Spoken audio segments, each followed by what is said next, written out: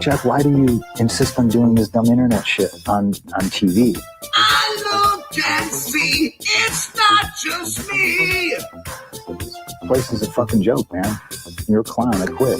So many of us have stood where we stand. We are the young, so raise your hand. So many of us have stood where we stand. We are the young, so raise your hand.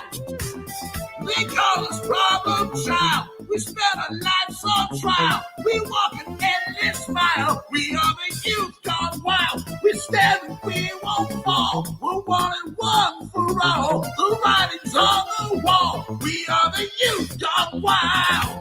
No. It doesn't make logical sense. But it makes yes, of course. But it makes wrestling booking sense. Of course, this makes no sense. Of course, okay, it makes no sense. However, in pro wrestling booking, which often makes no sense, you would do that. It's about making money. It's not about anything else. Wrestling's always been about making money first and foremost. That's it. Yes, I look and see, it's not just me. Last weekend was the greatest weekend in AEW history. This is the greatest week. I look and see, it's not just me. Security, my safety, my life was in danger at a wrestling show. So many of us have stood where we stand. We are the young, so raise your hand. So many of us have stood where we stand. We are the young, so raise your hand. They call us problem child. We spend our lives on trial. We walk an endless mile. We are the youth gone wild. We stand and we won't fall. We're one and one for all. The writing's on the wall. We are the youth gone wild. They call us problem child. We spend our lives on trial. We walk an endless mile. We are the youth gone wild. We stand and we won't fall. We're one and one for all. The writing's on the wall.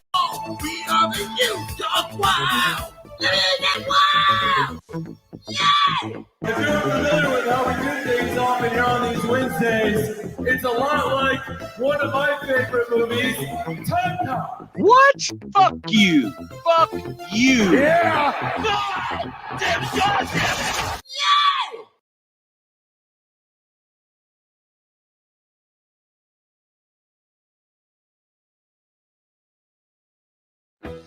We don't want to make false accusations here on the program, Brian. We do not want to accuse people of behavior, either unsavory behavior, possibly criminal behavior, certainly behavior that shouldn't be imitated. We don't want to do that if they're not guilty of it. If you want outlaw but shows, you know just where to go, Tony Khan. And a game 6 is far more likely than a game 7. And actually, there was only a 28.1% Well, chance. it's kind of shot out, got diarrhea of the mouth, Tony Khan. So, but the series was going on, 28.1% chance. So about He just lies and he cries, might be high on cocaine. People on Twitter are calling Tony Khan either Tony Yayo, the cocaine cowboy, or Herb Abrams Jr. I don't think it was Coke, but let's go back to this. If you love New Japan, there's no bigger fan than Tony Khan. Whoa.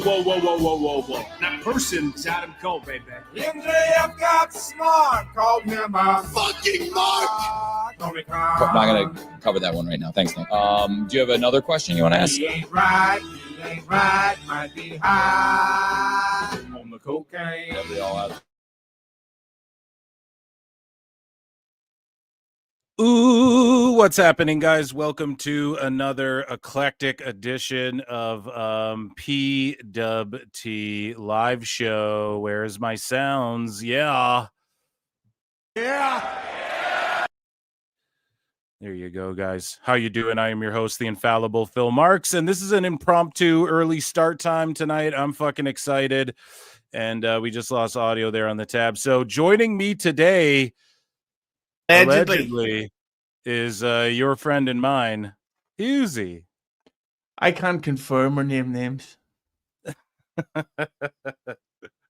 So Husey is here today can't confirm or name names tonight. Husey, how are you doing, my guy? We didn't get a chance to chop it up before we jumped on the air, but how you doing today? Mostly brilliant. I've had my home cinema broke, my treadmill broke, both in the same day. I still had an iPod that I'd kept working for over 20 years. It finally broke, so now I'm fucked with that. It's unbelievably warm. I've spent a shitload of money from Oasis last week. I'm going to Comic-Con this week. But apart from that, all is good because today I went to see Being Caught Stealing at the cinema, and it was shockingly great. And of course, nobody went to see it. Yeah, I definitely want to check it out, but you had an empty theater to yourself, is what you're saying.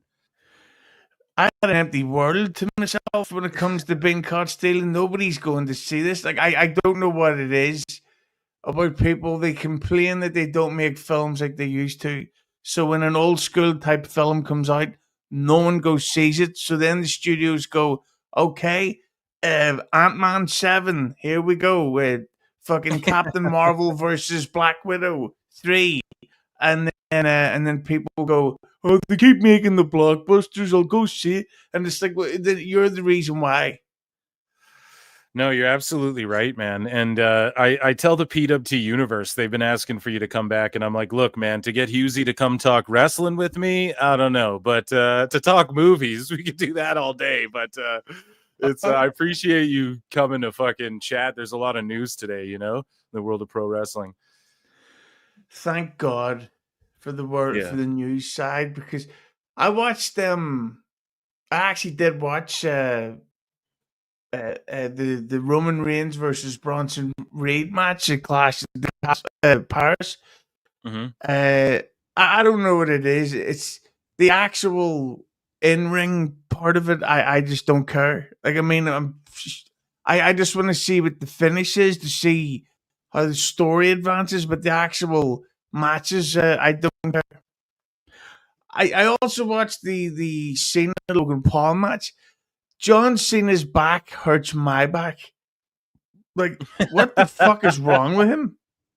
They're just getting old, brother, Yeah, but he is visibly in pain.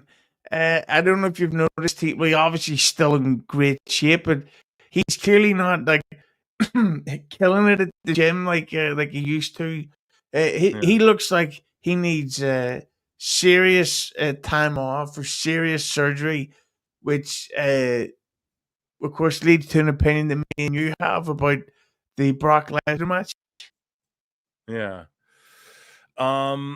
Well, Husey, I got you with me for a little while here. What do you want to talk about? I guess I'll pull a Cody Rhodes. I'll leave it up to you. Do you want to talk WWE news or you want to talk AEW news? Let's do 50-50. 50-50 sounds good. So we'll start here, guys. We're just running right into things. We're rolling tonight. So I guess we'll start with chat. What does chat want? So anyways, here, let me get my plugs in really quick. Guys, check out the Patreon. I finally figured out the member show when I go live on Mondays there for Member Mondays. I finally figured out that you have to publish the stream after as well, or it just stays private. So I figured all that out.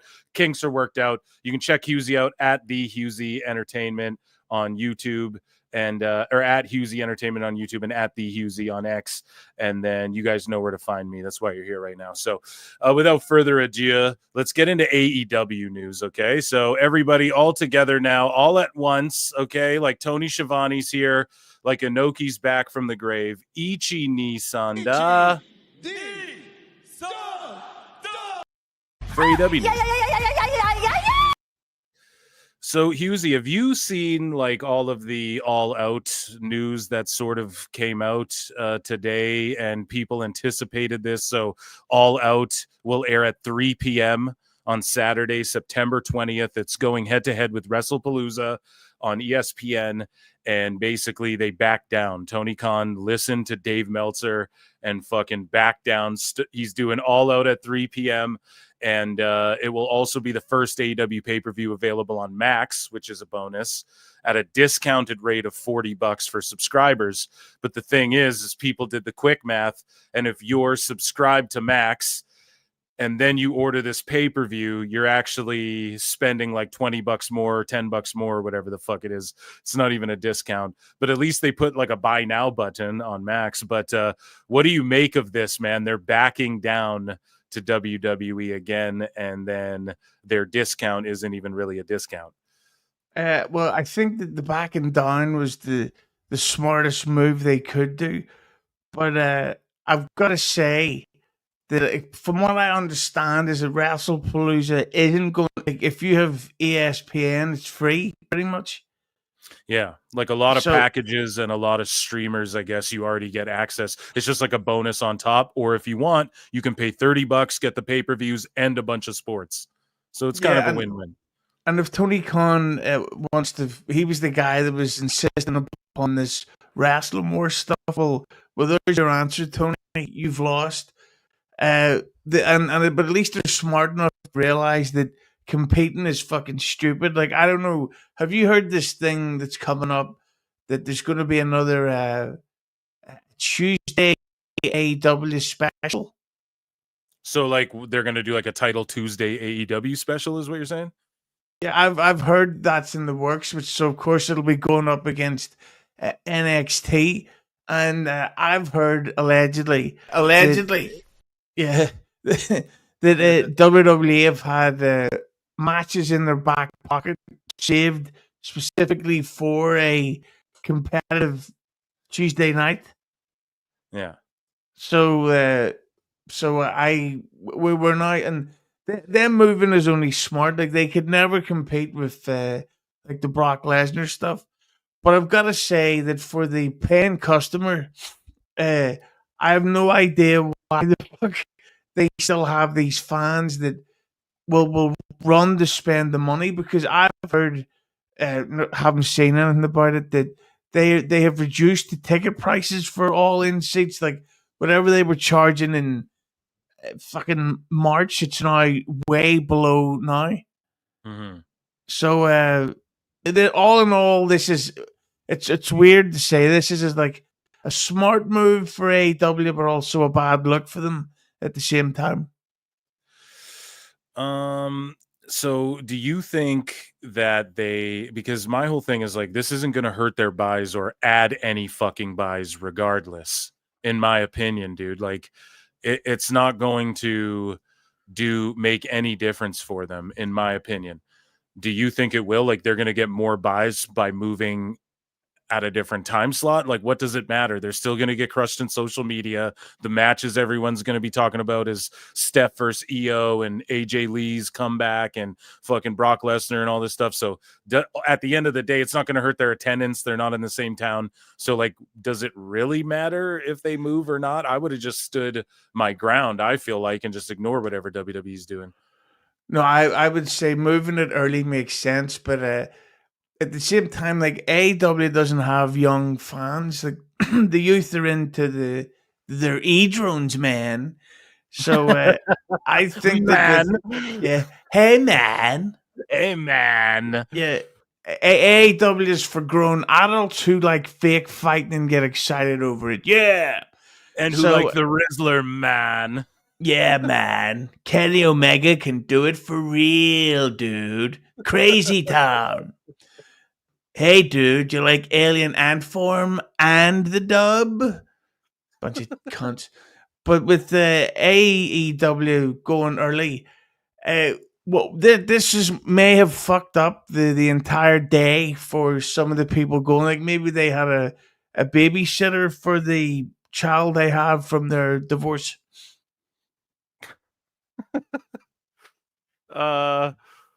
So this guy here says, so paying for this in Max, it actually costs you more than the regular pay-per-view. And oh yeah, they disappear from your library after 6 months per the press release. So it says here, like, HBO Max will stream AEW pay-per-view events without ads, with all marketing and promotions of the events primarily centered, blah, blah, blah. My purchases, blah, blah. After the event, replays will be exclusively available for 6 months. for purchasers. So that's all digital content. They have the right to just steal that shit back pretty much. Welcome to the future, kids. Yeah, and the thing we've learned from WWE is that so I missed on Monday. I was working late, so I didn't get to see the Raw live from Paris. And I was when I was uploading stuff for Keeping 100, I noticed that the highlights were coming out as the show. I was basically getting. I didn't even need to have Netflix. I was watching it. Or I could see the highlights being uploaded as the show was fucking actively on. Mm-hmm. So like people are nuts if you spend $30 fucking dollars or whatever it is on an AEW pay-per-view. Just avoid spoilers and it will be online for free in seconds. Yeah, pretty much. And it seems to be like a lot of people are watching wrestling that way, where they'll just watch the clips of whatever they miss for whatever fed, and it doesn't really make a difference at the end of the day. Like, you're going to see the finish to the match. You're going to see what led up to it. You're going to see fucking Brock Lesnar's return. They uploaded immediately. People in the crowd uploaded immediately. So you're going to see it. Yeah. But at the same time, I've got to say, a pro wrestling show being on early in the day would probably be more fun for the home viewer, because you could watch it at home and then your whole day is free to go out at night or go see Bing Caught Stealing 2 or whatever. So it would free up your whole day. So in a weird way, I like the idea of an early AEW show. I just wouldn't watch it because have they even announced the card yet? I don't even think so, other than Meltzer has stooged. He's like, it'll be FTR versus Edge and Christian. So Well, the thing is about All In is if you don't watch it, it means that you're gay. Best guys, Tony Khan. And it doesn't. It's not a bad thing if you're gay, but I'm just saying that people will think you're into guys if you don't watch All Out. And I'm definitely not into guys, Brian. Yeah, except for Tony Khan. The date and time of AEW. So people just got a text like, "Hey, the date and time is updated." Pardon me, to 1:45 p.m. And like, think about if you're.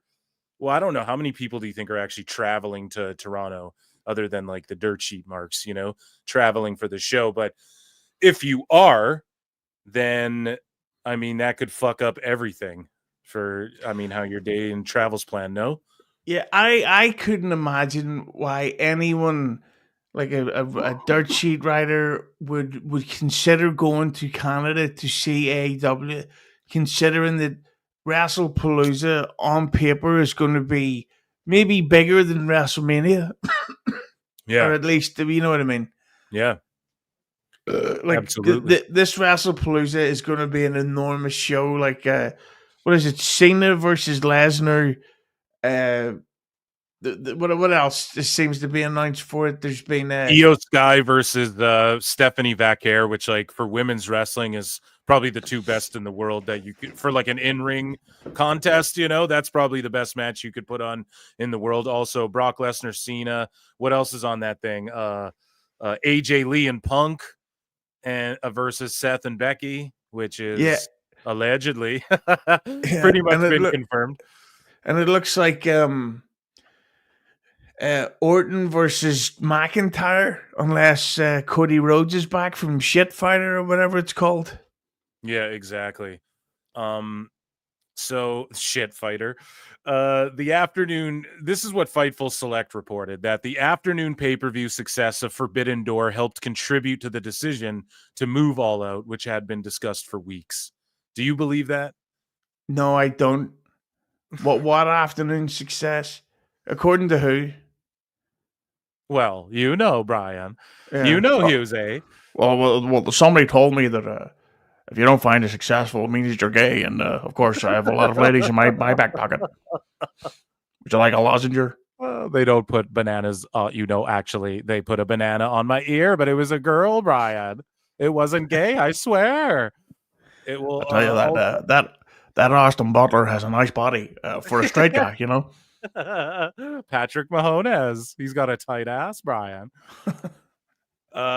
So, you know, we have ratings though, like Collision scored its lowest audience. So you were saying what success? Speaking of success, they got a 195K total viewership, down 31% from the week prior, and they got a 0.04 in the key demo, minus 43%. Whatever. I don't really give a shit about all this, but it is indicative of like, this shit's dying, man, rapidly. I could see the show getting canceled or just stuck onto an extra hour of Dynamite every week, or even moving to Thursdays possibly, but I don't even know with numbers like this. And we see evidence of that because they're doing yet another Dynamite where they're sticking the Collision on as a bonus hour. I think that's this. Is that tonight or is that next week? No. Sorry. September to Remember is when it is. So in London, Ontario, it's going to be like a 3-hour show, I believe. Or maybe that's a whole other one. But either way, what do you think of them just getting rid of Collision and fucking adding an extra hour onto Dynamite? Or do you just think this show's going away entirely? I think that AEW should look at what WWE has done and the way WWE's focus on social media. And I think that they need to have, I think that actually, Dark was YouTube only. I think that they need to make YouTube a Collision, a YouTube only show. It's got to the point that you don't even hear people talking about it anymore. It's clearly going to be cancelled unless, I don't know, someone was paying for their own TV deal and there's people behind the scenes talking about that. Not that I've heard anything, but yeah, I just think that Collision has been a complete fucking failure. I actually think that may be a record for the lowest viewed mainstream wrestling show in history. Yeah, I mean, other than maybe like a TNA show, but even then. Yeah, but even they did it on mainstream TV, but this is a really bad look for them. And that Dax Harwood is a bald cunt. And not a good one like Zoe Kravitz's one that we saw in Being Caught Stealing. Out in cinemas now. Go and see it. Oh man, so yeah, dude, September to Remember. We talked about that. I guess there's nothing else to say really about it. This is what it was: the Tailgate Brawl. So this new AEW TV special is debuting on Saturday. Okay, the 1-hour program will air on TNT as the final TV lead into All Out in Toronto, likely the first ever 0-hour televised. So you know what I mean? This pre-show that would typically be on YouTube, they're like, well, I guess Collision will just be that. And like, it's just a throwaway nothing show. When think about how Punk and Joe and some of these guys almost had like their version of Smackdown or whatever on their hands, you know? Yeah, it's so, and the thing it's not so like I don't know if you watched the Twisted Metal TV show. Mm-hmm. Well, Samoa Joe's in that and he's brilliant. It's almost like Twisted Metal, it doesn't exist. Why the fuck hasn't there been any of those actors on AEW, like at the pre-show? Like if you look at one of the WWE pre-show things, that's when they'll be like, we're announcing that we've bought AAA, or Jake Paul's turning up and he's doing interviews talking about Logan Paul's matches. Like the YouTube or WWE has made it that their YouTube content, you really got to see. It's not just Big E talking about baby faces winning matches. Like it's a legitimate show where stuff happens and announcements happen. With the AEW, it's just another thing that Tony Khan's like, we're having a great show and everything's wonderful. And my dad replied to a text to me last week, so we're having a wonderful time. Dude, we're on the best guys, Tony Khan. Dude, we're on the 2-year anniversary. I think it was like yesterday as well, of Tony Khan firing CM Punk and another fellow Phil. And this guy, I don't know, this guy posted this like 2 years ago today on Collision. Tony Khan fired CM Punk from AEW for cause after the Jack Perry incident. And then this guy's like, I was at the episode of Collision. Tony was booed so much by the Chicago fans at the beginning of his speech. By the end of it, he turned the boos into cheers. Yes, because he was leaving. Exactly. They're like, fucking boo, get his ass out of here. You know, Tony Khan needs to hold a press conference with all the AEW fans and say, listen, everyone who's here now and is a fan, fuck off and never come back. You have ruined this company. Go away. Go watch fucking TNA or something. We need new fans. You people are mentally deranged, delusional, fat idiots. And like, what the fuck is this guy talking about? Yeah, well, you know, I love everybody, man. It's all good. You want me to hire you? Can we be friends if I hire you? Oh shit. You can maximize that screen if you'd like to of Monet. Sure. So Mercedes Monet, she's got 9 belts now, and she's like, say hello to 9 belts, Monet. And just take a look here. It's her doing her thing. Now there's been a lot of discourse online, like, hey, people are like, hey, all these indie feds and all these international feds or whatever, they're getting their fucking belts shown on a national television show in America or whatever every week. And then of course the rebuttal everybody had was like, okay, name any of those belts. Yeah. Like name Raja Jackson has done more to help indie wrestling than her. Like, oh shit. Like, here's the thing: if it was who's the champion of Smack? Tiffany Stratton. So if she went to an indie show and wrestled someone, and then brought the belt on the mainstream TV, that's coverage and exposure. Nobody's watching Dynamite. It doesn't, just because she's getting paid more than she draws in TV viewership. She is not helping anyone. This angle is fucking dumb, and it should have ended already. It should have ended it with the fucking Tony Storm. The only problem is she'll now have to do, 8 or 9 jobs on indie shows in a row to give up all those belts, and it's fucking stupid. Some people think that she's gonna drop them all at once and then fucking let someone else lose them all to someone like other people, you know what I mean? So she can avoid doing it. Yeah, it wouldn't shock me, but you know what? We were talking about this the other day, me and somebody else, that once they make a Dark Side of the Ring about AEW, people like her will get their own episode. Like, the most highest paid failure in the history of pro wrestling. When Cain Velasquez came into WWE, he got an insane contract of millions and millions. They realized straight away, this is a fucking disaster. Get rid of him. So he got all that money, and they realized, right, it's not working. Cut him loose. With Tony Khan, he just goes, we got to get some indie dates because that's where the best wrestle. Well, speaking of indie dates, AEW star Jeff Jarrett says Taylor Swift performed a private 3-hour show for his family 5 months before his wife died of breast cancer. And he's obviously still got close ties with her, right? But you notice in this interview, they're asking him, and I covered this on another show, but just to refresh everyone's memories or in case you didn't see it, Jeff Jarrett does this interview and he's like, he's not saying, yeah, let's get Taylor Swift into AEW. He's like, hey, Travis Kelce, I mean, if you'd like to come into AEW or whatever, we would definitely have you. And there's rumors that AEW tried to get Taylor Swift into AEW before, and at All In Wembley, I think the first one, she performed there the night before or something. And basically, Jeff Jarrett isn't going to just reach out to Taylor Swift unless it's for something big. So these AEW fans keep hanging their hats on, hey, we should reach out to Drake. We should reach out to fucking, they're tagging, what's his face? Kendrick Lamar.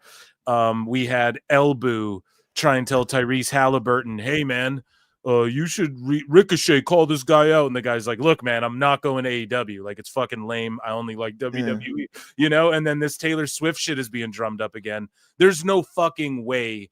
Like when MJF's like getting mad backstage about his fucking storyline with Jeff Jarrett and shit, he's not gonna he's not gonna Jeff Jarrett's not gonna go out of his way to get Taylor Swift for this company. The only legitimate chance they ever had of getting her was had they have kept up the Jeff Jarrett retirement storyline. Right. She made literally over $1 billion from, what was it, the Eras tour? Eras tour, yeah. Right. And that was just from the tour. She owns her own publishing and her own music rights.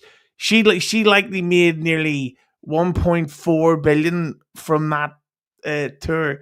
She's not going to then accept $600,000 to have fucking Tony Khan doing the Macarena beside her while she does Shake It Off.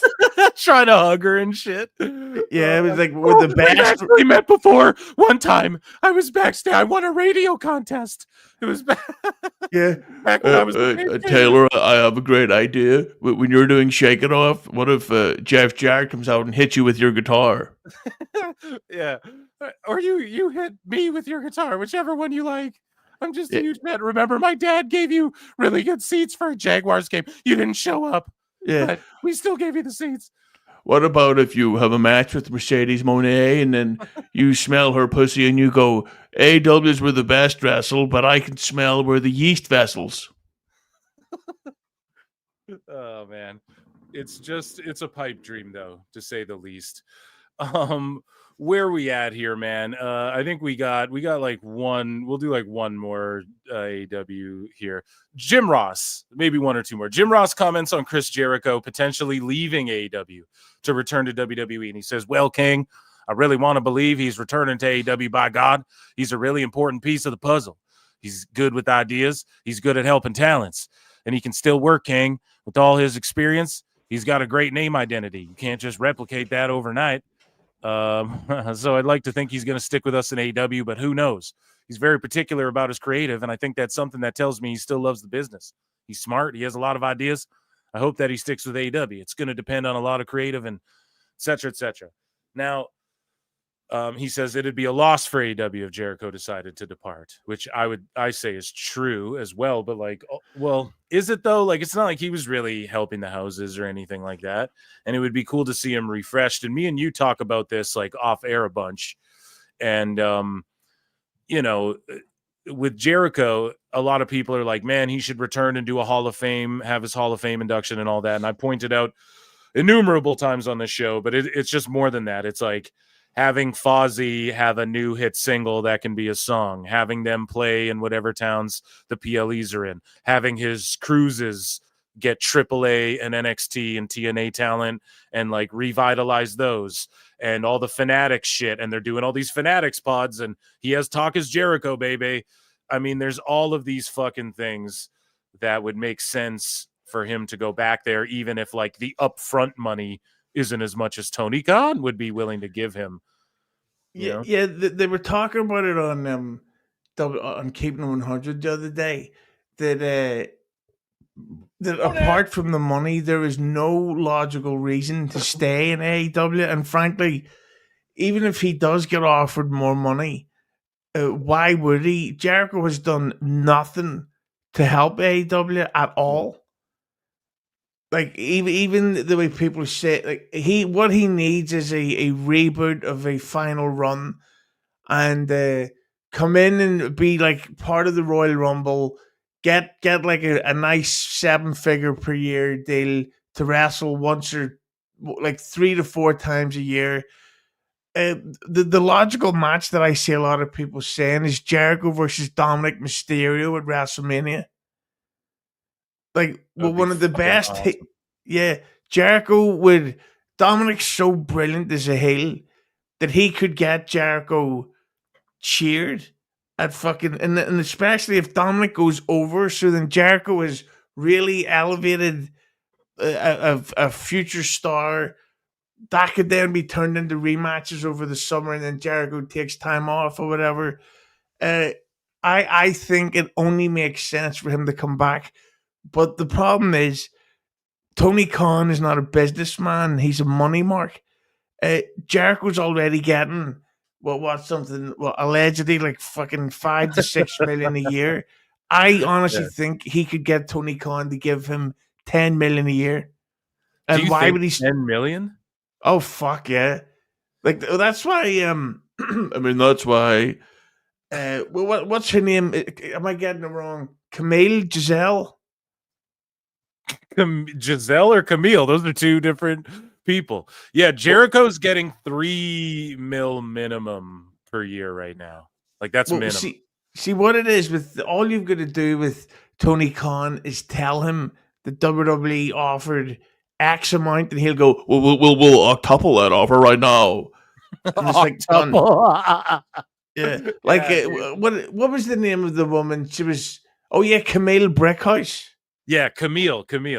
Yeah, she and you could check out Keep the 100 because Disco doxed this. So this is not me allegedly. Disco said this. She lied about what WWE offered her. So Tony Khan offered her an insane contract. I don't know how much, but it was for way, way more than what she lied about getting. So once Tony Khan became aware of that, that's why she then vanished and gets sort of buried. This is I think Jericho sticking around will only help his bank account. It will not help him. It will not help his. Well, I mean, it would help him, but it'll do nothing to help AEW. So it's kind of like when do you remember back? Well, except I'm 40. I'm old. I remember this shit. Back in the mid 90s, Shawn Michaels and Bret Hart were not draws. Like they were not helping WWE at all. Right. So then in 1998, Bret Hart's gone, Shawn Michaels leaves, and WWE immediately becomes bigger than ever because they had to make new stars. So I think that Jericho leaving will actually help AEW in a weird way. Damn. And it would free up some money maybe that Tony would be willing to spend on some other. Well, that's people say that, or like it doesn't matter. Like he has billions and billions. Yeah. Like he's not like counting the pennies, even though he really should. The thing is, if he does go, that means that people like Moxley and fucking Mone and even not Ricky Starks, like Wheeler, Utah, or whatever, will all get huge wages. Don't leave me. Whatever you do, don't go over there. Like, I've heard allegedly that MJF has become very difficult behind the scenes, and that like he shut down that fucking Jarrett storyline literally in the middle of it while it was being built up. The Hurt Syndicate storyline was a disaster. That got dropped right out of the blue, and you just hear these things from people that, and it's almost like he's doing it on purpose so that he can say, "Oh well, I'm negotiating to go elsewhere." Right, Tony? Like MJF is getting $5 million a year. You fucking mark. Well, speaking of which, the last one here, then we'll switch over to WWE news. But do you believe Tony Khan hasn't done anything to get respect, is what Ringside News asks, because many AEW talent allegedly have no respect. RESPECT. Find out what it means to me. They have no respect for Tony Khan, which, I mean, whether this is just some made-up rumor when it comes to Ringside, I mean, at the end of the day, we all kind of already knew this. You know, and this actually comes from Conan on the Keeping It 100 pod. So I'm sure you are privy to this. But yeah, like, what is your take on all this? Well, the thing about Tony Khan, and this is not to come across like a dude bro high school jock, because I'm fucking 40. But yeah, man. Yeah, man. Alien Ant Farm. Woo! Yeah, dude. Na-na-na-na-na-na. Yeah. Walk. Anyway, where's your baseball cap, bro? But Tony Khan is basically that guy from high school who you only act friendly towards at the middle, at the end of the week, because his parents always go away and he always lets people over to his house to have big parties, and he's only someone you befriend when he's there. And you look at my boat paintings. Have you seen my paintings? Look at all these fans I have. Everybody likes me, even though they're having sex in my mother's bed. Yeah. And it's like eyes wide shut. But they're wearing like Pokemon fucking Pokemon helmets and shit. Yeah, but there's no reason to have respect for Tony Khan. He lets people do whatever they want. He never acts like a boss. He never fires or suspends anyone unless he's publicly pressured into it. Nothing he does is leader worthy. Like, say whatever you want about Vince McMahon. Maybe not the nicest guy ever, but he was a fucking great boss. Like, you knew that's the guy in charge, and if you don't do what that boss tells you to do, then you're in trouble. With Tony Khan, you could literally go into the ring on live TV and say fuck, and he's not going to criticize you for it. Well, speaking of being criticized, let's transition here. Let's go over to I guess we'll all say it together here. Ichi Nisanda. That was AEW news, ladies and gentlemen.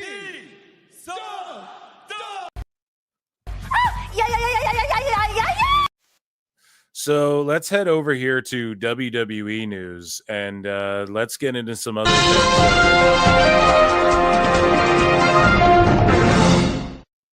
So the celebrity with WrestlePalooza on the horizon, there's all the celebrity fanfare, and we saw Rhea Ripley get kind of stalked and crowded by a bunch of fucking people. And I noted on my show, I said, listen, man, when people are paying that much for tickets, and I'm in no way like condoning this or whatever, but like when people pay that much for tickets and you're that fucking famous, she's trending right now, by the way, but like, these people are immensely famous, especially some of them in WWE right now. Like a good handful, people are getting really fucking famous. And should WWE provide, I'm sure you saw the videos, Huzi, should WWE provide security for Rhea Ripley and some of these female talent, especially with like Liv Morgan stalkers, like, hey, I want to get reduced time or let out of prison or whatever the fuck. Like, it's getting crazy out there. Yeah, I'm not saying that the women deserve the harassment, but because they don't. But here's the problem: women have every right to post photographs and videos of whatever they want on social media. Great, but what they've got to understand is the typical wrestling fan today is not the way they used to be. The typical fan today is a super intense mega mark who thinks that that there's a legitimate personal relationship, like a friendship between the fan and the wrestler. Like they would be like, "Hey, Rhea Ripley, I remember that time you replied to my tweet in 2017. How have you been?" And that whole stuff of them stalking her and harassing her. Like, it's amazing to me that since the Sonya Deville thing, that the women don't have a more personal security at public appearances. Like, it's fucking crazy, and especially, not to get political, but the way certain countries are now with certain communities, and you're seeing these people in the crowds, where it's like something really bad is going to happen to one of these women, and everyone's going to go at the last minute. Why didn't they have security? Why didn't they do something about this in advance? And it's like, well, because if they do, then you claim fucking bigotry or oppression and all that shit. So it's a disaster waiting to happen. And those fucking fans, like when you're following someone to their car, you're a problem, whether it's a sexy woman or a sexy man. Like or a sexy boy. Yeah, like a piece of ass like Jacob Fatu. Yeah, dude.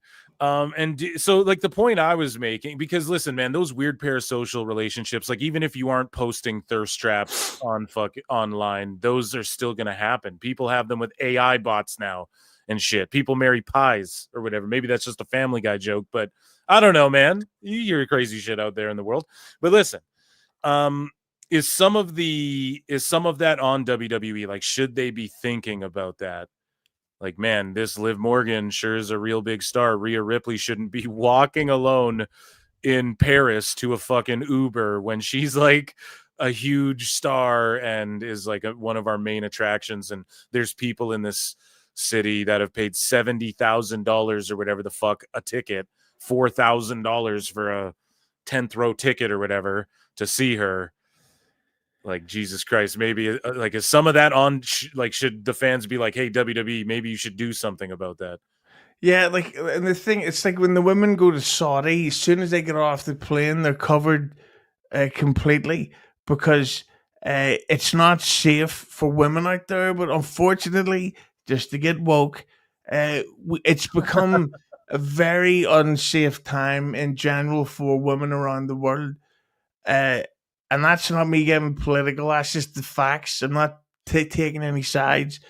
And like, did you ever remember? And I'll censor what I'm going to say, or hear about the time that Maxine Dupree got like just bombarded online because she mentioned that she already has post WWE plans? No. Yeah, well, she said something like, "Oh, when this contract's done, I'm going to focus on." I don't know if she said fashion line or makeup line or whatever. And all these fans were going like, "Well, fuck you and get out of the business, and you should just do porn, and you need to be raped, and then you need to get all Oh, this." that's fucked, man. It's like, because she's got fucking plans to not wrestle, you geeks. I know it's way too intense, and you do have a point that I don't think people bring up enough, like the social media. I fucked it up. Someone corrected me and said it's parasocial.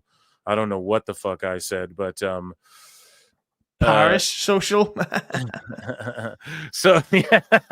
Juan Tenta for 5 says, after the recent Ripley crush and other creepy fan behavior, should wrestling fans be Chinese castrated so they stop popping it to Attitude Era clips? Juan Tenta, thank you for your support. And Husey, that question, I'll send it to you. Should they be Chinese castrated? I don't know what that is, but it sounds hot. Yeah, the thing is, I think they need to become aware of how bad they look, of how completely unhealthy it is to be so obsessed with these women that you don't even realize that you're literally breaking a law. It's actually illegal to follow and film someone. That's that comes under the stalker terms. So this is what I always say, that if you really want to meet a WWE wrestler, look out for these local conventions that they make appearances at and pay for it. Leave them the fuck alone. But at the same time, like that photograph you're posting there, yeah. Like, I'm not saying Ray shouldn't post that because clearly she's worked out hard. Speaking of hard, and like she looks amazing, but she has to know the type of people she's posting that photograph for. So Drake, okay, he states that WWE star, the biggest creeper of them all, dude. No, states that Rhea Ripley is like his muse, my muse. Yeah, well, at least he's fucking finally going after someone that's of legal age. Oh my god, yeah. Yeah, so I don't know when. I think he's like stated this a few times, but Rhea Ripley's been trending recently, and I don't know. Some people are like, what if she sent a picture of Buddy Matthews to him or something like that? Yeah, although when you look at the size of his arms, I don't think there'd be much of a penis there. Let's be honest. Jesus Christ, he's going off. So speaking of people going off, man, there was celebrity fanfare not just for Rhea Ripley, but I mean Post Malone and Jelly Roll were in Paris for the Clash in Paris show, and they were in the front row sitting behind commentary basically, and they were marking out hard as shit for like Cena, Roman Reigns, and here's Post Malone, like even he's like, hey man, can I get a hug and shit? I don't think Danzig or like who's a rock star from back in the day, I don't think they're like, hey, can I get a hug from you, man? You know, it just seems like a different era entirely of just human beings and the way they interact. Can I have a hug? Yeah, absolutely, man. Thanks for coming by our neck of the woods, man. Yeah. You smell this good on stage? Look at that. Right on. I don't know, could you like, and I'm not hating on Post Malone, but like, could you picture Gene Simmons doing that? Well, if I met Gene Simmons, I would try to hug him, but I don't. Let's not say the word in case it gets hits up YouTube's terms of service. But the fifth letter in the alphabet, sometimes when you ingest that, it makes you want to hug people and touch things.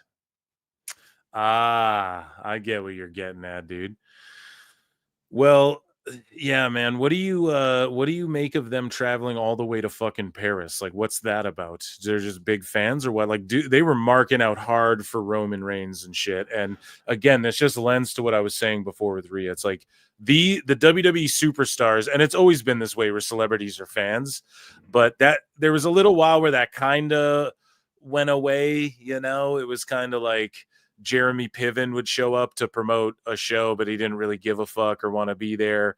Or like Jackass would show up to promote some shit, but they didn't really care or want to be there. But now it's kind of, we're in an era again where two of the biggest stars on the planet, Jelly Roll and Post Malone, are like marking out over Roman Reigns and asking John Cena for hugs and shit.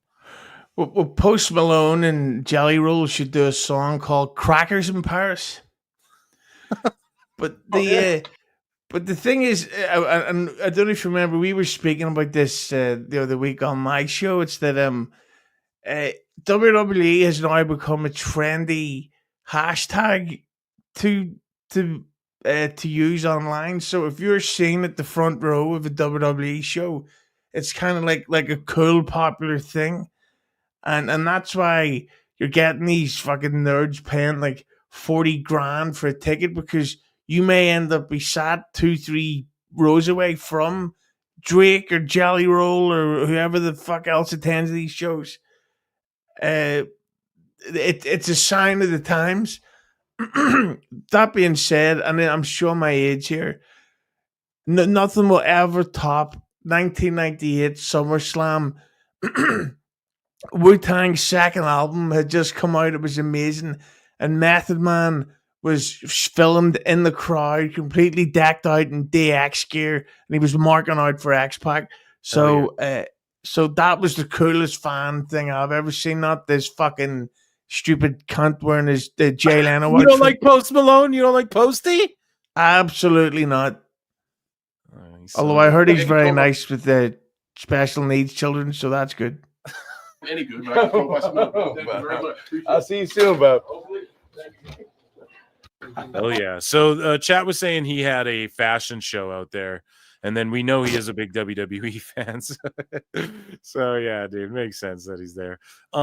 Speaking of the celebs though, and you and I were both film fans. We've linked up over on my other channel, and yeah, Philmark's out if you guys want to check it out. And I've come on, I think I've talked movies over on your channel, right? I think maybe once or twice. Yeah. And so The Rock, the Smashing Machine, where he plays Mark Kerr, it dropped, it came out. And I don't know, I don't put too much into like Rotten Tomato scores and shit like that. Rotten Tomatoes, but they're at like 86%, and the critic score and the fan score, they're all loving it and everything. And The Rock was brought to tears as the Smashing Machine receives a standing O at the Venice International Film Festival. Let's play this clip. Yeah, this is the same reaction most marks had when they seen the finish to WrestleMania 41. Me included, dude. Yeah, me too, to be honest. Yeah, it was awesome. But I see some people online, like, they get mad when folks are clapping after these movies and shit. I don't know. I don't get mad at that. It's like a piece of art. You clap at shit. when it was good. When it's good, no, don't you clap after a play and stuff? I don't know. Yeah. No, I can't wait to see this film. Me too. It looks brilliant. That director, he did that TV show The Curse from last year. It was a masterpiece. Okay. So I'm fucking pumped for Smashing Machine. Well, as a big MMA fan myself, when I saw the trailer and when everyone saw the trailer, they were kind of like this looks stupid. I just remember a lot of people saying this looks stupid, right? Well, that's the majority of fucking Twitter saying everything's stupid. But he has Mark Kerr's mannerisms down. And if you've seen the documentary and shit about Mark Kerr, where they took a lot of this from and reenacted things like almost beat for beat that actually happened in real life because it was documented. Mark Kerr and his mannerisms, Rock was able to capture them very well, I felt, just from seeing the trailer. So I've been excited to see this the whole time, just as a Mark. I love fighting movies and shit. Here's them. I'm not even sure what this video is, actually. This is just more a fan. Oh, a fan yelled, "Can you smell what the Rock is cooking?" to him.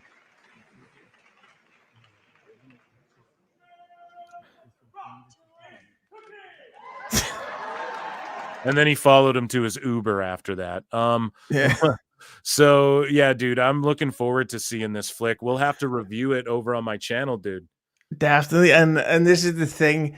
That WrestleMania 40 match, that's the last time The Rock's ever going to wrestle. Like, yeah, people really have to get over that idea. Like, we had the chance, but then all the fucking Cody marks had to go like, "I'm thumbing down your Instagram video. You're not giving us what we want." It's like, well, there you go. The biggest match that ever could have happened, The Rock versus Roman Reigns. We didn't get it because fucking slabbermouth Cody wanted to mark out for himself, and that annoys the fuck out of me. Vince McMahon would never have allowed that. That's going to be something that'll be on Triple H's gravestone. The guy who didn't let The Rock versus Roman Reigns happen.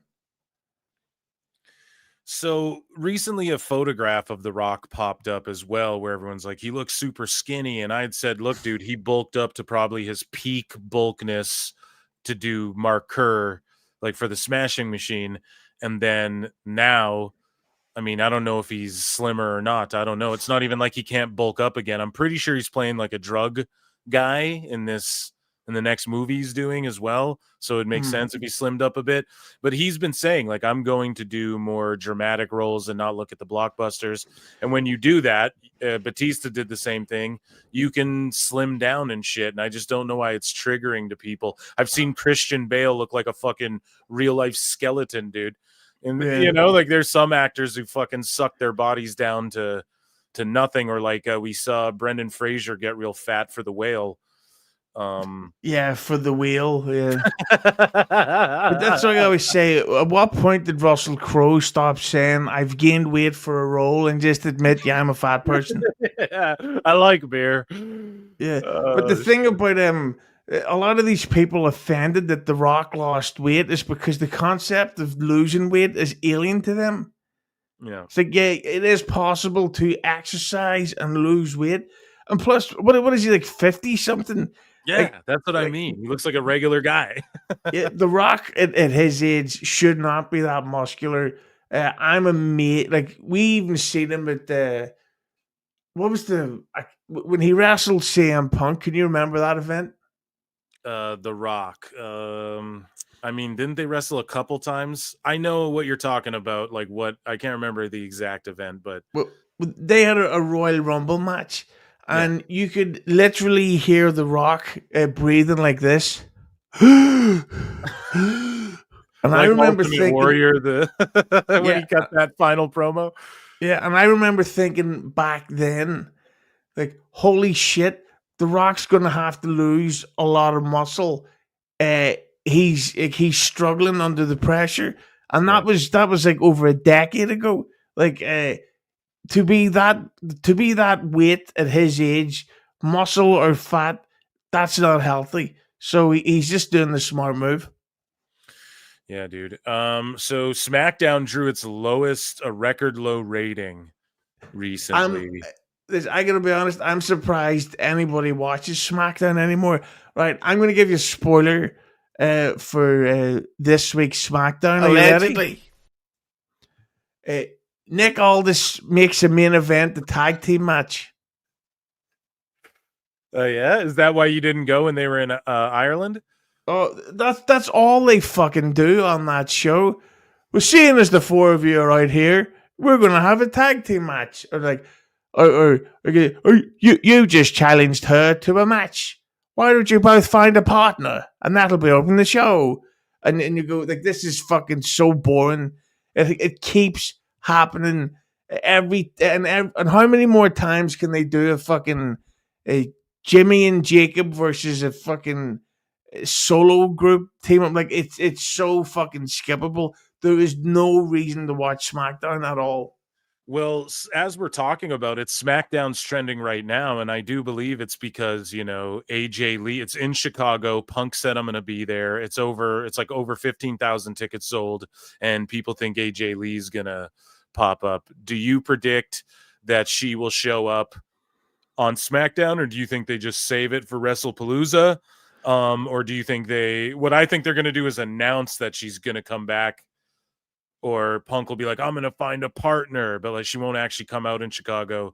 And then at WrestlePalooza is when she'll make her big return. But pretty much WWE, I mean, this is a reason to tune into this SmackDown. Now, in general, you're right. 95% of the time, unless Cena's there, like, Cena comes out to open the show. You're not interested in seeing that?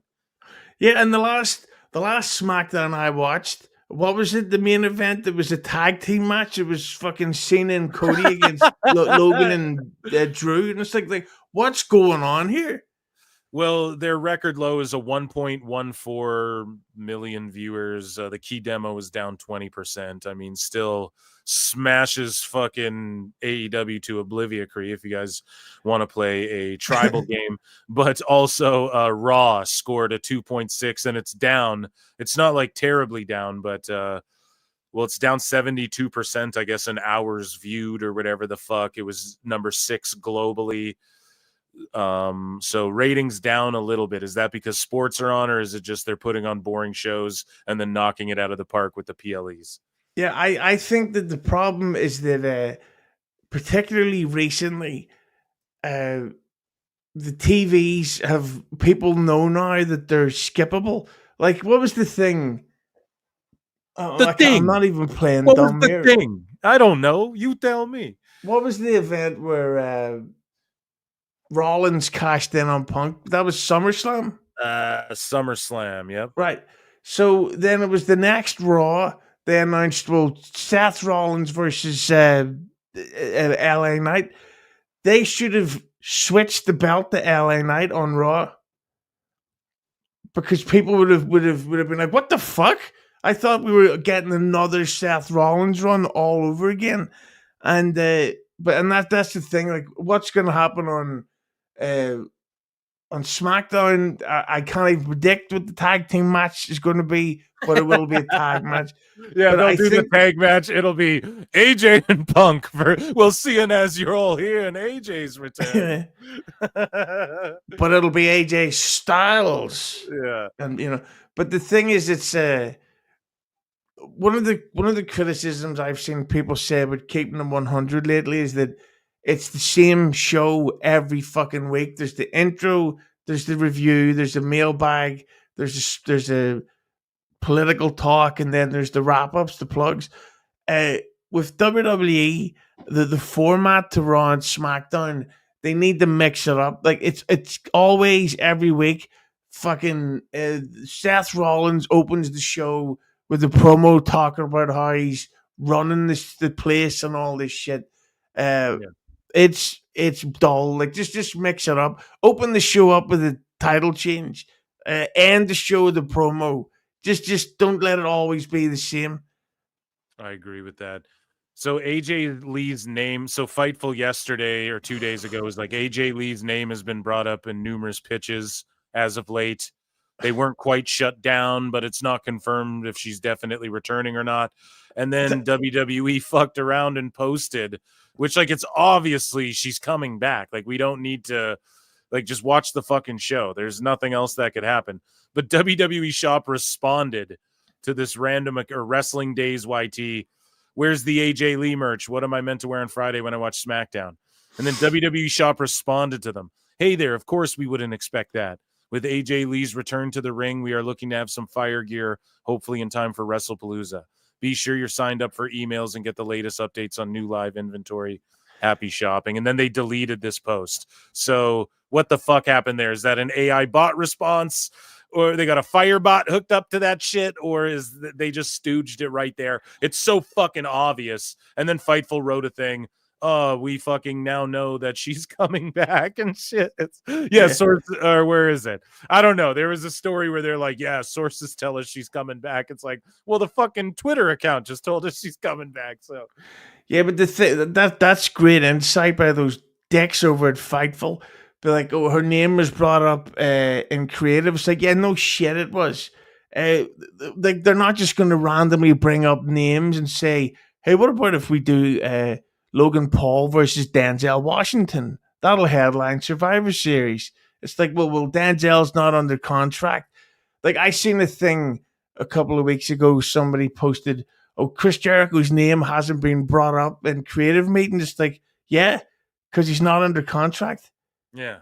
Like, until he's officially out of AEW, then they can talk. And why would they make plans for him if they don't know if he's actually coming in? And plus, like, really, like, AJ Lee coming back, it's not like fucking The Rock having one more match. Like, she was popular during a very shitty era of women's wrestling. Yeah. She was never that good, in my opinion. This will just make a good official final match. It'll be a nice, big, loud one. And then get that fucking belt off Rollins. He just bores me. He's like the fucking male Charlotte Flair.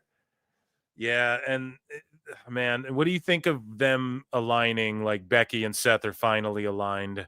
Finally, and she's like, I'm part of this faction, and we kind of knew they were going to add a girl. Me and you talk about it a little bit off air, and I'm like, dude, I would add a girl. I'm always like, I would add Zoe Stark, or I'd find a girl to add to this thing, get one of those girls from LFG or whatever the fuck.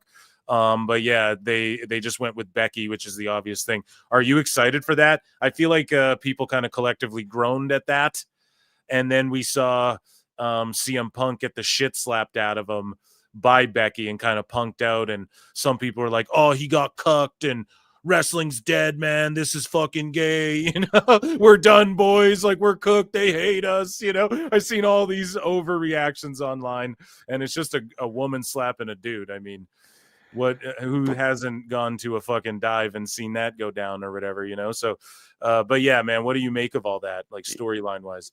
Yeah, well, I've got news for you guys. Men can't hit women because it's like, what do you want him to do? That's the whole story. He's got to get his wife to beat her ass. You start fucking headbutting her while she's on the floor. Yeah, get CM Punk and Raja Jackson versus Becky Lynch. Yeah, dude. Unless you're Stone Cold, then you can stun her, Stacy Keibler. Or I thought you meant Deborah McMichael back at the house. Oh no, I would. Yeah, I would never. You call these goddamn carrots, you dumb broad.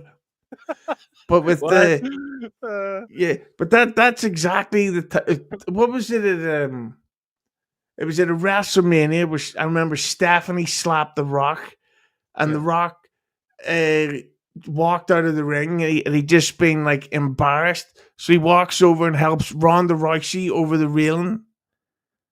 Yeah, and Ronda Rousey then beat up Stephanie, and I think The Rock hit Triple H. I'm not too sure. Yeah, I think Ronda might even judo flip Triple H at that time.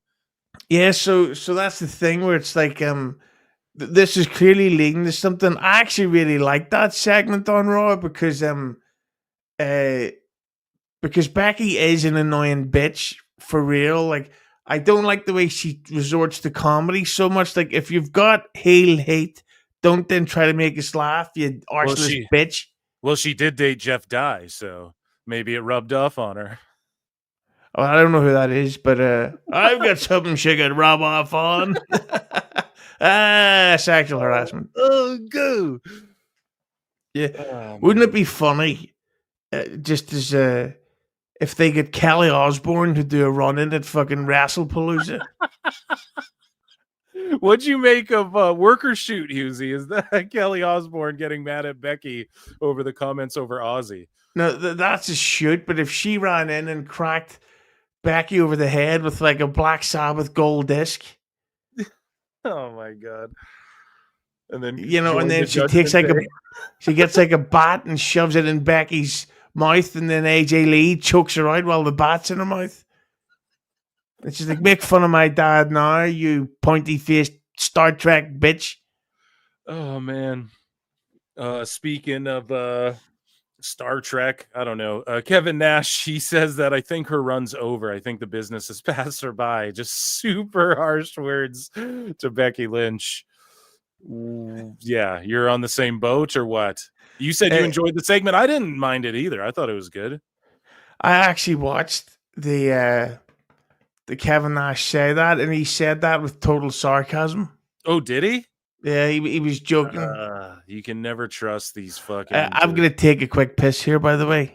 Yeah, no worries, man. If you want to reply to some chats by these lovely men. Yeah, lovely, handsome men. Let me do that. And thanks for sticking around with me, you son of a bitch. So 626 for 5. Hope you guys are enjoying the show too, man. It has been a good one. And Husey, we're gonna hear him. I'm gonna mute him, dude. We can hear him. It's like, unless he's doing a bit that I'm stepping on, it's like about to be fucking Naked Gun in here where he's pissing and we can hear.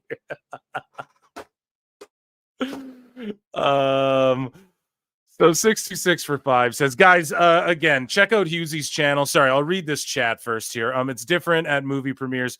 Phil is standing up and clapping at 3 p.m. showing of Superman with 6 people in the audience. That's different. No, I'm definitely not doing that. But I'm all for at like Avengers Endgame when people pop for the when he lifts Mjolnir, like people clap and cheered for that. I don't get triggered by that. When people clapped when the Spider-Men showed up, people were clapping in the theater I was at, and I don't mind that. I'm trying to think. When I was a kid, I think a bunch of kids were clapping after Harry Potter, like one of the first Harry Potter movies. So yeah, I never really minded that. It's like it's a piece of art, and I think it deserves a round of applause, and especially at the premiere like that with here's the thing. I get it at like a random showing of a movie at like a local theater. Yeah, that might be lame. But when it's the premiere with the director and the actors and the people who fucking worked on the movie are all there, I think that's when you get the claps out of the way, But thanks for the roast. I appreciate the good roast. For 10 says Husey is goated. Acknowledge me, goddammit. Yes, I acknowledge the entire. Acknowledge me. And I'll give you a goat as well for christening Husey. Yeah, man, I'm having a blast. It was very last second, again, kind of thrown together. We started early today. Thanks, everybody who tapped in. There's like 270 across YouTube and X. If you're on X, consider coming over to YouTube and hit like, subscribe, all that good shit. Lincoln Hawk just gifted 5 Pro Wrestle Clips. And I don't know how long we got with Husey, but we're going to keep him around as long as we can. And I've been having a good ass time. Thank you so much to everybody who super chatted into the show. Guys, you can become a member for 99 cents or super chats. Those are cool too. If you want to support, just hit like, subscribe, all that good shit. And check out Husey's channel at Husey Entertainment on YouTube. And Husey's here. What a fucking piss, my God. What a piss. I don't particularly enjoy Husey, but I do love PWT. Well, there you go. Keep the clap at the strip club, please. When Mark Hamill appeared in Jane Silent Bob Strike Back, you went and saw Harry Potter, gay. Hey, man, that shit was over back in the day. No Diddy, holy shite, it's Husey. Hello, I'm late, but I'm here. Okay, there you go. No, we're early, dude. It's not that you're late, but we are fucking early. Okay. So, dude, Raw. got sued. Do we even want to talk? Do you want to make fun of Dave Meltzer a little bit or what? Is that what you do? Yeah, let's make fun of Dave Meltzer, because I was going to say, you know what? We did enough WWE news, topical enough for what's going on. And I just have a Dave one while I have you here. I do want to talk about this because this was fucking hilarious. So ladies and gentlemen, let's get some flutes in the chat. Okay. Let's get some patented Phil Marks flutes in the chat, because it is time for everybody's favorite segment, and it is called Dave Meltzer's Dumb Moment of the Week. You know what? Let's not only get some flutes in the chat, but let's get some flute word towers, because it's always interesting to see if that can ever happen. This just in, we have confirmed that Dave Meltzer fears PWT and flutes. Okay, tons of them I see in there. Okay, so this was hilarious. I posted this. It went semi-viral, I suppose. 23K views and 360 likes. That's pretty good for a small-time YouTuber like myself.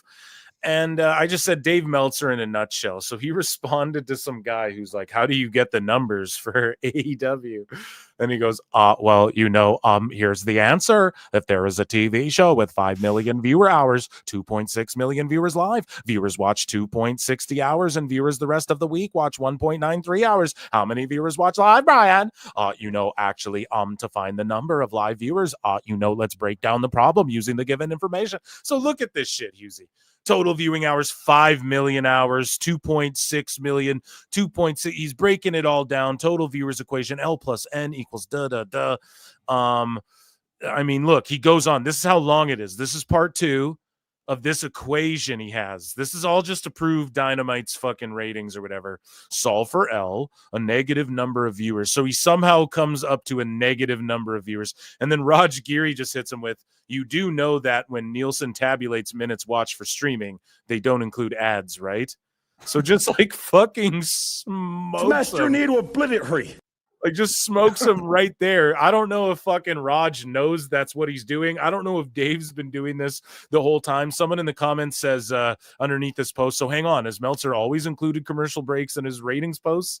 It's like, I don't know, but if he has, that's fucking hilarious. This other guy said his first equation he got wrong, considering if you subtract 2.6 viewed hours from 5, you get 2.4, not 1.9. So people are like even showing how his math is wrong. And I think this was a response to Grok's math as well. So someone asked Grok a math question, and then Dave responded to it with his fucking numbers, writing, like, how does he even have time to do this? I just don't understand. And then Raj destroys it with 2 sentences. What do you make of this? What I'm going to say about Dave Meltzer is, see if you ever see people online arguing about, they need to push this person or this was being the better angle. That's what you look like. like, oh my God. Like, I'm not saying you have to like everything, and I'm not saying you've got to sit down and go, every single thing that happens is great, therefore I will watch every show. Like, it's really not a big deal. Like, if it matters to you so much that you're like battling strangers and creating burners to agree with yourself, it's a problem. Dave is basically he's like, do you ever see these women in films like Mississippi Burning, where the husband gets drunk and he beats the wife, and it's like, but he's not really like that. He's actually really nice, apart from the punching in the face over the weekends. Yeah. But that's what he is. It's these excuses. And for what purpose? Like, he obviously doesn't own any of the company. I believe it's just his Mark fantasy come to life. There's a billionaire willing to listen to him on booking. And like, here's the thing. Dave was the one pleading on his show. Like, oh man, if I was Tony Khan, I would move the all out time. Like, I would move the start time and everything. And then fucking Tony Khan listened to him.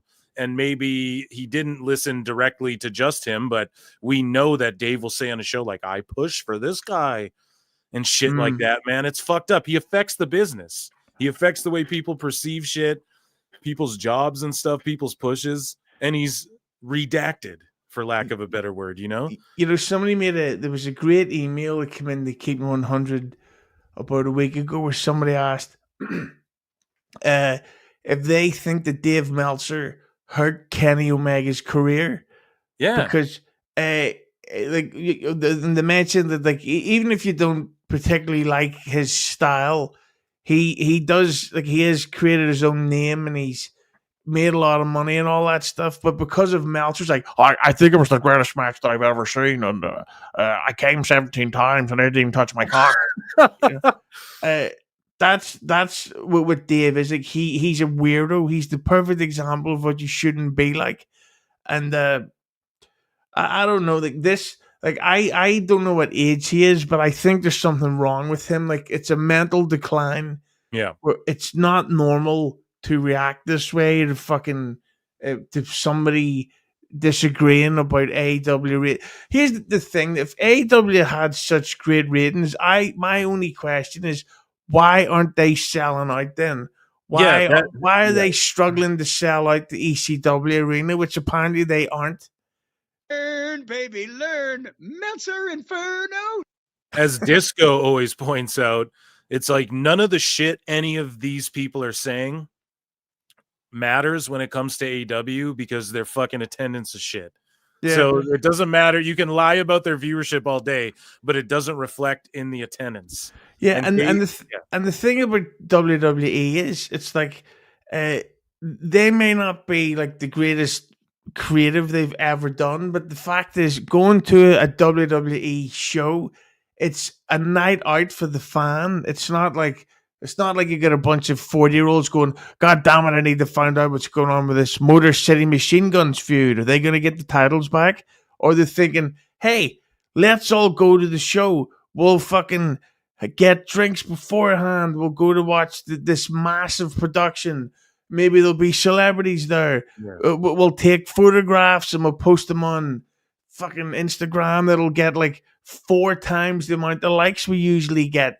It'll be a unique, fun thing to do. Maybe we'll get some funny photos taken, funny memories. That's what a WWE show is, and that's why when they announce shows, people are going, we're fucking going. This is going to be great. With AEW, it's Sicko's going, I think he botched that elbow drop. He's not selling. It's like, just shut up and have a good time. Yeah. And especially from folks who love to preach, like, and just enjoy wrestling, man. Yeah. And you mentioned Disco Inferno, his quotes. Well, to quote Disco Inferno, I say, well, speaking of Disco, he responded to Dave Meltzer, who responded to this guy. Grok said, he asks Grok, how much money are AEW losing per year currently? I don't know why you'd ask Grok this. Okay. He doesn't got the answer. You ain't got the answer, Sway. And Dave Meltzer goes, sorry for your loss, which is a fucking Brendan Schaub joke. Look it up. And it's real funny. I swear. No. And Disco says, just basic math. Well, you read this in your Disco voice if you can see it. Yeah. Just basic math on estimated losses extrapolated over 5 years and based on the current profitability projections. Do you think it's truth or dishonesty to call AEW profitable currently? Have their profits this year already exceeded previous losses? One of the things that needs to be spoken about more is the sheer bombing of AEW Fight Forever. They put 115 million into that, 115 million. And it was more than the 80. People were like, 80's too high. Yeah, well, 80 was for the engine. They then spent the rest on the production, and then even smarter, they started the live service thing after the game came out. So they then needed 24/7.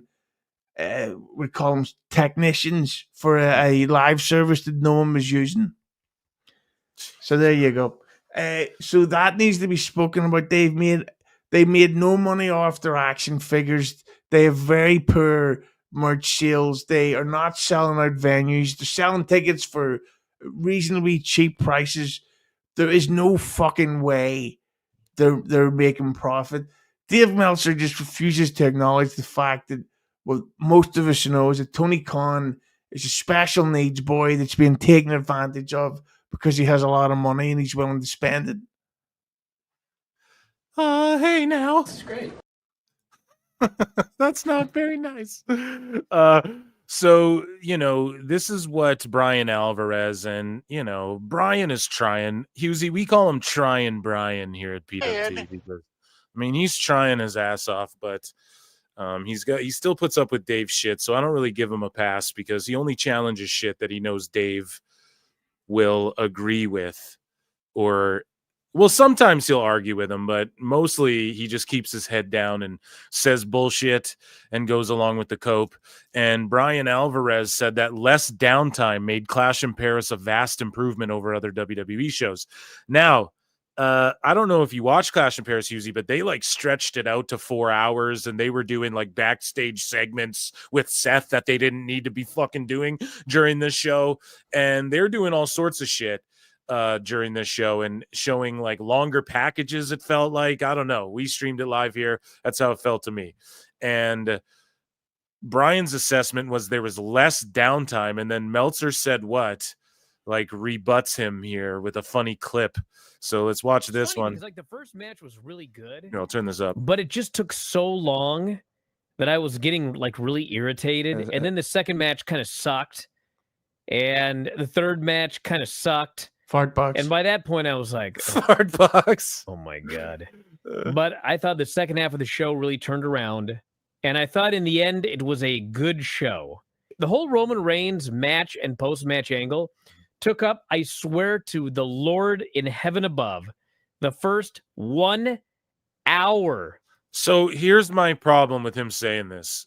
He doesn't give a fuck when Bryan Danielson and Kenny Omega go to a 1 hour draw. Did he criticize FTR just went to a 3 commercial break segment, 1 hour tag team match draw on Dynamite a week ago, and I didn't hear him say shit. Well, here's what he needs to remember. The group is called Division, and the idea is that it's about establishing the future names of the industry. How do you get Bronson Reed's heat back after Roman Reigns beats him? You have him put Roman in the hospital, so to speak. So Brian is basically complaining that an angle was done to protect the young talent of this show. A lot fewer video packages. He said a lot fewer video packages. They had one before every match. They had a WWE shop ad, and they even went backstage and talked to Rollins and shit. And we were in the chat going, that day, we were like, dude, this is going to be a 3 hour show, on the nose. They ended up stretching it out to 4 hours. So I just don't know what the fuck he's even talking about. Did he even watch this shit? I don't even know. I think because they took an hour, they were like, we got to get going, dude. We only got 2.5 hours left. And so it was just boom, boom, boom, boom, boom, 5 more matches. And in the end, it was a vast improvement over other WWE shows where they have a... I don't even know if he watched it, man. I think my stream was over 5 hours that day. So if I'm not mistaken. But a lot of these guys don't actually watch the shows they're reviewing. Right. They just review the results. Disco does that a lot on Keep the 100. He doesn't actually watch Raw or AEW or Smackdown. He just reviews a review and goes, hey, I didn't think this was good. It's you didn't watch it. Hey, but I didn't like it. Okay, cunt. Oh, man, you're just fucking, you're stooging here, Husey. Fuck, is he here? Fuck him. No.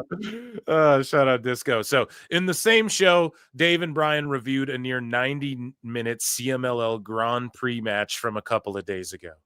A 90-minute CMLL match on the same show. And he was just, his assessment of Clash in Paris was that. And now here's a little Dave and Brian. All right, Arena Mexico. Yeah, I have not seen it, obviously, because I was gone all week, but they had the Grand Prix, and I've heard mixed reviews on this one. Basically, I think the match went like 90 minutes. I just heard. I mean, I heard that like the first half hour was absolutely phenomenal, but it kept going and going and going and going and being repetitive. And Lucha Libre, for the most part, a real high flying bing bing bing Lucha Libre match is probably best. Bing bing bing bing bing bing bing. What is he, the fucking crazy frog? I think he wants to be put on top of a pinball machine like Jodie Foster in The Accused. Get a no. Willow spray to put my ankles between his ears and clap my cheeks. We're not gay, though. You what? I think it's probably best between about 15 and 22 minutes. Once you get longer, you're kind of it's just not the right style to go long. I mean, you can do what Bandito and Hechicero did, which was a slow, deliberate start. I mean, they went 36 and a half, and they were phenomenal, perfect pacing. Just an incredible match. But Cibernetico is just like you go in. Cibernetico, dude. Do your moves, and the other guy goes and does his moves, and you keep doing it. And I mean, they had a load of talent. And so Dave just explained, well, this guy does his moves, and then this guy does his moves, and then it's like no one cares. So now you understand why people don't tune in AEW like they used to anymore. Yeah, it's see, when he says stuff like that, he's a complete hypocrite, and he doesn't actually know what he's saying. I've seen him criticize WWE and praise WWE for doing the exact same thing. Oh my God, it's the greatest thing I've ever seen. But I mean, I know some people who said it was an absolutely incredible match, and some people who said it was just too long. So and they put Mystico over at the end, I believe. I don't know, but I saw like Mystico and Speedball Mike Bailey. And Speedball. Were highlights of it. Them. As far as Mystico winning. What is he talking about? Jesus Christ. He spends more time on that than like WWE, dude. It's fucking wild. So let's hear. What is Brian? Is this the same clip? I don't want to. What did you think of? Here we go. So here's Dave's thoughts on some of the Clash in Paris stuff. Let's take a look. What did you think of Clash in Paris? I thought it was a good show. The first couple of matches. So easy. Look at his fucking head.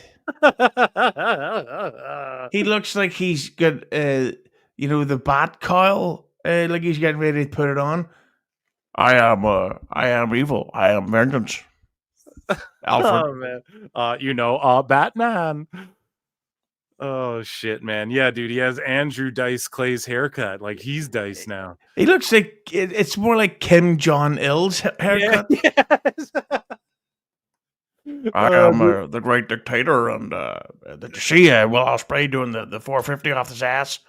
This is where Cena was headed with his hair if he didn't fucking go to Turkey or whatever. That's just so. But the second half was really good. It wasn't really from a news standpoint. I didn't really feel much news coming out of the show. It just felt like it was kind of there. There wasn't a lot of news coming out of Clash in Paris. I don't know about that, man. It broke a Taylor Swift record or whatever, didn't it? I wish it would break all of her records because I think she stinks. Okay, fair enough. So let's. I thought it was a big fucking news night, no doubt, but I guess not. You'd think they're breaking Taylor Swift records, and then so he's just like, yeah, the matches were whatever, Brian. It really wasn't much to it, even though that Reed Roman match cooked, and Dave said his 5-star rating scale is based on how the crowd is moved. But meanwhile, it's not like he's going to give that match 5 stars or anything like that, because he doesn't really mean that shit. But I don't know. I thought some of the matches were pretty good. And then the Becky Lynch thing, would that not be big news coming out of that? And he's just like, oh, it was so predictable. Listen to how, in contrast, how he talks about Bandito and Hechicero with a scary ass botch that we played here on the show, I think last show, where I don't know what they're doing. Like Hechicero's trying to like Alabama slam Bandito to the outside on the apron, and then he fucking throws him in the air, and it looks like Bandito knocked himself out again, and it was just sloppy shop. But listen to the way he glazes this in comparison. Clash in Paris, the entire event. He's like, yeah, I mean, it was what it was. It happened. Am I right? Like, neither of them, I don't think, even watched the fucking show. And then listen to how he glazes this Hechicero Bandito shit. The Bandito match with Hechicero, a lot of people said it's the best match of the year. Best match of the year, dude. A lot of people? A lot of people. He always says this. A lot of people. Who? Like all the people that you haven't blocked yet? Yeah, I went, Brian, I went to see Oasis at MetLife Stadium, and Liam Gallagher stopped the show to talk about the Hechicero versus Bandito. The place was going crazy. Not argue with that. I would not say, if it was up to me, I would probably have it top 3, maybe even number 2. God, that match was so good. I mean, Bandito's maybe number 2. So what's number 1? And then he's like, God, that match was so good. And then the picture they show, they're out like doing a fucking Death Valley driver on the fans, dude. Like, look at the people in that audience. Like, what would you do if you seen one of these people following your wife to her car? Oh my God. Exactly. Trying to snap pictures. Like, it's just like, I'm sure they're having a good time, and if you're having fun, have a good time, but they look like a bunch of fucking nerds, and that's why, that's why I remember Disco actually said that AEW should figure out a way to show the crowds, but never actually show the fans, if that makes sense. Yeah. He says, because it's a bad look for the product overall. Yeah, no, definitely. You have, a lot of people have brought that up. I mean, and I've just always said the marketing's off. Like, you can't market the Rizzler. So who are you marketing the Rizzler to when Moxley's getting impaled and Max is like, we have a violent show and we know that? It's like, so what's the point of the Rizzler? Like, little kids, you're basically saying little kids shouldn't even be watching this shit. So to me, it's always just been, it's just people who, if AEW went away, they wouldn't care. They would just go watch wrestling on YouTube or watch GCW or whatever. You know what I'm saying, Husey? Oh, yeah. Yeah. I mean, he's got a good shot at winning, or at least placing really high in most outstanding, because some of the matches that he's had this year. But this was at worst, his second best match of the year, if not his best. I could not say that, at worst, to me, third best match of the year for anyone. I mean, this match was like so great. For anyone, this match was so great, Brian. For anyone. It was like so great. And Hechicero. It was like so great. It was like so great, Brian. Dave Meltzer looks like a Saturday Night Live costume of Dave Meltzer. I know, man. He's actually a fucking parody of himself at this point. Like, physically and the way he speaks. Maybe, not maybe. It's the best match. It was the best performance I've ever seen by Hechicero. The Bandito. Oh my God. Just the glazing is unreal, man. And he had this to say. I'm keeping an eye here. He had this to say, that WWE creative has failed Street Profits. Now, he might be right about this in what we call, well, yeah, let's listen. Well, we'll take a listen, but I will give him a Dave Meltzer smart moment of the week.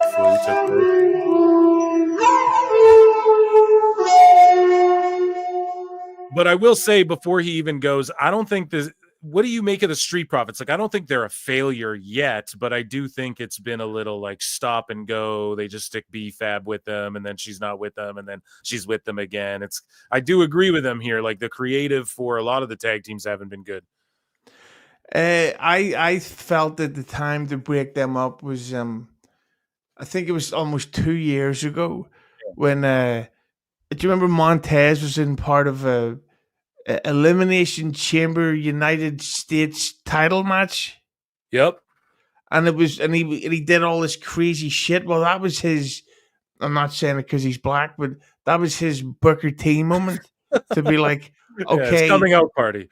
Yeah, it's or say Shawn Michaels moment, which like, okay, it's time for you to move up and go solo. And the thing is, it's not like Dawkins would be left behind. Like, he's good. Yeah. So like, I think that they've dragged this breakup out for too long. Again, much like Booker T and Harlem Heat, where Booker was ready in like 98 to become a star. So they waited until 2000 to push him when nobody gave a shit anymore. Yeah. And plus there's nothing left for them to do. Like, they're only going to hurt their careers as a tag team. I think they should go Dawkins heel, and then Ford you can build up as a baby face or whatever, and Dawkins can go off with B-Fab and do his thing. I think that'd be cool. But here's what Dave had to say. The Street Profits, everything about them has been botched. Nobody cares. They put him with Lashley. That didn't work. They turned him heel. That didn't work. They turned him face. Then they turned him heel. Well, now they're going to split up. Now they're going to split up, which they actually teased years ago and didn't do. Yeah, that was when Montez Ford was super hot and everybody thought he was going to be this great single superstar. And you know, I mean, like, look, they're both really talented guys. I mean, I suppose you could do that with either of them. I think Dawkins, it's going to be really tough for him on his own, even though he's really good. He's big, he's agile, you know, and all that. Ford is you know, does excellent things in the ring. They could do something with him. I mean, I've known people who thought he was, you know, future world champion 4 years ago, and nobody's been saying that lately because they've just, you know, I wouldn't even say they've run in place. They've run backwards, and it's not even, and I wouldn't even say it's their fault. It's the fault of creative for, you know, taking what they had that was charismatic and just removing the charisma from them, really.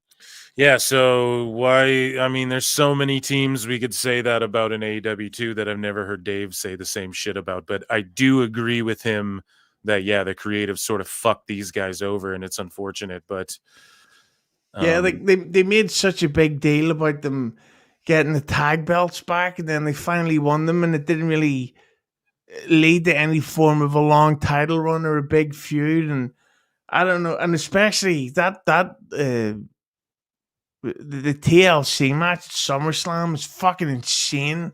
Yeah, where it's dude. like that. It's matches like that where afterwards you're like, okay, we've got to start breaking some of these teams up because nothing they do will be able to compare to like giant gimmick matches like that. And that's when you bring in new teams and you push a new talent. So yeah, I don't think they've missed the window, but I think it is ridiculous. But who's the Sami Zayn's US champion? I would, in my mind, I would maybe turn Sami heel eventually and lead to Sami versus Montez or Dawkins, and that could really work, I think. But then I would say that about my own booking ideas. Yeah, exactly. We all love our own shit, dude. So yeah, lastly, Dave, one thing though I do want to say, you brought up earlier, like, hey, has Dave affected Kenny Omega's career? And Alfred Kunawa did this great video that I implore everyone to check out about like his 5-star matches and the deadly impact of them. And it actually wasn't even like a jokey video for once. He was dead serious. He's like, man, Ospreay is what I wanted to bring up, right? Bruv, think about him, man. He has 3 herniated discs. And then Dave Meltzer goes on his show and he's pleading. He's like, oh, you know, Ospreay fucking really is he could just work top guy speed like WWE style. And that's what he should do from now on. And he could do it better than anybody. And it's like, Dave, why did you encourage this 5-star merchant shit that Ospreay was doing? Like, you encouraged it. Ospreay has like 57 5-star matches or something. We read the other day.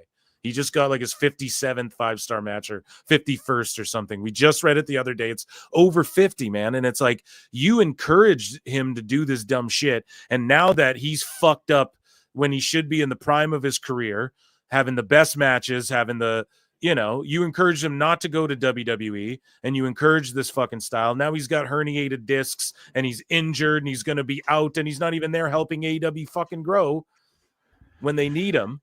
And it's just incredibly unfortunate, man. And yeah, he's affected the lives of many fucking wrestlers, dude. That's why I give him no mercy, you know?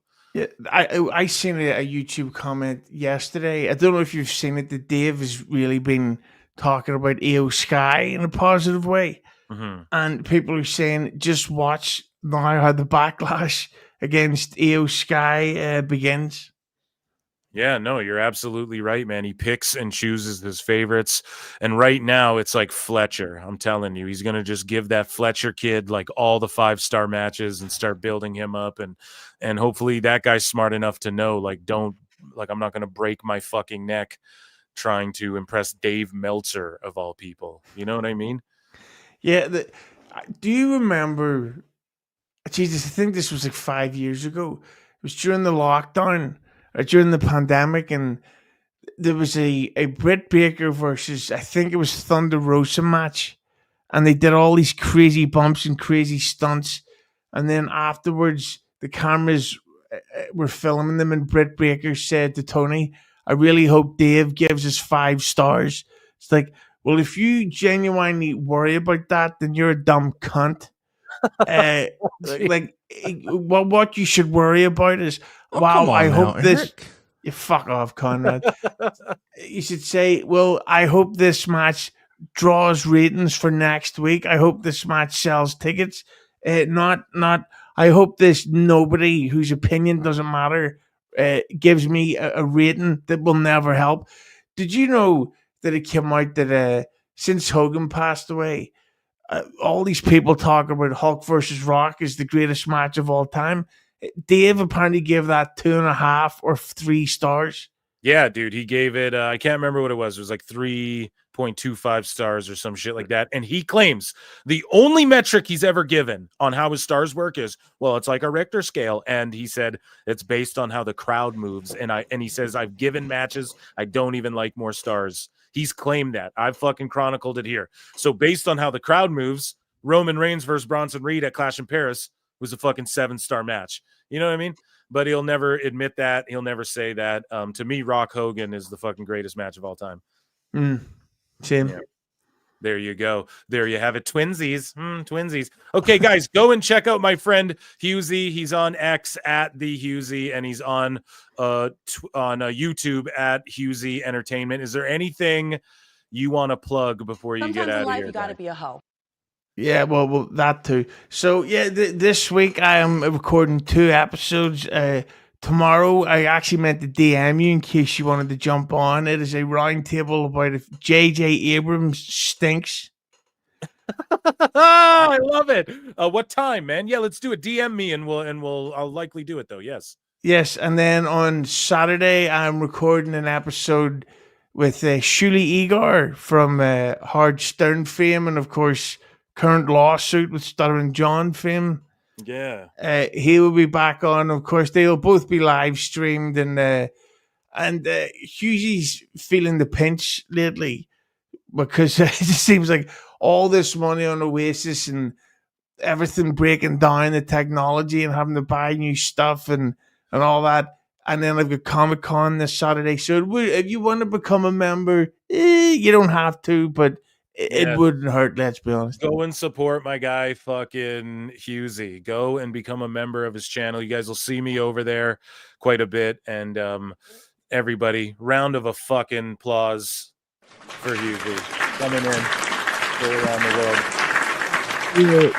100 official, of course. Go subscribe to that channel. We're this close to the hilarious 69,000 subscriber count, the greatest number in the world. Well, you know what they say. No. Okay, and with that, yes, we need the 16, and of course K100 in that. Show them love, right? Hit the like. You know, it's typical. Disco has been blaming me for his bad audio. He goes, "Hey, you're going to get it and may make it sound bad." It's like, yes, I did that to your voice, cunt. Oh man. Okay, my friend. Well, we'll get you out of here. Everyone, another round of applause for you, my friend. Wow, what an appearance from the one and only Hughley coming through. Let me check in with chat, guys. Thank you for bearing with me. What an amazing fucking start to the show. Couple hours there. Husey being so gracious with his time. I dabble. I've been dabbling a little bit. So, guys, let's check in. I know I haven't been checking in with chat the entire time, but I just wanted to get the most there with Husey, you know. Joseph J. Alexander became a new member. Allegedly. Let us go, dude. Thank you so much, guys. You can become a member, super chat in. That's how you support. If you become a member or a patron, you get access to my fucking bonus shows that I do every Monday, which rule too. Thomas Moore for 2 says, is Lyra in Hunter's Dungeon? That maybe would have been a question for Husey because he would know. So I'll forward it to him. Allegedly. Thank you, Thomas Moore. I will ask him for you. I will get back to you. Ali Abdelaziz, you rat. No, jokes, of course, for 2, saying AEW are comping ticks for sub minus 1,000 seat profitable. So exactly, you're just pointing out that they're not profitable and they're comping 1,000 seats. They probably, dude, WWE comp seats too. That's part of the game. Okay. But AEW for like how, like, I doubt they're comping a shitload for these residencies, but I'm sure to make it like it's a sellout, just move a couple tickets around. Do you know what I mean? And these big events, yeah, they fucking comped like in upwards the thousands. In the thousands, into Obliviacry. Guys, acknowledgement for everybody who supports. Acknowledge me. I appreciate you all for being here. That was the intro. Husey stopped by for the intro of the show. I'm going to check in with chat, and then we're going to get into news. We flew all over the place there, but we are going to get back on track, and we got some juicy segments. We got Matt Riddle news, which I'll dive deep into. We got some more. We'll check back in with WWE and AEW news and all of that good stuff as well. And yeah, I want to thank my pal there for popping in. That was a great time. And what else do I got to plug, guys? Check out the Patreon, and also I got some cool guests lined up for the pod, and also check out the pod I did about Raja Jackson and stuff. I know that's kind of dated. People are tired of hearing about it, but it is quite compelling stuff. And yeah, that's about it. That's all I can plug. You guys already know. So let me check in. Did I read all these? I just want to make sure I read super chats. Yes, I did. I read these. Okay. Thank you guys so much. You guys are fucking goated. Thank you for your super chats. And why isn't Raja in jail? I have no fucking clue. Riddle me this. Yeah, we're about to get into that. AEW ticket scalpers pay you money for their tickets by comping seats for sub 1.5K arenas is a different story. That's what I'm saying. Yeah, because it was probably on Prodigy Online 93. Great appearance, allegedly. Take care, you bastard. Dave couldn't just stick with Just for Men. He wants to plug Cargill. Okay, all right. We're getting dirty there. We're getting dirty there, guys. I don't know about all that. Okay. Lawyers have been contacted. The arrest of Raja is imminent. Okay, so let's get into everybody's mildly, it's probably a mid to lower segment that we do on the show, but it is called Miscellaneous News.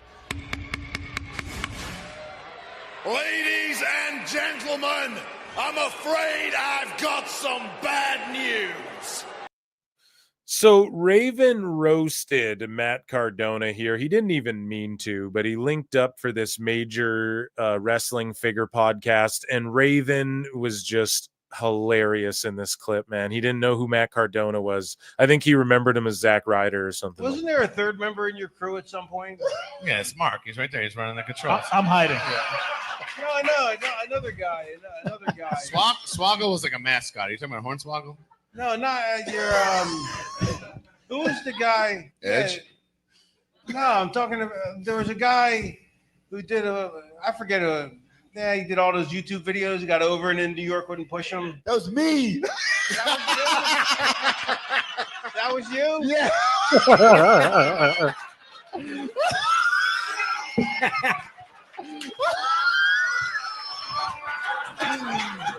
Sitting right next to him, dude.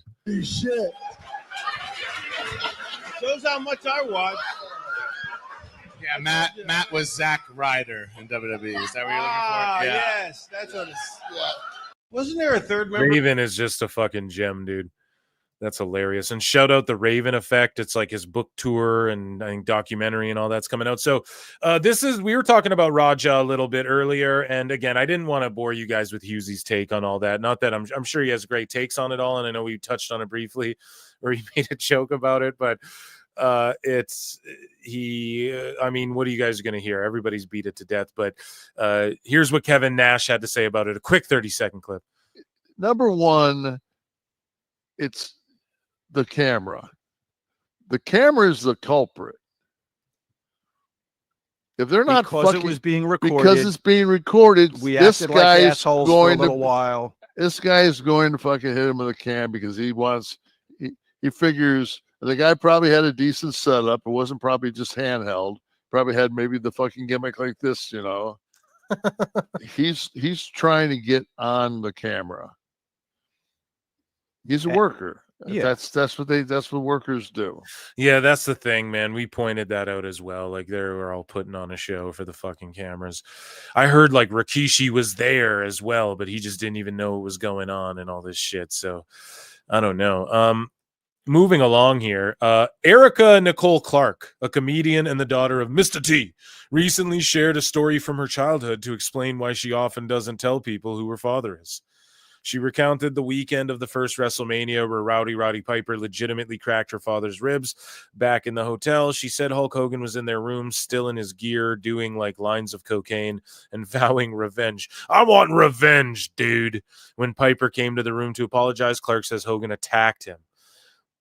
Hulk Hogan's like, fuck that, brother. He grabs Roddy Piper and brings him into the hotel room, throws him against the wall, smashes the mirror. Clark recalled describing a chaotic brawl that ensued. It could have been like fucking superstar Billy Graham, and she didn't know the difference. It's crazy how like when people die, all these wild stories come out about them. And she said the experience was an example of why she learned to keep quiet about her life. When her teacher asked her what she did that weekend, she replied, not a fucking thing. This was all part of her stand-up. It was a pretty funny story. So it's like a stand-up act. Right? And it's basically been refuted.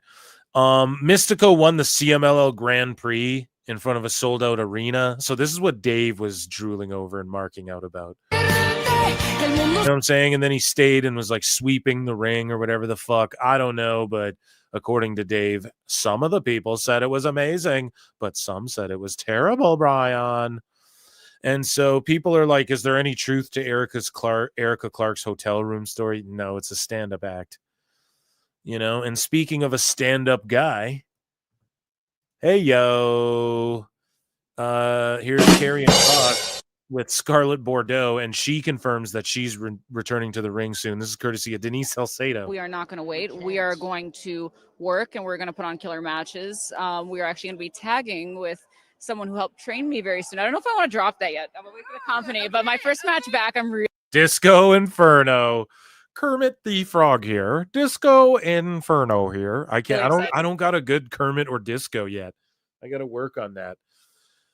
Yeah. Bring in, we got to do a tier list video of my impressions. So I will be wrestling again, which I've been wanting to do. But like, we have a lot of cool stuff coming up, and we have ultimate creative freedom. We get to do whatever we want. So we're going to take advantage of this time because who knows how long it's going to be. So Scarlett, We are not going to wait. He's like, you're spoiling too much. So here is some fucking indie bullshit. This isn't even indie. This is just like one of those superhuman guys doing dumb shit. Backyard wrestling, pal. So it's a trampoline of barbed wire. Oh my God, what a dumbass. And they're just taking pictures. So maybe if they're in like a Jackass group or something. Remember that when everybody used to do Jackass? Swanton that shit, dude. Swanton that shit, dude. Swanton that shit, brah. No regrets, brah. Oh, and it's, hold on, like off the ladder too. My man almost cracks his skull on the bars, like on the bar part. Maybe he clears it, and we're just on a different angle. But like, damn. Oh! Oh. Oh, shit! Oh, shit! He's mangling his hair. His fucking hair. Oh, no. I know. We're gonna surround the ring in these. No. I knew that was gonna happen. Your hair. Are you okay, dude? I'm good. We got to get you out carefully. That hair. I knew that was gonna... Dude, Shrek always talks about how his hair was the worst. Oh my God, that was sick. This happened last time. Oh, no. No way. That's so much hair. Oh my God. The shit people will do. So he's practicing it before. Maybe we'll give him the benefit of the doubt. Here's another dumbass one. Shout out Triple H's thoughts, friend of the show. He says they're running Outlaw Mud shows from the Dunder Mifflin warehouse. So let's just take a look. This ain't good. Look at this guy getting thrown over this wood plank and almost dying in Minecraft. Oh my God! Like, what the fuck? This is crazy. Look at the way his face rolls off the wood here. This is insane. Here, I'm gonna fucking... This ain't good. Oh my God! No! He sold it pretty good, though. Good. Oh my God! No! So he was going head first, but somehow his face like rolled him off of the wood, and then he like flipped forward. This wooden plank that broke off luckily like helped propel him forward. Look, he's headed down to his doom. And then this like helped him flip by accident. And then he fucking bounces off the rope. Luckily doesn't break his neck and die. Lands on his feet and then can sell it. Jesus Christ. Thank God he's still alive in Minecraft. And shout out Triple H's thoughts, man. You keep posting those. So Bubba the Love Sponge. And I hate to be so ruthless on Bubba. I'm Bubba the Love Sponge.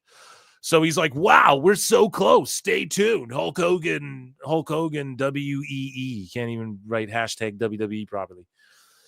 But Nick Hogan suing Bubba the Love Sponge over planned Hulk documentary. So I guess, is Bubba releasing his own version?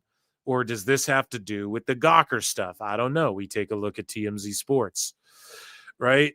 And Nick Hogan is suing Bubba, alleging the popular radio host's unreleased documentary, infringes on his dad's copyrights and trademarks and shit. And it's like about the sex tape and all this stuff. And Bubba waiting till Hulk's dead to release this, the sick son of a bitch. And this is the only time he's ever fucking relevant, dude. It's all he has is talking about Hulk Hogan. And now it just gets to be prolonged because Nick Hogan's suing him. So now he just gets to talk about Hulk more. And this is all the attention he's going to fucking get. And I'm going to keep updating here. And it's free plugs for his shit. So why would he care, right? I understand that aspect of it. But Jesus Christ, man. Rampage Jackson released a statement about his son. Look, he just said, oh, it's gone too far. Stop saying racialist shit to me, which you guys should. You guys, like it's you guys doing it. But yeah, like don't say racist shit. I'm just tired of talking about it. He went on Ariel and Chael was talking about it and Rampage is talking about it again. And it's good to get statements from them and everything, but it's like, man, it's fucked up. Raja's a grown-ass man. Rampage, we covered the cringeness. I don't think many people have covered that really the way we did here at PWT, me and JJ Alexander. We talked about, like we showed clips of like his dad like punking him out and how they interact with fans and all, telling stories about all this shit, their lives and all this shit. So go and check out that podcast. You get the full scope, I think. And then obviously we didn't get the updates of like AJ Mana melting down and shit, but I did make fun of that on another show. He's like, pull up, dog. Fuck it, I ain't got nothing to lose. And it's like, well, you're not helping your case. But anyways, the Opera Cup is coming back to MLW. Since the 1800s, the sport's greatest warriors have fought for immortality. This year, 3 organizations converge: MLW, CMLL, and New Japan. So it's like, why doesn't AEW work directly with MLW? They don't want to do that, but they have good relationships with New Japan and fucking CMLL as well. CMLL as well. CMLL as well. And so let's take a look at this, dude. The Opera Cup chat. Is anyone in chat familiar with this? I'm not entirely familiar with the Opera Cup. I'm going to be honest. Since the 1800s, one tournament has endured: the Opera Cup. Born in the pioneer age of professional wrestling, the Opera Cup tournament was presented in packed opera houses, where world-class wrestlers from all across the world came to test themselves in the sport's most majestic gauntlet. Over a century later, the journey continues. The names have changed, but the mission has not. Win the cup, and you carve your name into history. So that fucking rules, dude. And shout out MLW. Like, pro wrestling in general, I think, is awesome right now. Austin Aries is going to be in the Opera Cup. Kushida, Bishop Dyer is going to be in it. Baron Corbin. Paul London's in it. Who else is in this shit? I think that was all the names that they announced so far. Volador Jr., Kojima's in it. Kojima! Mystico. So that's awesome, dude. If you're a sicko, I mean, start watching MLW. Killer Cross says he would never have worked an angle about losing his job, and that's the fucking problem, dude. That is the problem, and I just have to give you this. You fucked up! You fucked up! I love you, Cross, but goddamn, he said there are hundreds of people who have been coming to the table, a lot of them angry because they were hoping it was a work and there would be a payoff. I would never work somebody like that. To me, it's not in good taste. Running an angle where you lose your job and upset people is not something I would do. I understand why people thought it was going to be a work. They were hoping it was going to be a work. Yeah, no doubt.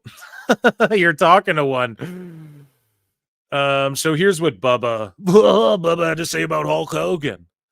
Let's talk about Hulk Hogan now. I probably need to. He doesn't do it. Listen to Bubba from back in the day, and my impression's solid. I'm telling you. Like, now he tries to be all normal and shit because those days of the shock jock, that shit's done now, you know?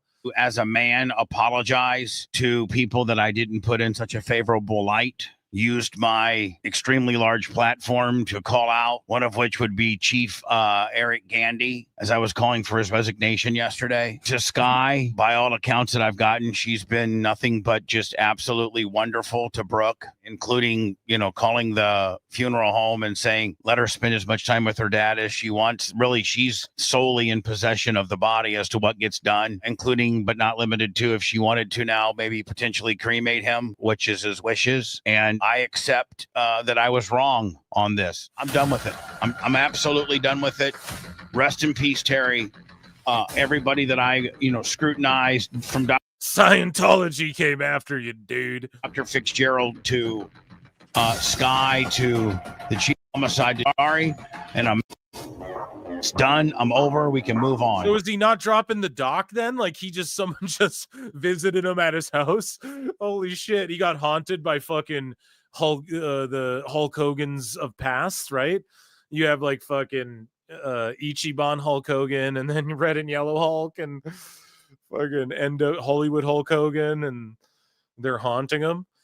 Come on, dude, don't sue your old pal. Be done with this. That's fucking crazy. He's like, I'm fearful. I swear he's just doing this to drum up interest. I swear to God, he wants to talk about Hulk as much as he possibly fucking can. I promise you. So former WWE star Shotzi Blackheart jumps off of a hot dog truck during Circle 6's show in Vancouver. Vancouver, Washington? Or Vancouver, British Columbia, buddy?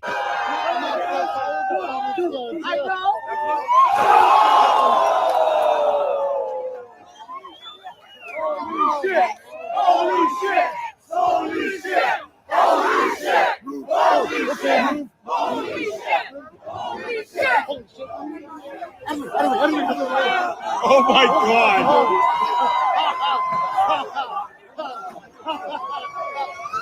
Oh my God, they fucking hot dog truck.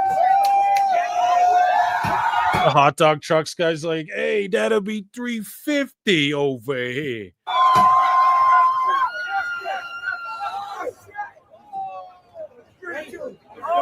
One, two, three.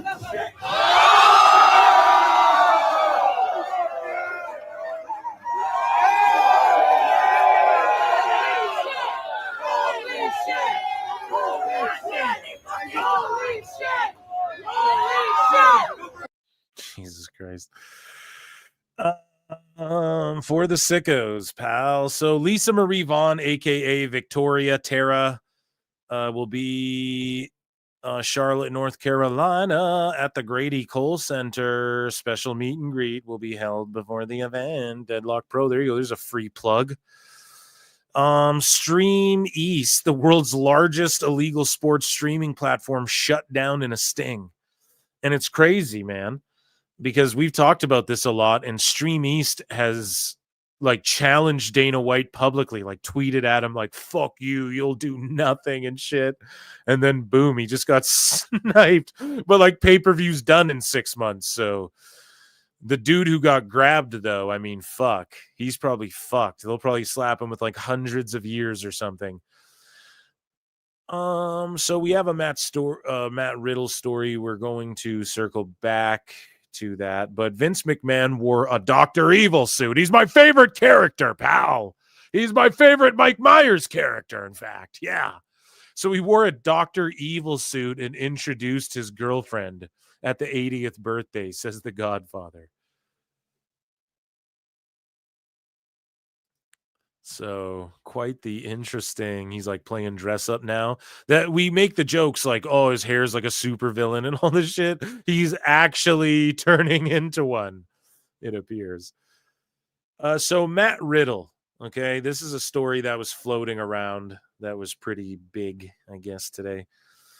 Matt Riddle, he no-showed a charity pro wrestling event in Barnsley on Sunday that was raising money for charities in support of survivors of domestic abuse and homeless veterans.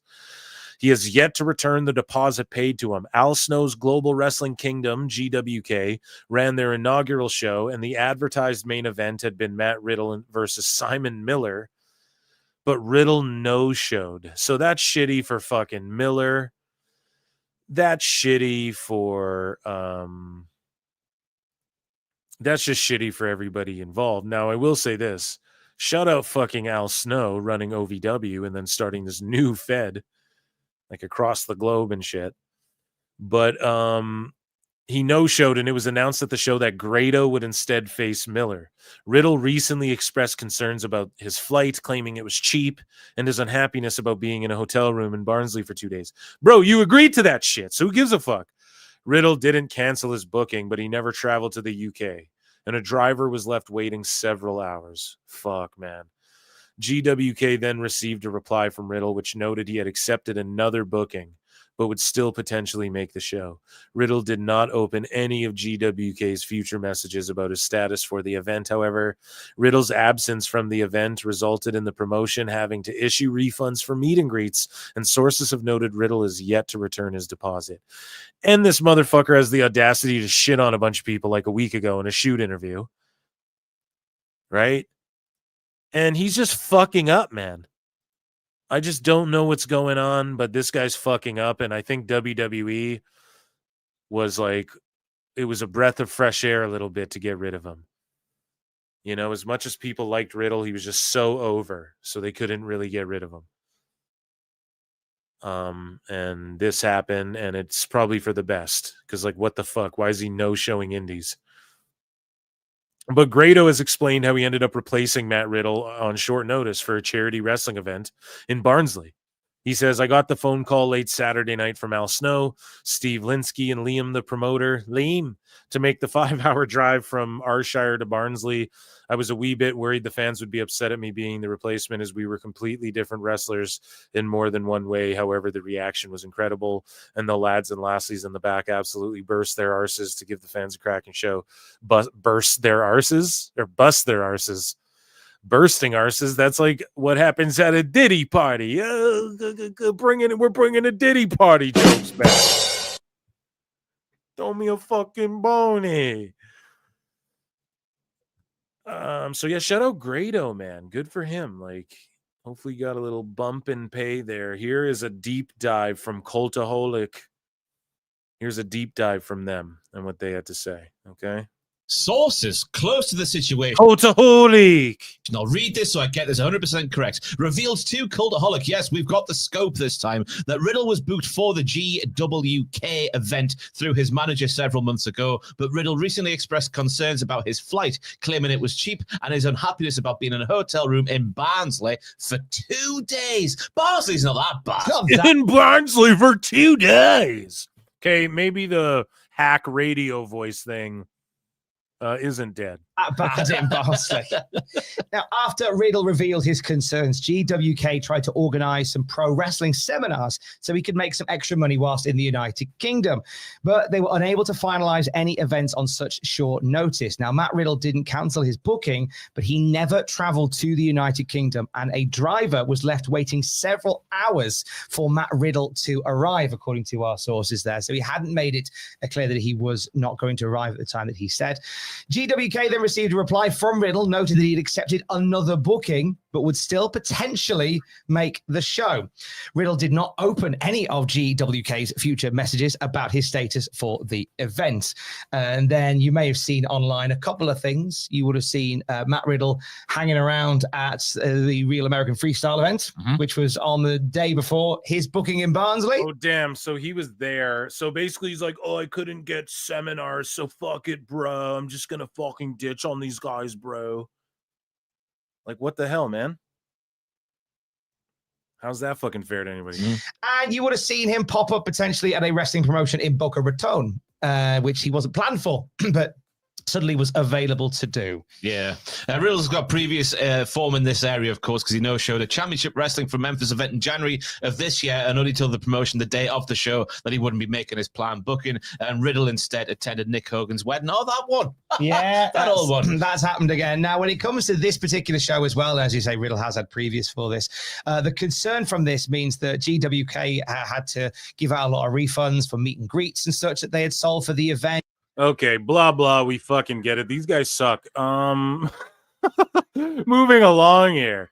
So, again, here's Al Snow. Contrary to Matt Riddle's claim of a last-minute change, Al Snow announced 4 weeks ago that the profits from GWK's inaugural show would be donated to help 4 homeless veterans.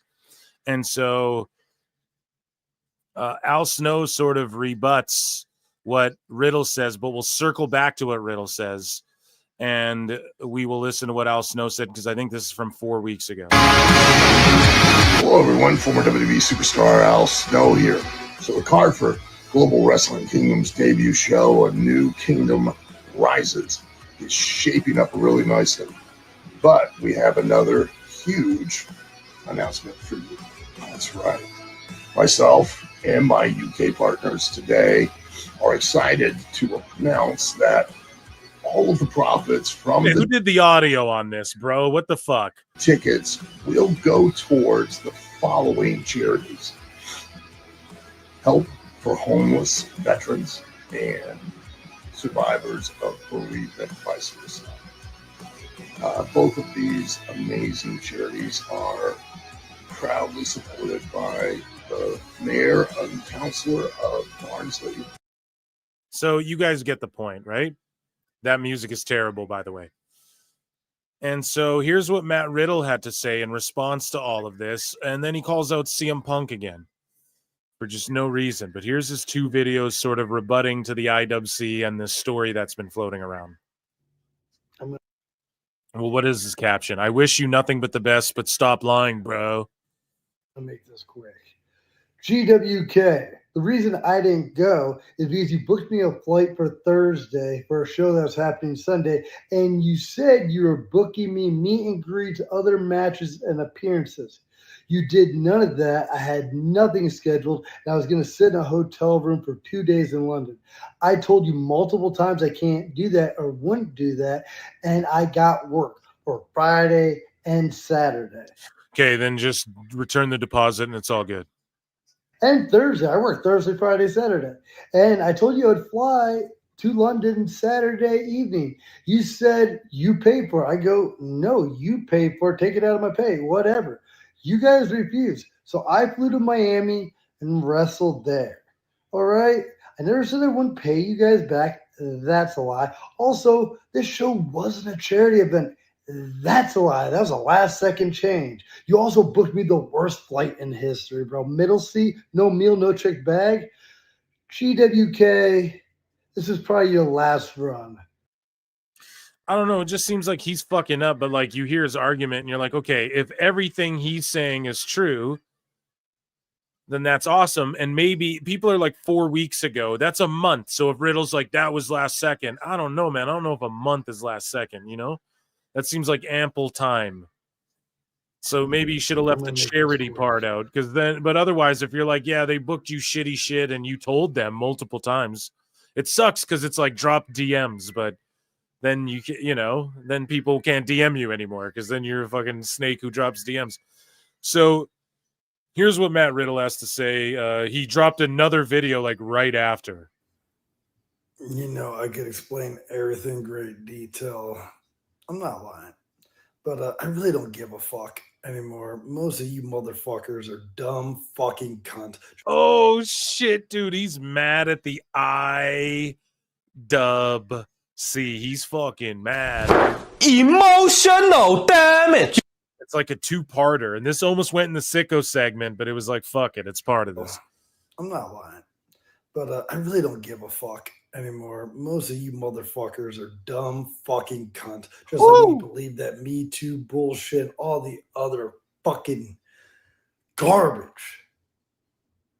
I don't know, bro. I didn't believe Matt Riddle's Me Too bullshit, but I do believe that he sort of no-showed on this show. You guys know what I'm saying? I do believe he would no-show a show. You did it in January, allegedly. So, but I didn't believe the Me Too thing accusation that he had back in the day, right? Because WWE wouldn't have even ran with him if they got a sense of that, because they fired people for less. So over the years, so guys are all fucking dumb, and it's fucking insane. You guys are all, he wanted to say redacted. Fucking insane. Fucking believe these fucking creeps? Whatever, dog. At the end of the day, I'm going to keep getting booked. I'm probably going to start fighting again. I'm probably going to do a lot of other shit. Fucking crushing on OnlyFans because I've got a big fucking you know what. And I'm nice. Jesus Christ, dude. Oh my God. Yeah, dude, my dick is huge, bro. I got a fat bank account, and fuck you guys. I'm going to go fucking fight. I'm going to go fight and fuck, guys. Peace out. You guys have fun with your fake little fighting bullshit. I'm going to go fucking fight. Okay? This is fuck, dude. Everybody, you don't. Everybody's just jelly, dog. Everybody's just jelly, bro. Everybody's just jelly, bro. You know what, bro? Everybody's just jealous of me, dude. It's like I got a big fucking hog and I could fight. Fuck this stupid wrestling shit, bro. I'm just gonna go fight again and fuck my big dick. My man's cooked. Like me, unfollow. Go fuck yourselves. All right. I don't give a fuck. Because at the end of dude, fuck you, dude. The day the cream fucking rises to the top. And I'm really, really tired of trying to be nice to everybody. Bro, you know what? Fuck being nice, dude. I can take bong hits with my ginormous dick, dude. Because I hate to break it to you. Most of you guys are. I turn my and fuck you. I'm gonna go fight and then turn my dick into a bong, dude. Fucking morons. Peace. Oh man, that's good shit. Me and Rob Van Dam are bros, but catch me on OF, not what's that thing called? Wrestler fans or whatever? Only wrestlers? Free plug. Man, that was funnier than I thought it was going to be. So then Matt Riddle to Inside the Ring. I don't know when this is from, but he goes, I think he's a creep. I feel like he's just lingering around the NXT locker room a little too much, bro. He has like Cora Jade as his daughter and everything, dude. And everybody he kind of oversees. He's just lingering. Fucking lingerer, dude. A lingerer. Yeah, man. I mean, he's just mentoring people and shit. I don't know. Like, I'm not about to accuse a man of, I mean, Cora's a looker, right? He also met her a couple times when she was a kid, I think. So maybe it's just not the way people perceive it. You know, I would just maybe give him the benefit of the doubt. I don't think Punk has, whereas someone like Riddle has maybe has more of a questionable past, I'd say, than a Punk as far as like controversies and sex stuff goes. You know, so just throwing it out there. So, yeah, that was Matt Riddle melting down, and that was miscellaneous news, ladies and gentlemen. Ladies and gentlemen, I'm afraid I've got some bad news. So Mercedes Moné just wearing the Mercedes Moné like NWO Hogan knee pads or whatever. J. Don Cbus 1 for 5 says Riddle having a meltdown, and I'm here for it, bruh. Bro. We need a bro to go along with the bruv. I'll find one. Bruv. Shout you out, man. Thank you for your support. I'll also acknowledge you right now. Acknowledge me. Oh, that's super funny. I didn't listen to that clip in its entirety before the show. That popped me. George says, I'm going to change my screen name to Riddle's Penis. Yeah, dude. Riho. Sorry, I'm watching this. Yeah, Riho's back. Is that Riho? Yeah, is that... You know, I like Riho. I know people hate on her. I'm not the biggest hater on Riho. I got to be honest. Just because of her wrestling style. Like, she plays the Rey Mysterio type. But I get it. It's like... I get why it triggers some people in this day and age, because there's so much bad shit going on in the world of pro wrestling that we can instantly see online that, yeah. Oh man, should I talk about this next bit? So Hook is confronting the Ops.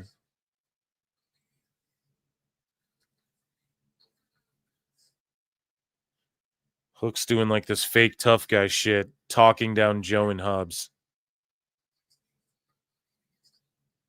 Like Hobbs wouldn't just like power bomb this guy to the core of the earth, to Earth's molten core, dude. So you guys know how, I don't know what I even, because like I'm not I don't like fucking whatever. You guys remember how like Jordan Grace and Michael Elgin were beefing, and then she put a tweet out and then deleted it and shit. So she did delete it when I covered it on the show before. And how do I say this? I'm privy to their argument sort of a little bit, and I'll just say that like someone neutral who was brought up in that situation,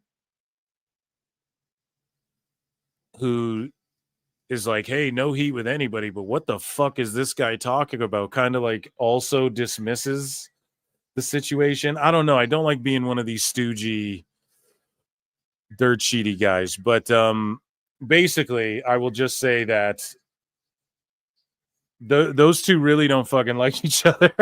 I can confidently say that. And yeah, I would just say as far as Elgin like pointing out and trying to air out all this shit, I've just seen more people sort of refute it that I would kind of,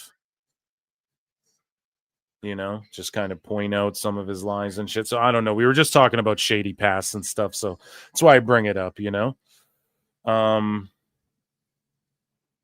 So yeah, let's get into some other news. I don't know where to put that. Miscellaneous. It's not sickos.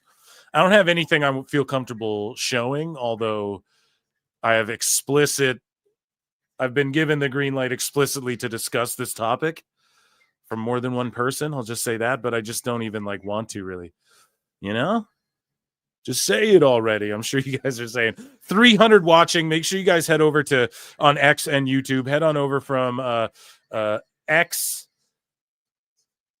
go to youtube.com/@prowrestleclips and subscribe and become a member to your man Phil Mark's channel. And yeah, let's keep the ball rolling here. We got more news to get into. Do it. I said it. You guys aren't stupid. What I just said. I don't know if Elgin ever wants to wrestle. I think he might think he's shot, Save more for Member Monday. Pull an elbow. Yeah. Member Monday is fun, though. Hook looks like a kid who got my order at BB Buck. Hey, come on. That's not very fair. I like Hook. No, I would just say that, yeah, it's all good. We're going to move it along. We got some great stuff in AEW news here, okay? Some great things that we're just developing that we're going to come back to, circle back around. Can we work it? Let me work it. Matt Riddle's dick big, gonna search it. I bet went to do. Okay, where we start? I don't even know. We were doing miscellaneous, right? So let's check in. I'm going to see...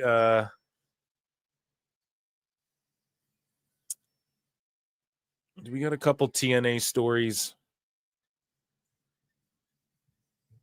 How long has this show been going? 2:30? Yeah, let's do a couple quick TNA stories. How about that?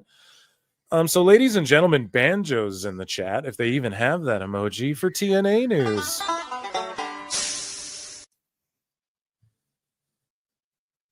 Just say it, Phil. George is clear. I would just say this, right? So Elgin is really focused on Elgin is really focused on this happened and this happened and this happened and this happened. And she's just like, you're a fucking liar. Just shut up. And then that's pretty much the end of it. And she did delete that tweet. I was accurate about that. And because it's essentially what I said on my show, she's fucking above that. Why even get in the mix? And then I just saw firsthand just essentially somebody backing her up to where I'm like, yeah, okay. So, and this is someone who's just like, I don't want heat with either of you guys. What the fuck's going on? Why am I being brought up and shit? So I don't know. Anyways, let's get into another Banjo, okay, for TNA news. All right.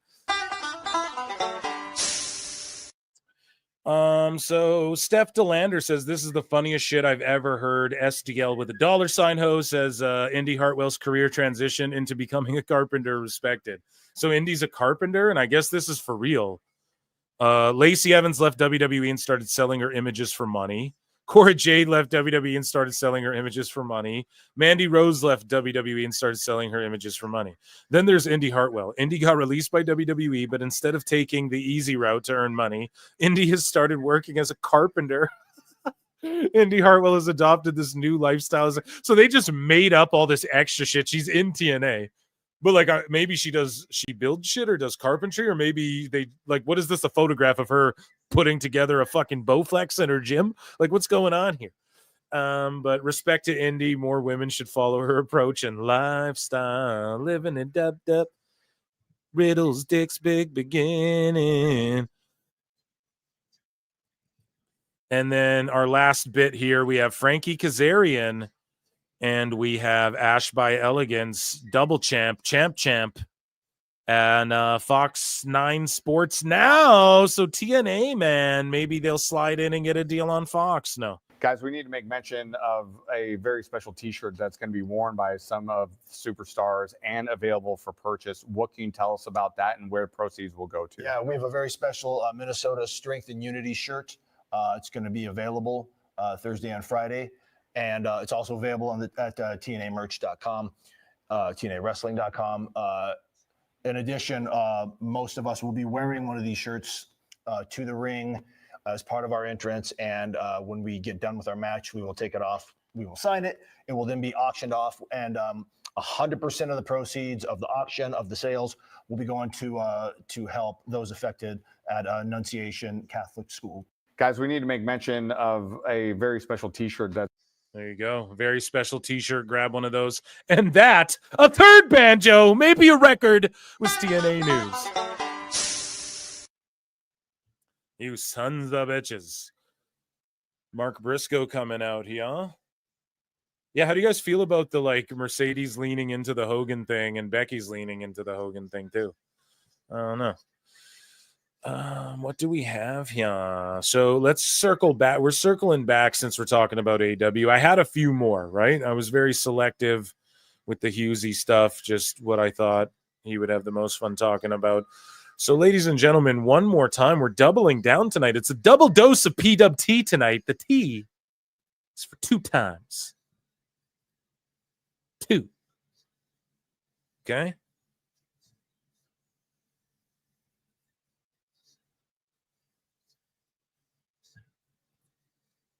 So, ladies and gentlemen, Ichi Nissan da, one more time.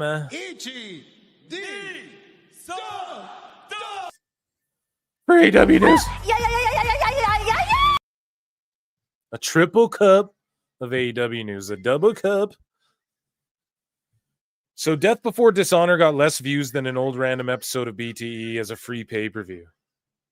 I mean, yeah, it's not fair to compare it. It's Ring of Honor.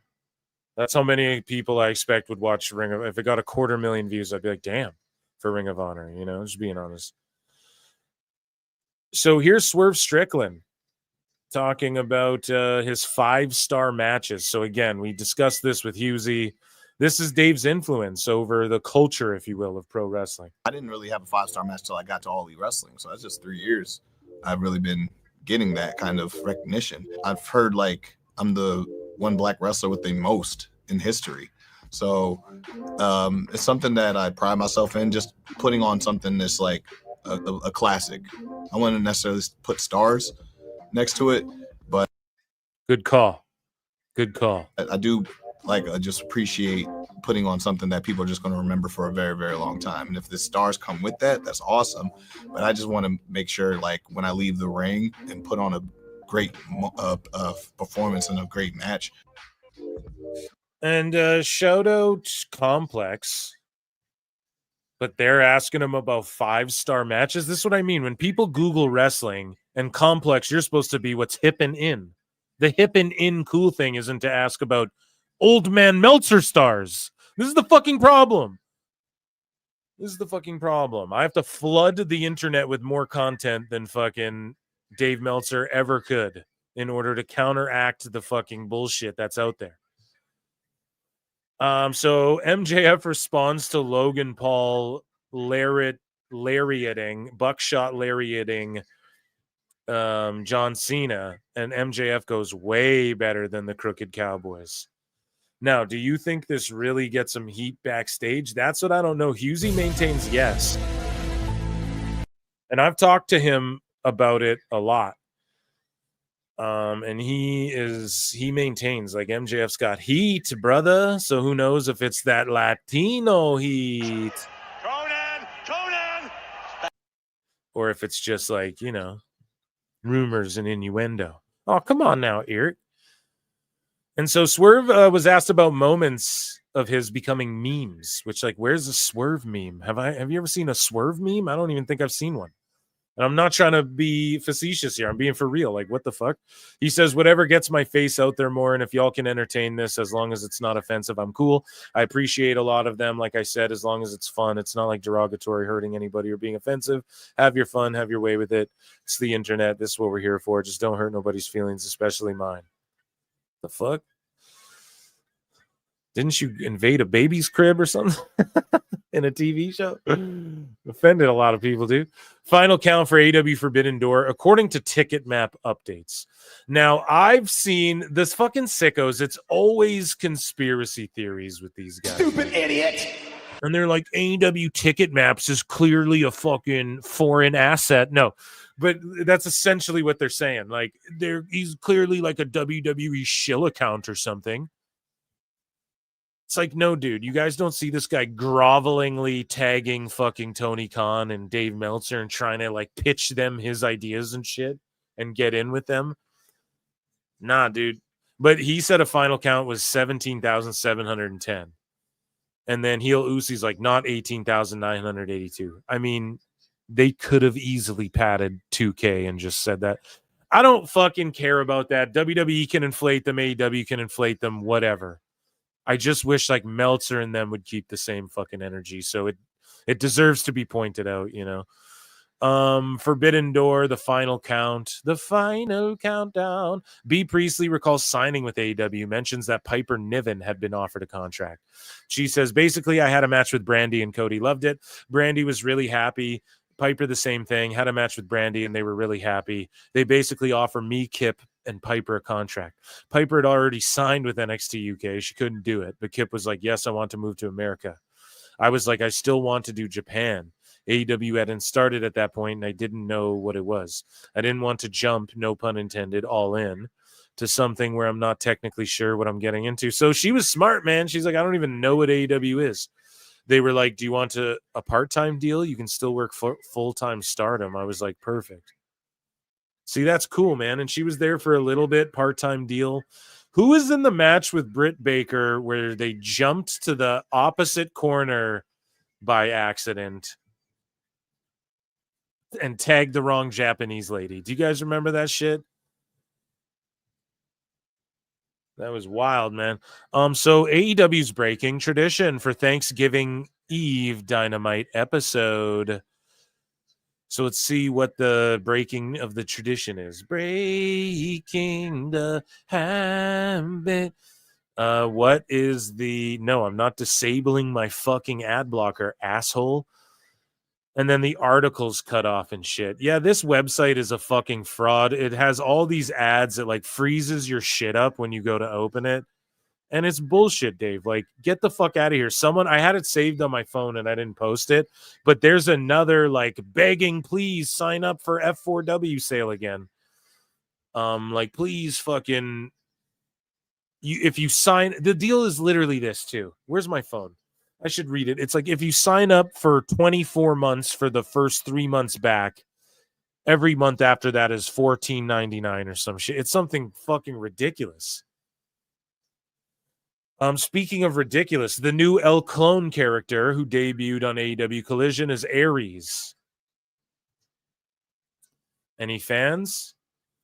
Speaking of Lucha Libre, so this is a real video. I don't know when this is from, but Roosh came out at CMLL to Chris Benoit's theme while carrying a baby.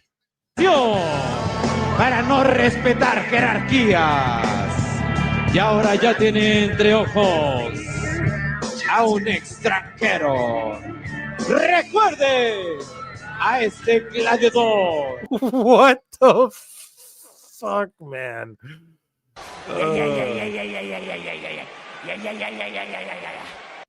Going full sicko mode, dude. No se le aplaude.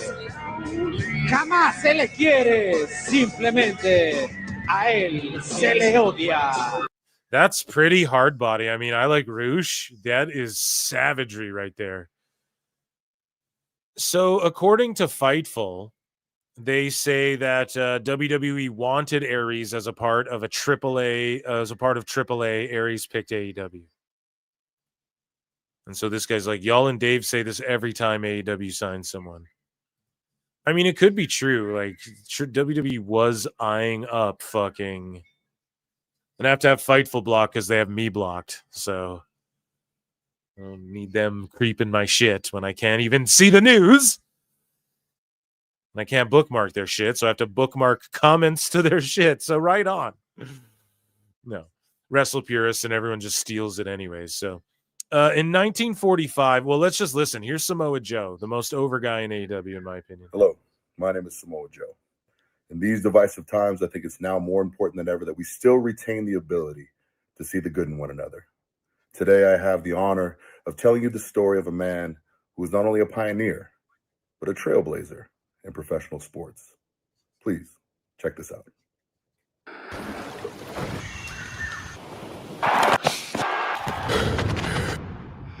So, like, now that it gets all cinematic, I don't want to get... How did a Polynesian island of under 300,000 people transform professional sports?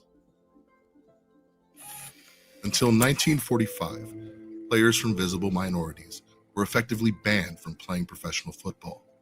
But that very same year, Samoan broke the color barrier in the NFL. With a culture of dedication, perseverance, family, and respect, pro teams turned to Samoa for talent, giving the small island a chance to showcase its skills and culture on a global stage. Dude, Polamalu? That guy was a fucking beast. Samoan pro football player, trailblazer, hero. Today, over 53% of players in the NFL come from visible minorities. There has never been a more important time to see what unites us. See the good. Dude, Samoa Joe rules. What the fuck? So AEW recently filed to trademark the swirl. So these guys are the swirl right there, in case you didn't know. And then AEW star Wheeler Yuta filed to trademark his in-ring name, Wheeler Yuta. So that, I don't know, you can go to the E. Speedball Mike Bailey speaks the truth when he says right now is the best time in history to be a pro wrestling fan. The Steiners? Well, now is the best time in history to be a pro wrestling fan. I mean, pro wrestling this is my controversial thing, but pro wrestling now is better than pro wrestling's ever been. Yeah, absolutely. Right? In terms of just how the sport has grown, and what's really making it happen is promotions working together, and the fact that there's like a global network of wrestling promotions cooperating. And I mean, like if you look at, for example, the relationship between AEW and New Japan and CMLL that's going right now, not only is it good for pro wrestling, but it's culturally. And they don't talk about Maple Leaf Pro. Like, that is an AEW. I'm fucking telling you, they got Canada unlocked too. That is an AEW, like that's their TNA essentially, or whatever you want to call it. Like it's like their ECW. They can poach whatever gets over there, and then they'll borrow their talent and shit. Great. It's a great way to explore different cultures and see the rest of the world through professional wrestling, and that's really something. Like, when you talk about wrestling historically being but weirdly racist. Right, and that when I say MLW, I meant MLP, Maple Leaf Pro is what I'm talking about. The people from outside America are the bad guys, and the American guys are the good guys, right? That's crazy. That's not how it is at all anymore. Now, cultures are celebrated all across pro wrestling, and I think that's a huge reason to want your kids to get into professional wrestling. I mean, I get that part, but yeah, I mean, just back in the day, there wasn't the fucking internet, so it was imposing seeing the Ugandan giant with like the paint on him, and it was like it gets heat and shit. You had to drum up interest. Now you can like tweet shit out. You can be like, I have a big dick, bro, like Matt Riddle. You can be like, my dick's huge, and I'm gonna go fight people. Fuck you guys. I'm out, dude. Peace. Right now, like back in the day, you couldn't do that. So Awful Wrestling posted this. You know, things are terrible when waterheads have to construct fake press releases with notepad, but WBD hasn't said a fucking thing about AEW since last year. Pitiful. So did Drain Bamager make this up? I have no fucking clue. And so AEW programming has reached more than 11 million fans so far this year across TBS and TNT, with AEW Dynamite on TBS ranking as Wednesday's #1 cable entertainment. Like, where did this come from? This didn't come July 2024. Yeah, I just don't know. So this is like a lie because nobody, like Awful, looked it up, and he would know if they said anything. And this is the last time they said anything was in like May 2024. Yeah, I really don't fucking know. If they made that up, it's a conspiracy. Now Awful's conspiracy theorizing. So Tony Khan, we have another Tony Khan live, ladies and gentlemen. Here, before we get into this, I'll check in with chat here.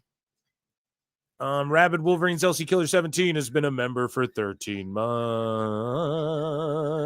Oh my God, it's the greatest thing I've ever seen. Thank you, guys. Make sure you become a member. Make sure you support the channel any which way you can. And yeah, every Monday I do a member show, so make sure you guys tune into that.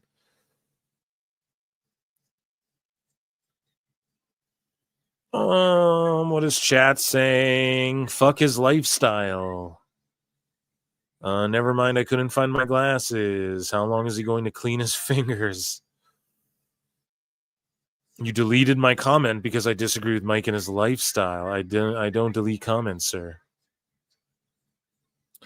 I disagree. I've been a fan since 1988, and one thing I can say for sure is Mike Bailey is... Okay, you are angry at Mike Bailey. No. Okay, WWE don't want wheels, useless. Yeah, okay. Doom scrolled far back enough. Okay, guys, we have a fucking Tony Khan live. I'm so excited. I saw this while I was on the air with fucking as soon as Husey dipped out, I saw this, and he's with Taz. So these have been classic fucking bits. Let's take a look inside the mind of Tony Khan. Yeah, nobody deletes comments, bro. Like, you have to say something pretty egregious, but YouTube might be like, I don't know. They change shit all the fucking time, and I don't know. They're just like, I have words in there too that you can't fucking pipe off with either. You know, that I put like, because I don't want people ruining my shit. Anyways, let's get into this. We have the best guy right here. We have the best guy right here. You guys are crying about fucking comments. Let's go. Here's the best guy is Tony Khan. And here's Taz. And let's take a listen to what went down. 34.6K views. And we are live. This guy and action. It's really, I got a single cup. I'm going to get 2 more, but throughout the evening. You'll notice throughout the evening, I'll have 2 more cups, possibly 4. Now. Hey, everybody. It's great to be here. We've got a great AEW Wednesday Night Dynamite coming up. I'm here in Philadelphia in a trailer outside the 2300 Arena, and I'm here with a true legend of this great venue, a true legend of this city, AEW Dynamite host, Taz.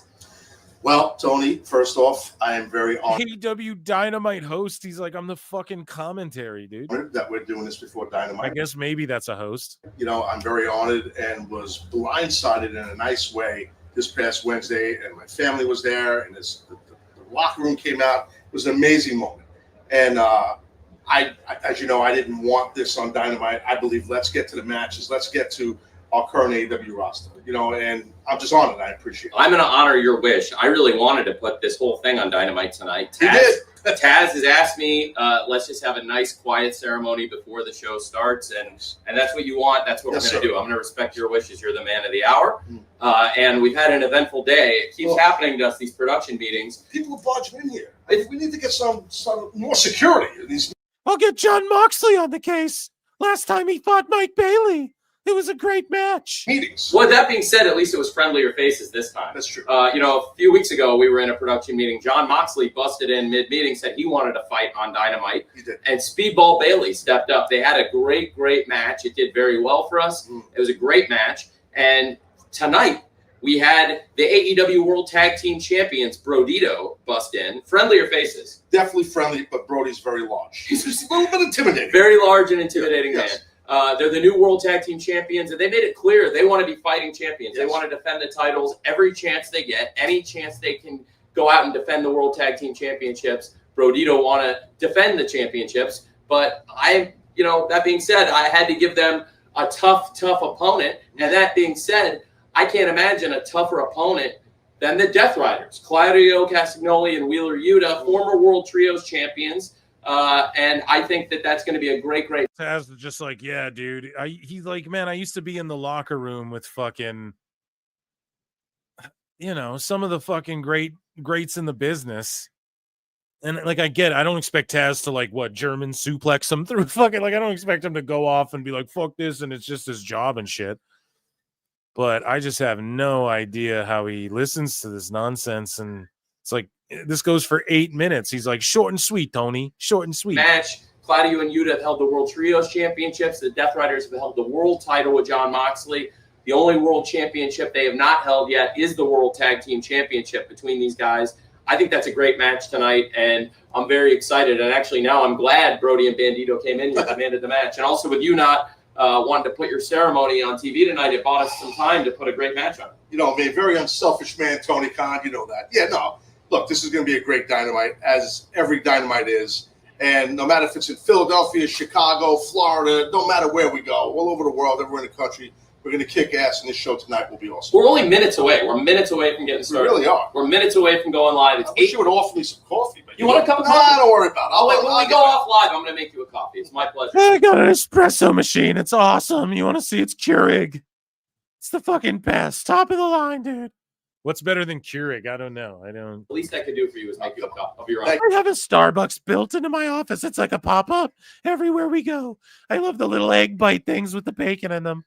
It's great. Thank you very much. I'm excited to go out there. I wish we could do it on Dynamite, but you don't want that. No, I don't. I know because we got a lot going on in the show, and it's not about me. This is not me being a martyr. Anybody who really knows me knows how I am. It's not about me. Really. This is an awesome tribute, which I'm so proud and honored, and I appreciate after all these years, you who. After all these years, I guess 6 years. Yeah, I mean that's a chunk of time, but the fuck, he's talking like it's Dixie Carter over here. We're not part of that company. You were a fan of it, but for you, that company, WWE. Oh, so he's trying to say for all these years you weren't a fan of this, or is he talking about ECW? This is the fucking problem. Tony's a mark of all these companies, bro. He was writing Meltzer reports about WWF house shows. As an ambassador of the business, you're giving me this, and I appreciate that. And the least I could do is not take time away from our current. And this is what's crazy. You have to be like, we're ready, and 3, 2, 1, action. And then Tony's like, okay, Red. Okay. Hi, I'm here with Taz. And it's like, so are you guys working or not? Is this a work or not, Taz? In order to get Taz to be nice to him and put him over, it's got to be like a work situation. I don't want to do that. I don't. That's just not, I'm not about that. Well, you are a big part of AEW. You're a big part of the team here. So I would love to do this on Dynamite, but I understand what you want. You want us to have wrestling matches. And thankfully, those guys did come in here and look for a fight. So that worked out well for us. It's going to be a great match for the World Tag Team title. Former World Trios champions, the Death Riders, taking on the World Tag Team champions, Brodito, tonight. We also have so much huge action. We have a huge TBS title fight, and Riddle has a huge dick. I don't know if you do that. Personal situation between Alex Windsor and the champion Mercedes Mone. Yes, absolutely. That's going to be a battle. I mean, that's a. Well, you got to say the name right. Windsor. Did they do it right? You did very well. That was Windsor. Very good, Taz. Very good, Taz. And speaking of big fights and great champions, we've got some of the top. There's actually nothing even in this cup. I'm pantomiming. I'm rehearsing for when I get back on screen. It's great. Champions in pro wrestling lining up on opposite sides tonight. And it's going to be very special when the TNT champion Kyle Fletcher teams with Josh Alexander and the Young Bucks. Interesting team right there. Very really interesting. All-star 8-man tag tonight against Jet Speed, Kenny Omega, and the AEW World Champion Hangman Page tonight, minutes from now. It's not often you get to see the world champion compete on free TV. Fucking every week you get that in AEW. We do that here, which is cool. You know what I mean? Absolutely. It's really cool. And to get the world champion. There's a reason you don't see that. Champion Hangman Page back teaming with Kenny Omega. That's pretty special. Former World Tag Team Champions, right? I mean, and so it's like seeing those two guys and the chemistry they had. I remember calling some of those matches when they were a cohesive unit, a team. just phenomenal team for sure. So yeah, that sounds like an awesome, matchup. Yep. It's going to be really great. Actually, was your first night in AEW at the third episode of Dynamite in Philadelphia? Was that your first night here? See all the stuff I remember? Remember how I remember your first time, Taz? Please like me. Yeah, I did the AEW Dark. That's right. Excalibur and I think it was just me and Excalibur. Yeah, and that's right. It was Philly. Obviously not here at the 2300. How the camera goes to Tony. That's right. Yes. That's true. The gimmick building we're at. Oh, it was a nice building. Oh yeah, it was fucking amazing. It was great. Temple University. That's gimmick in a nice way. It's a Liquor beautiful Center. building. It's a beautiful building. Liquorus Center. That's very nice. It was a beautiful, beautiful venue, and that was the first. I love the building. It was a great building. The first ever. It was great.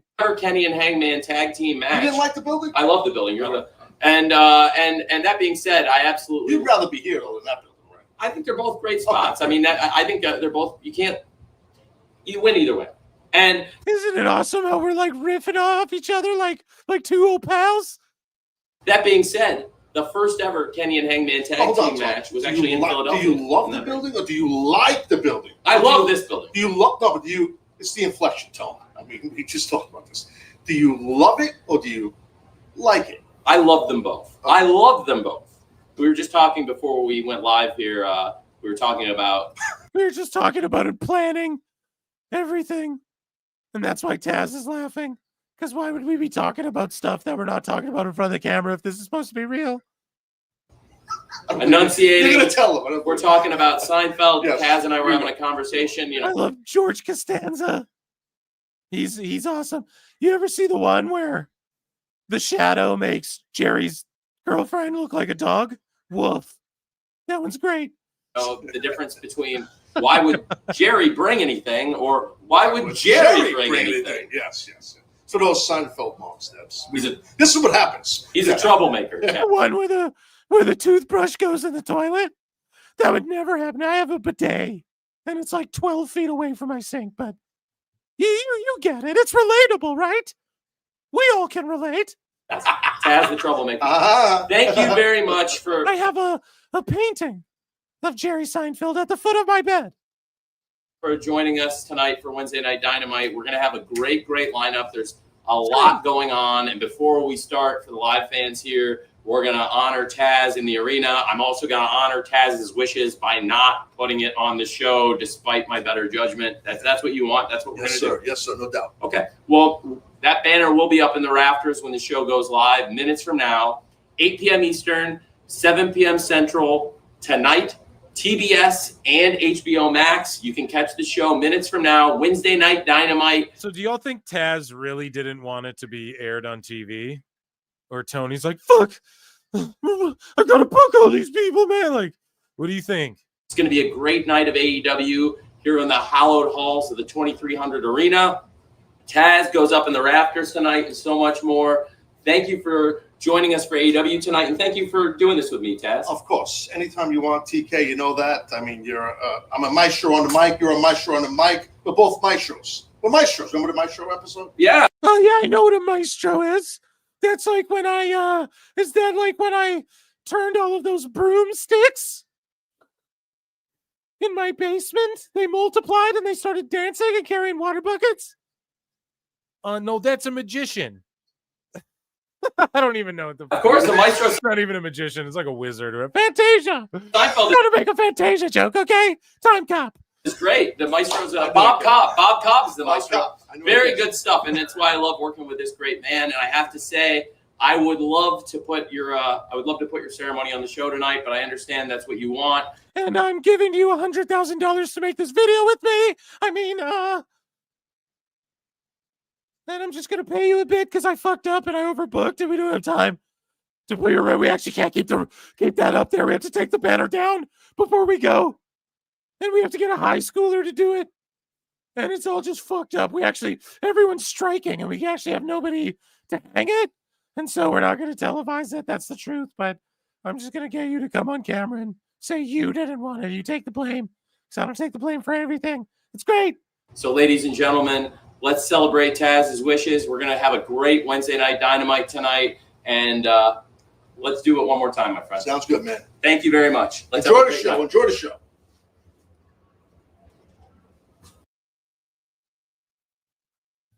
Man, and that, ladies and gentlemen, that was fucking awesome, dude. I love those fucking lives he does. That, ladies and gentlemen, was AEW News 2.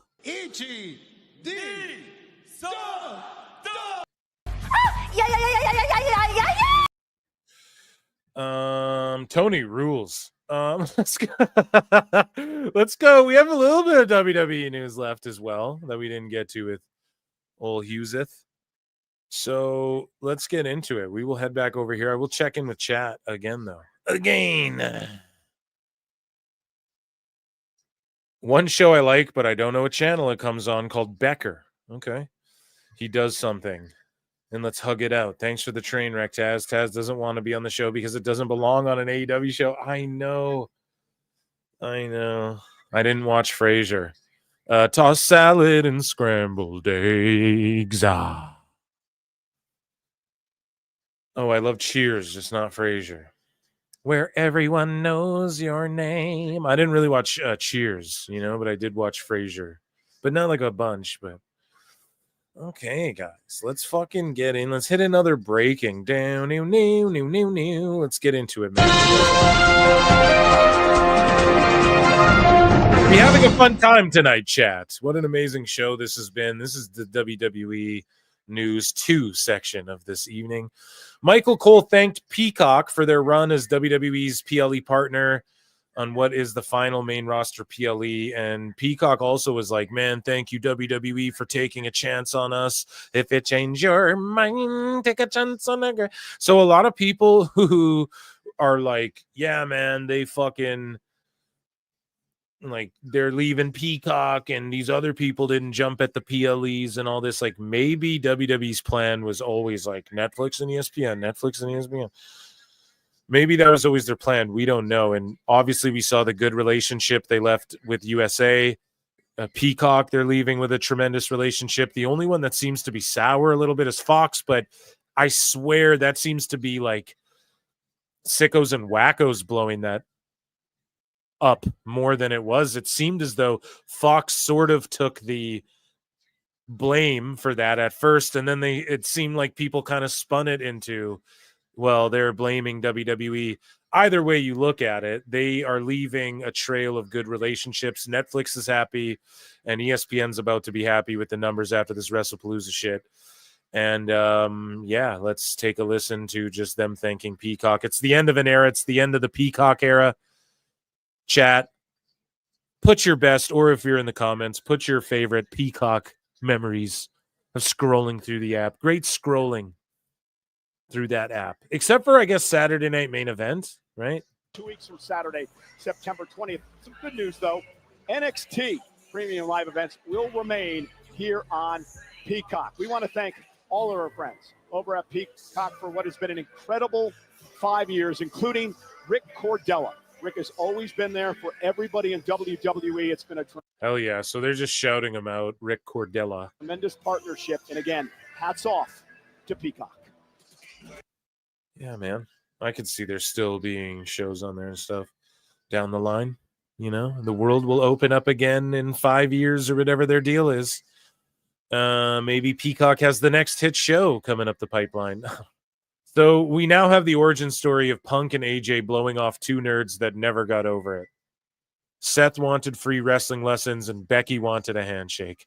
So again, the same way in real life, Seth is like, the story goes like he wanted free wrestling lessons from Punk. Here's from Becky's book, The Man, where she felt disrespected by AJ as well. So it's fun that we're getting this like shoot, work, shoot brothers.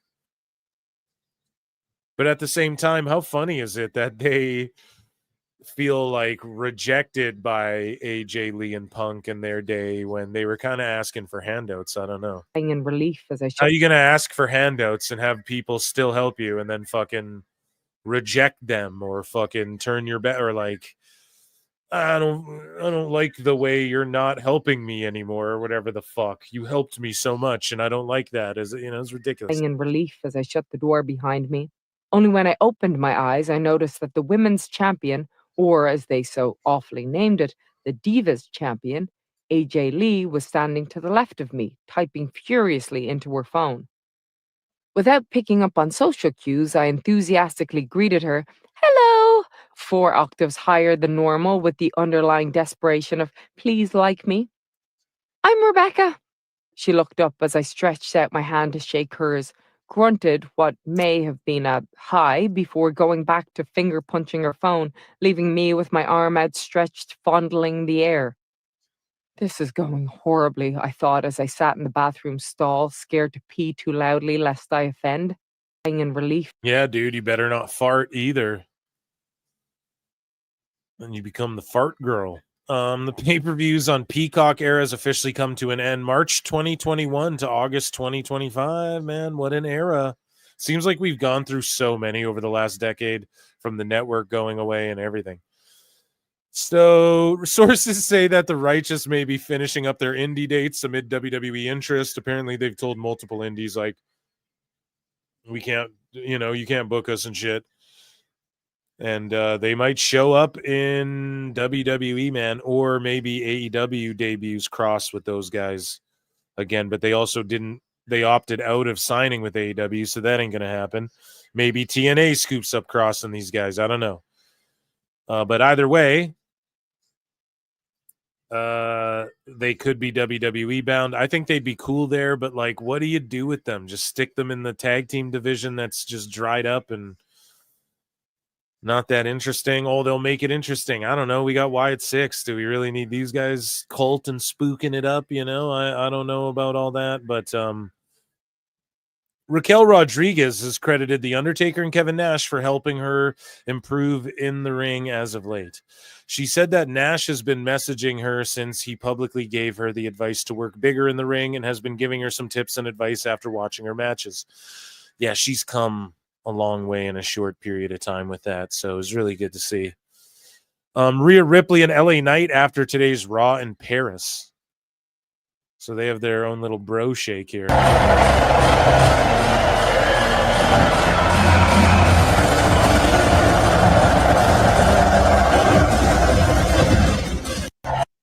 That's cute. Logan Paul wasn't happy with green shirt guy at Clash in Paris. Fucking green shirt guy. I know you're behind that. I know you're behind that. And that's wrong. That's wrong and you know it. All I do is give. All I do is give to this industry. How dare you? How dare you? Honestly, how dare you? A parasite. You know what a parasite is? I'm gonna fuck you up, green shirt. I'm gonna fuck you up, green shirt guy. Dude, Logan's so good. He's so fucking good, dude. He was just made for this. Was made and Crypto Zoo. How's that? Sounds like a fun time. I might invest.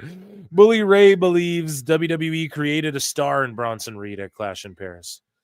I think so too, man. It was just I was looking forward to that match because you knew Roman was gonna put on fucking great matches with everybody, man. Puts on great matches with fucking everybody. So I don't know what people expected with that, and Bronson's awesome. Again, they're all like, "Oh, he had bangers with Okada," and it's like, exactly. I loved how long the aftermath okay. Because it took so long and it was so drawn out. I never was looking at my watch because I was so emotionally invested into what they were doing for Bronson at that point. It took so long, but in my opinion, it was so well done. And they only remember the finish.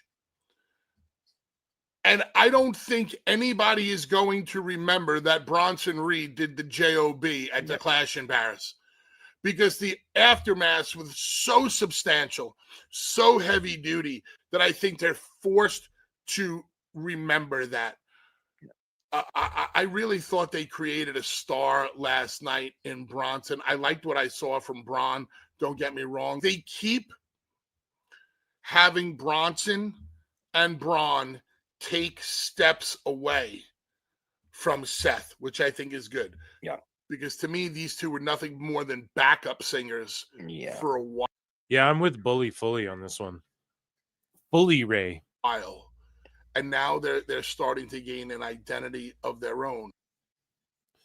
Yeah, I agree, because I was kind of boo-booing on the fact like Roman's gonna win this, even though I picked him, but it was like he's gonna win this. He's gonna go over Seth's whole faction type shit, and that's gonna bury him. Or I think I may have picked Reed, actually. I don't remember, but either way, we had discussed on the show is the point I'm getting at, okay?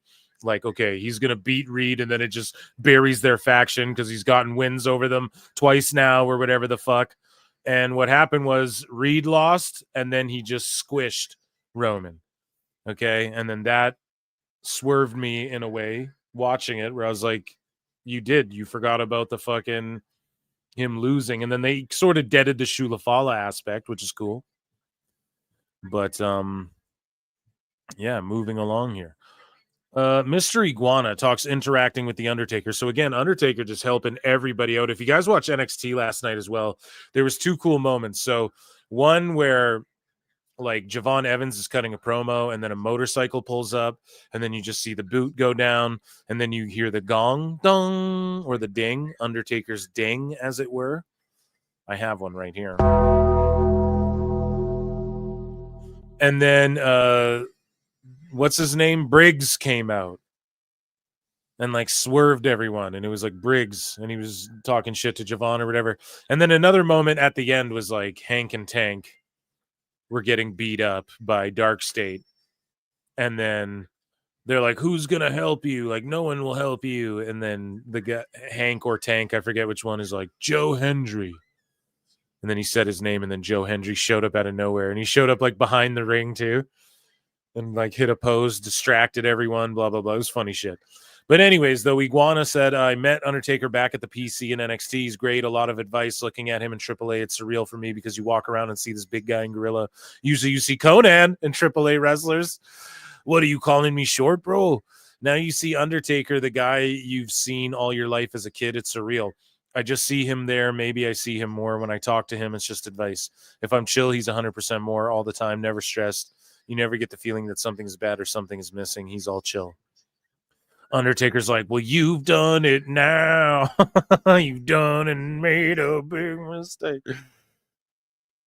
So Ridge Holland explains the steam pig or sweat hog or whatever the fuck. He says, since people are asking, think of a steam pig as rugby league slang. See, I called it. I was like, what is this, like a rugby thing? I don't get. Rugby league slang for the most brutal, or maybe he just listens to PWT and stole this, for the most brutal blue collar type of forward. Thick set, low to the ground, pure power. I don't play with finesse. It's all about collision, impact, and intimidation. Those aren't our shows. Fans call me Steam Pit, Collision, and Impact. Hey, now, I'm suing you. Fans call me a steam pig because I charge head down like a battering ram, and Rhino was taken, so, you know. So was Moose. So pretty much it was like I could call myself the Ram or Steam Pig, you know. Pumbaa was an option. Wearing down my opposition until there's nothing left. It's a badge of honor, a reputation for being the hardest man on the field. Okay. And I couldn't call myself the Boar because, you know, the Boar, more like B-O-R-E. Oh, it's a Norm Macdonald joke. Kelly confirms she has signed. I don't know why I did the it's a Norm joke. You guys ever see where Norm's on that late night show and then that lady's there promoting the movie and it's like, she's like, yeah, it's called Head of the Board or whatever. And then Norm Macdonald's like, is it spelled B-O-R-E-D? And fucking just destroyed. I'm sure you guys have all seen that clip. It's a legendary. It's a legendary clip. But Kelly confirmed she has signed a Legends deal. Speaking of Legends and Legendary with WWE. After all that shit she's been talking. Speaking on There's No Contest podcast, WWE Women's Champion Tiffany Stratton gave her perspective on performing as a heel versus a babyface. She says it's 10 times easier as a heel. She's like, you can mess up and you can fall on your butt, and that's totally fine. As a babyface, the crowd could turn on you. She's like, her current role as a fan favorite was not a planned creative decision, but an organic reaction. She's like, I never changed anything. I just started getting cheered. As a result of the crowd's support for her heel character, she explained that she is now adjusting to her performance. So yeah, she's like a fucking tweener, essentially. She just confirmed like it was an organic thing, but I'm still kind of being a fucking heel, but blah, blah, blah, you know? Ric Flair blasts WWE 2K25. He's like, unless you're on the cover, it's nothing. Woo! Yeah, that's every fucking 2K game or sports game. A bunch of these players, Charles Barkley and shit, a bunch of them aren't in the games ever because they don't pay a lot. You know? But it's about the fans, god damn it.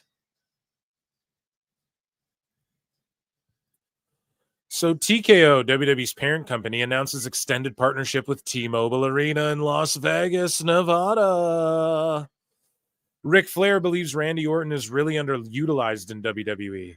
And he says potentially because he made somebody mad. Randy's really underutilized. I don't know why. I think maybe he made somebody mad along the way. Randy's not afraid to say what he thinks, and that's not always popular. Dude, his lower back's fucked. Okay? That's what it is. And Husey, allegedly, he called it out on the show. He was like, look at that fucking guy's back. But, I mean, allegedly Cena's back is like a little touchy right now, you know? And, I mean, their fucking guys are getting old and shit. So here's Brandon Thurston. He's like, following UFC and WWE media rights increases, TKO announces doubling in pay for shareholders. The quarterly dividend will now be 76 cents per share. Don't forget the stock buyback program. And then he goes on to say, if you're Vince McMahon, for instance, has to bring up Vince, likely the largest shareholder that's not a financial institution or endeavor, and you have 6.4 million, we'll say, TKO shares, you go from getting 2.45 million per quarter, 9.8 million annualized, to 4.9 million. So they did something where you make a bunch of money and you make double your shit. And he's, of course, going to find a way to spin that negatively. Vince McMahon, you should have paid that broad. No, I'm in a weird, sick, morbid fucking way. It's good he didn't because now we're here. But like, not that anyone may or may not have been victimized, but wrestling is way better. You can look at the Google trends too. Like almost 5 years. It's been like 5 years that Trips has been like majorly running things, right? And I can't remember. I saw the Google trends posted. It was like 4 years ago or something is where you just see this huge spike in interest in WWE. So, I mean, some people might hate it, but Triple H knows what he's doing in that aspect, right? Like,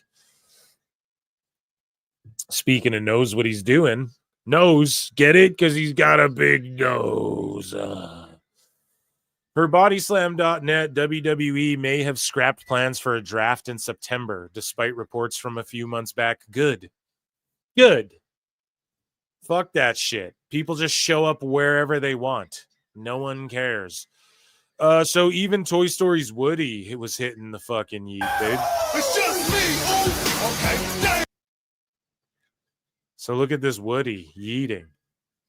Pause. Hold on. That's crazy. If I look at that Woody. No, wait. That's still not good. God damn it. So Bruce Pritchard comments on WWE and Triple H listening to the people that are buying the tickets, not the ones that just want to critique it. Our job is to piss the... Well, let's hear him fucking say it. Fanatics, chill, brah. Chill. However, you're listening to the people that are buying the... Chill on YouTube, Fanatics. Fucking chill, boys. It's all good. You want people like me e-fapping these clips and talking about your shows. Tickets, and that's key. 100%. Listen to the folks that are buying tickets and watching the television show, not the ones that just want to critique it. Sure. And they will tell you what's working and what isn't working. They will. You got to listen to the fans, pal. Yeah. And you can either take the opinion of, well, I know better than them, or you can have that open mind and say, wow, I didn't look at it like that. And if you listen, the audience will always help you and tell you what's working and what isn't working. You just have to be honest enough and open enough to listen. And I think that was an important thing that Paul did. Paul loved to come out and talk to people buying tickets. Find out what they were into, right? Yes. Yeah. What do you like? Who's your favorite? Yeah. Really? Why? Who? See, that's cool. Like Vince was this inaccessible fucking guy that everybody had to line up around the block to fucking talk to. And he was a guy that was intimidating and shit like that. And Triple H is more like, even when you watch the Unreal show as well, let's say that that's true when he walks up to Tiffy and is like, was that written or did you go into fucking, and he knows, but it's just a matter of like, are you going to lie to me or not? You know, that's why people do that. That's why the principal drag in the office, say some shit. They already know the answer. You get caught lying, you know, everyone's been there. So, I mean, if that's the way he's handling it, it's just direct and upfront, and it's not him freaking out. You're hired. Gotta get that fat piece of shit out of my office. Who do you not like? Yeah. Is there anybody out there like you seem like a fan that reads the magazines? Who's out there that you would like to see? Yeah. And he would listen, and then he would go, okay, hey, Bruce, find this guy or whatever. We would then go in search of that, so you would bring the audience what they were clamoring for. And our job is to piss them off at times too. Sure. So if you piss them off, that's good. You just don't want to piss off the audience in the wrong way. Sure. And yeah, probably listening. Listen. It's the best advice I've ever gotten from any most successful people before me. Well, Listen to the people. And if you don't, you're fine. So WWE's getting sued after fan claims he slipped on an unmarked puddle at Monday Night Raw. Now, I don't know if that's on WWE or the fucking venue. So likely, I mean, will this even get settled? I don't know. It seems like this guy could have taken a dive for all we know, but that's on the building, no? This guy got permanent pain and suffering. So the lawsuit accuses the first three parties of negligence. So yeah, they're suing the Ohio State University that owns the Columbus Sport Arena and Entertainment. And they're being sued as well in the WWE, of which plaintiff was a member, a duty to maintain the premises in a way that was free of any hazardous conditions. So just none of this will fall on WWE, but maybe the building, legit. Like, if you slip on ice in front of a fucking Burger King, I'm pretty sure you can sue them and shit, you know? If you get sufficient enough damage or whatever. So, yeah, I think WWE's in the clear. Speaking of in the clear, I don't know what kind of transition that is, but it is Ren Sinclair and Ren's Day. It is a happy Ren's Day here today. PWT Wednesday, of course, falls on Ren's Day, which also happens to fall on Rusev Day. And so let's check in with Maddie Renkowski, Ren Sinclair, and see what she's got to say this week here on Ren's Day. Hey guys, happy Ren's Day. So today we are doing a long overdue Ren's Day rankings. So overdue. Let's go ahead and get started. So on the bottom of the pyramid, we have Ren Sinclair. I disappointed Charles. I disappointed Kendall Gray. At least she's honest, man. She'll put herself at the bottom when it's warranted. And Charles believed in me, which leads me to my next pick. Charles, you believed that I could do 2v1. Granted, you ended up finding me a partner, which is why you're still on the pyramid, but you did move down a slot, which leads me to my next one. Ren Sinclair. I did make a pretty good partner, though. Which also leads me to my next one. On the second tier, we have Kendall Gray. I know she's going to get mad at me for that photo, but I didn't have a new one. Anyways, Kendall, thanks for being a great partner. Charles did say that normally when someone is getting pinned, you should probably let go of the armbar, but that's fine. We can go over that later, maybe. I don't know if he wants Rendell to happen. Anyways, next we have Ren Sinclair. A couple of weeks ago, I did a thing where I sang a song, said a name, and you were all like, whoa! And I was all like, whoa! So that's why I'm there. And at the Who's at the top of the pyramid? Who is number one, chat? Who will it be? Drum roll, please. It'll be Ren Sinclair. Top of the pyramid, we have someone who's just so passionate about where they're from. They're so loyal, so strong, so true to themselves and the place they represent. We have... Oh. No. Oh. My bad. Hold on. Ren Sinclair. There you go. Swerved us. Got swerved. Skeet, skeet. Swerving on us. And that, ladies and gentlemen, was Ren's Day. And that was... that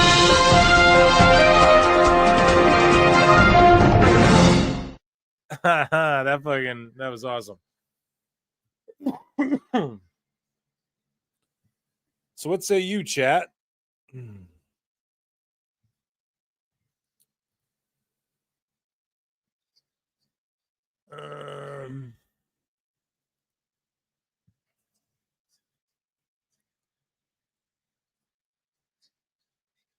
So the Bucks are coming out. I'm just listening to what these goobers are saying.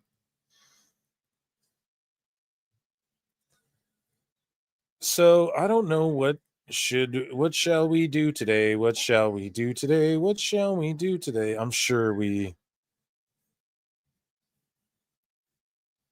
have a sicko segment we could run through, couldn't we? You goddamn know it. Let me check in with chat here. What's chat saying? It's more over than the Young Bucks nationwide arenas where the Jackets play. Here's one reason why the IWC and dirt sheets are weird people. They would sue WWE if they fall from a banana peel and say it's WWE's fault. Ren has a two-dimensional head. We will not tolerate any Ren hate here in this chat. Banned. Deleting comment. No, I'm just kidding. Why so many all-star tags? Because Tony has fucking 3 ideas. 3 fucking... Oh my God. Ladies and gentlemen, joining us on the show. What a very special moment, because we have 300 people watching. Over 300, fluctuating, on X and YouTube. However, we are only at 63 fucking likes on the Clips channel. And I've had somebody waiting in the green room this whole time, ladies and gentlemen, and his name is Chris Jericho. I look and see it's not just me. So many others have stood where I stand. We are the young, so raise your hand. They call us problem child. We spent our lives on trial. We walk an endless mile. We are the youth gone wild. We stand and we won't fall. We're one and one for all. The writing's on the wall. We are the youth gone wild. Let me get wild. Yay!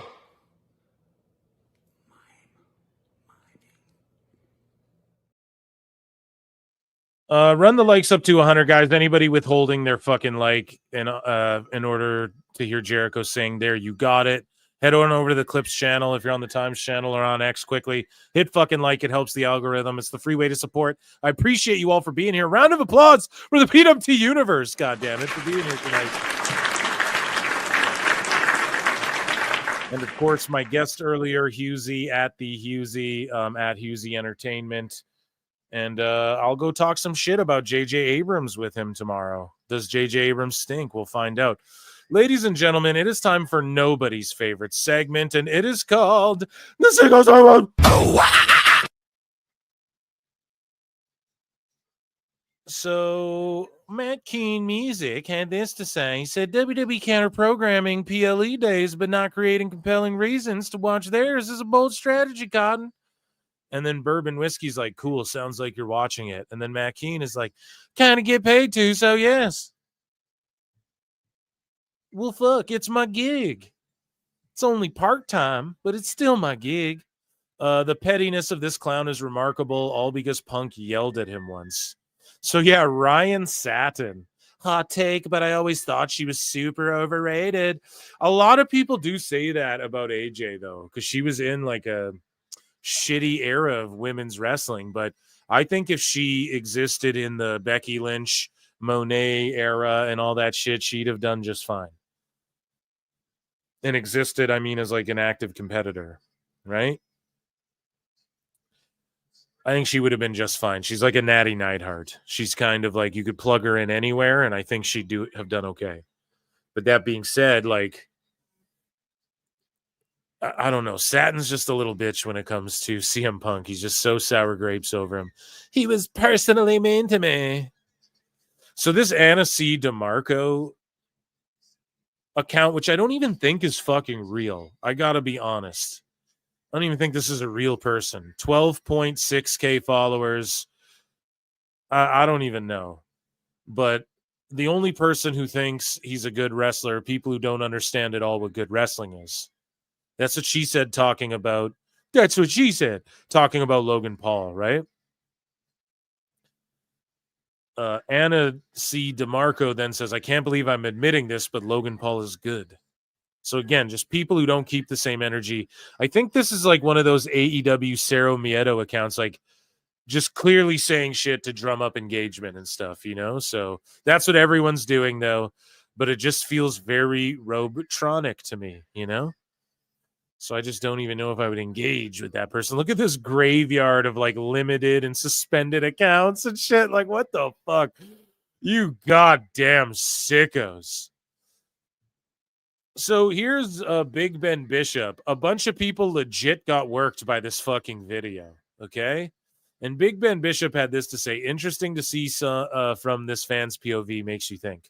And he posted this video of himself pretending to be like a sicko, essentially, a neckbeard. Hey, everybody. I just saw the viral video of Rhea Ripley in Paris prior to the WWE Premium Live event, Clash in Paris, sponsored by Slim Jims. So everybody's really outraged about what happened. I was actually one of the fans that politely walked up to Rhea Ripley and just wanted to get a picture with my favorite wrestler. You all forget that we work our spend our hard-earned money on the WWE and the deeper breath, professional wrestling as a whole.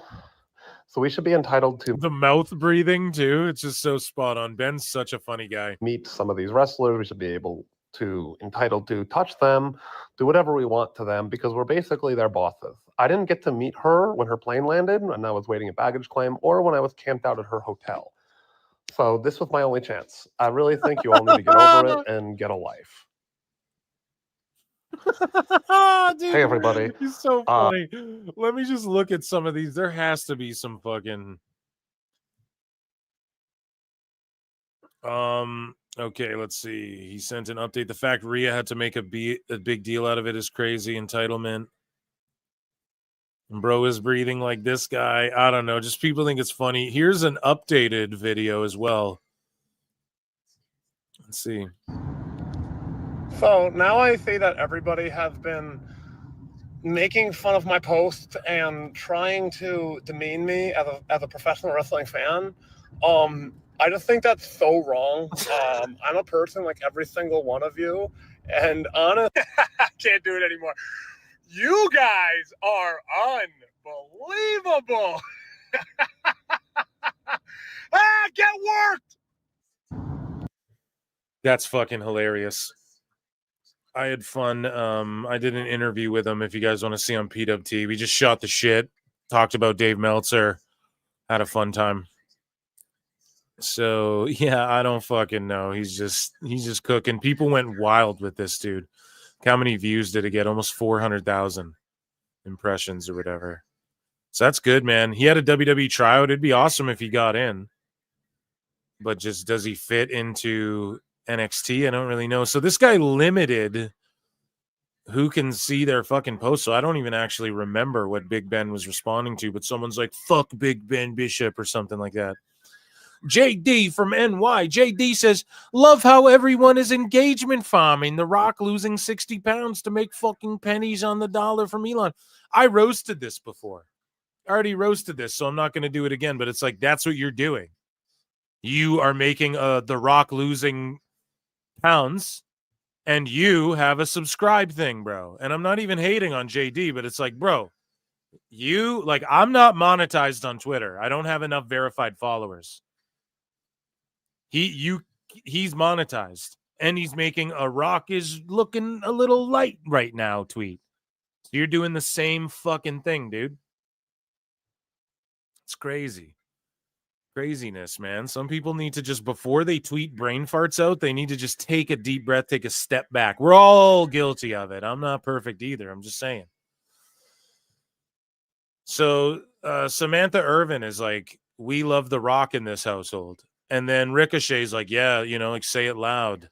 And then I had to screen grab this so everyone can see. It's not like I won't quote tweet Ricochet. You guys already know that. We've had our back and forth, right? But it was just one jab each. It wasn't really back and forth. But pardon me. I just quote tweeted this essentially, or I screen grabbed it. I just wanted so people could see both things that were being said. And I was like, I'm sure Rock would love seeing him shitting all over WWE constantly, though, and calling their fans fucking crazy. They're dumb fucking, like, that's the shit he says online. We love The Rock in this household. Okay, well, he would see you say that shit, and it wouldn't be like, oh, it's just a work, man. He wouldn't. Shut up, bitch. No, it ain't a work. Stop talking shit. Chief Wahoo, who's been a member for 3 months, said, dude just made the lisp. That is fucking amazing. You just made the list. Dude just made the list. You just made the list. That's good shit. I don't get to use that sound anymore. So Sean Chan, alleged stalker, alleged stalker, isn't he in fucking jail for it or something? Man? Allegedly. Seeks release from jail ahead of November trial. Oh, so he hasn't gone to trial yet, but he's still in jail. Yeah, I think it's pretty cut and dry. That's him entering the house with a fucking gun, and he's Canadian, so how did he even get a gun like that? And he traveled from Canada, didn't he? To, like, stalk her out. So, yeah, lock this motherfucker up. These liberal-ass judges will let him out. And the world's going to shit. And we're going to have to send ICE to deport his ass back to motherfucking Canada. America. Fuck yeah, right, dude? Send ICE on his ass right now. No. He's a Canadian, though, so it's funny. He gets deported back to fucking Canada. Yeah, dude, you're here illegally, dude. Illegally firearm. Hey, I don't... Canada's like, he's actually too violent for his buddy. We actually don't want him here, guy. No, this guy, lock him up, throw away the key. I would just say, like, who knew he had like rope and fucking duct tape and all this shit? And it's a shame that he actually had to like tie her up and kill her in Minecraft to get the full extent of the law. We know what his intention was. What was his intention? Just sit down, please, Liv. I just want to talk. Like, I love you, please, if you just go out on a date. I swear I won't hurt you. Would you fuck me? I'd fuck me. Like, what is the intention here? We know what he's trying to do. But it's crazy that he has to, like, actually do the thing that haunts her, the idea of it, I don't want to be insensitive here, but, like, come on. What the fuck is the world coming to where it's even, like, a question? Of like, oh yeah, should we let him out of jail? Crazy. So here's Elbu. And he goes, listen, conventional logic dictates they would at least move the show up a few hours. But broadly, when it comes, this is talking about All Out versus WrestlePalooza. But broadly, when it comes to this, where would the line be? And where does it stop?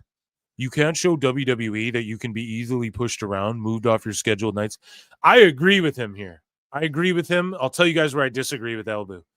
Etc. September 20 will be the most aggressive counter programming that AEW has ever faced, but they've come out very well throughout this year against the passive aggressive. No, it's not passive aggressive. It's directly like, fuck you. When is your show? Oh, we're doing a show that day. When is your show? We're doing a weekend that day. It's not really passive aggressive. What's passive aggressive is when Tony's like, well, you know, that other company, those other companies that do cash-ins. That's passive aggressive. WWE's like, we're just stepping on their throats. Right? So head to head is, I think, the opposite of being passive aggressive. But hey, what do I know, Elbu? Anyways, most of those weekends resulted in the quality gaps in products being clearer than before, and AEW's buy rate still being very healthy. So most of those weekends resulted in the quality gaps in products being clearer than before. Right, for WWE. Yeah, you're right, dude, for WWE. You're trying to say for AEW, Elbu, and this is where you just start taking L's. Like the midway point here, you just lose the plot. Yes, for WWE. They garner. Do you know how we know this? We can measure it. If you want to argue subjectively, okay, in your feeble mind, Elbu, yes, absolutely. They won the weekend was AEW's, bro. My Twitter feed was all okay for sure. But if you want to measure these things, if you want to quantify these things, there's a way to do that. And I think there's objective ways to do that when it comes to production and aesthetic and the way the stars are presented and everything and the way the matches are received. So I don't know, man. And AEW buy rates still being very healthy. No, they're not. That's why Dave was so fucking scared. That's why your daddy Dave was so scared, and he's actually starting to melt down now a little bit when it comes to like, oh, they shouldn't go head to head, Brian. And he's like melting down. I have clips about it. I have videos about it. You guys can look them up on the channel.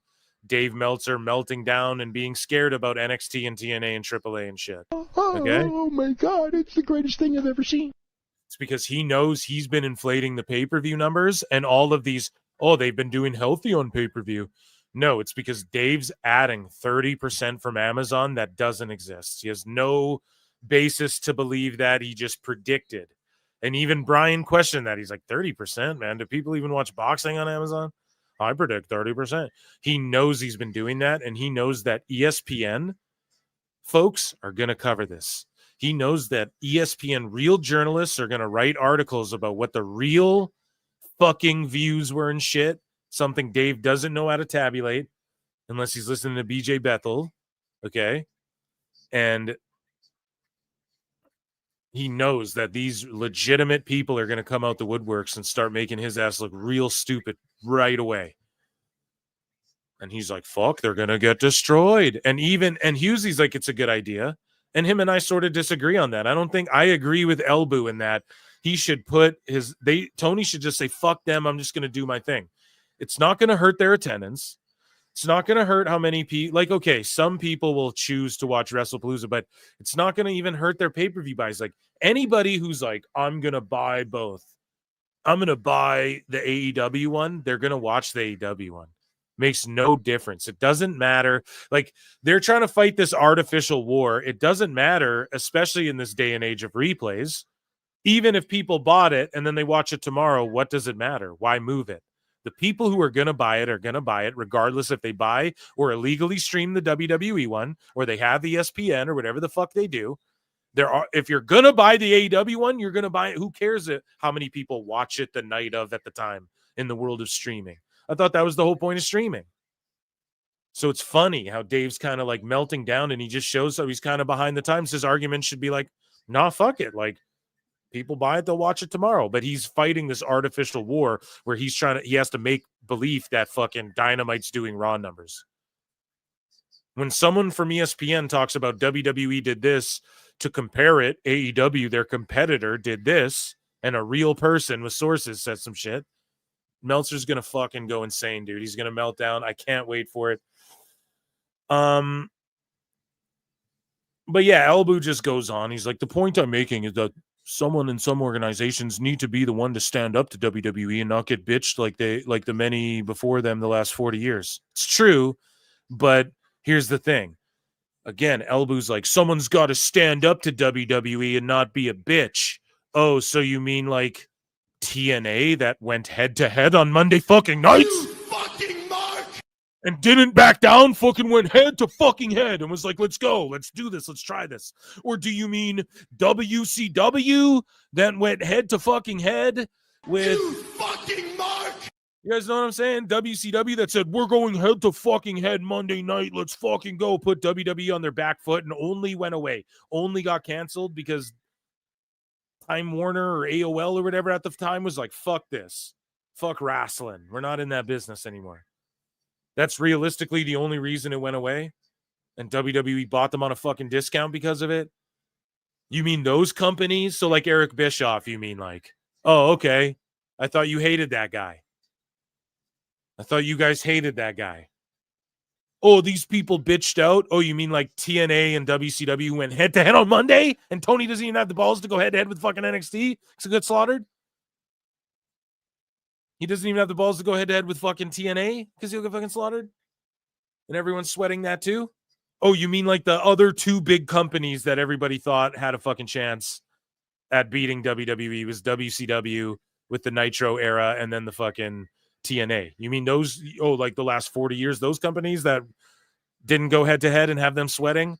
Like, it's so stupid, man. And these guys, like, he sucks Dave's dick, Elbu does, and goes, yeah, I've been studying the Observer. And Dave's like, you're infinitely smarter if you study the Observer. Meanwhile, this dumbass doesn't understand these other companies did go head to head and put them on their back foot and didn't take their shit. This is the first company really to just talk a bunch of shit, then bow out. WCW did go head to head. They spoiled results and everything. I don't know what the fuck. It's crazy, man. It's like these people don't exist in reality or some shit.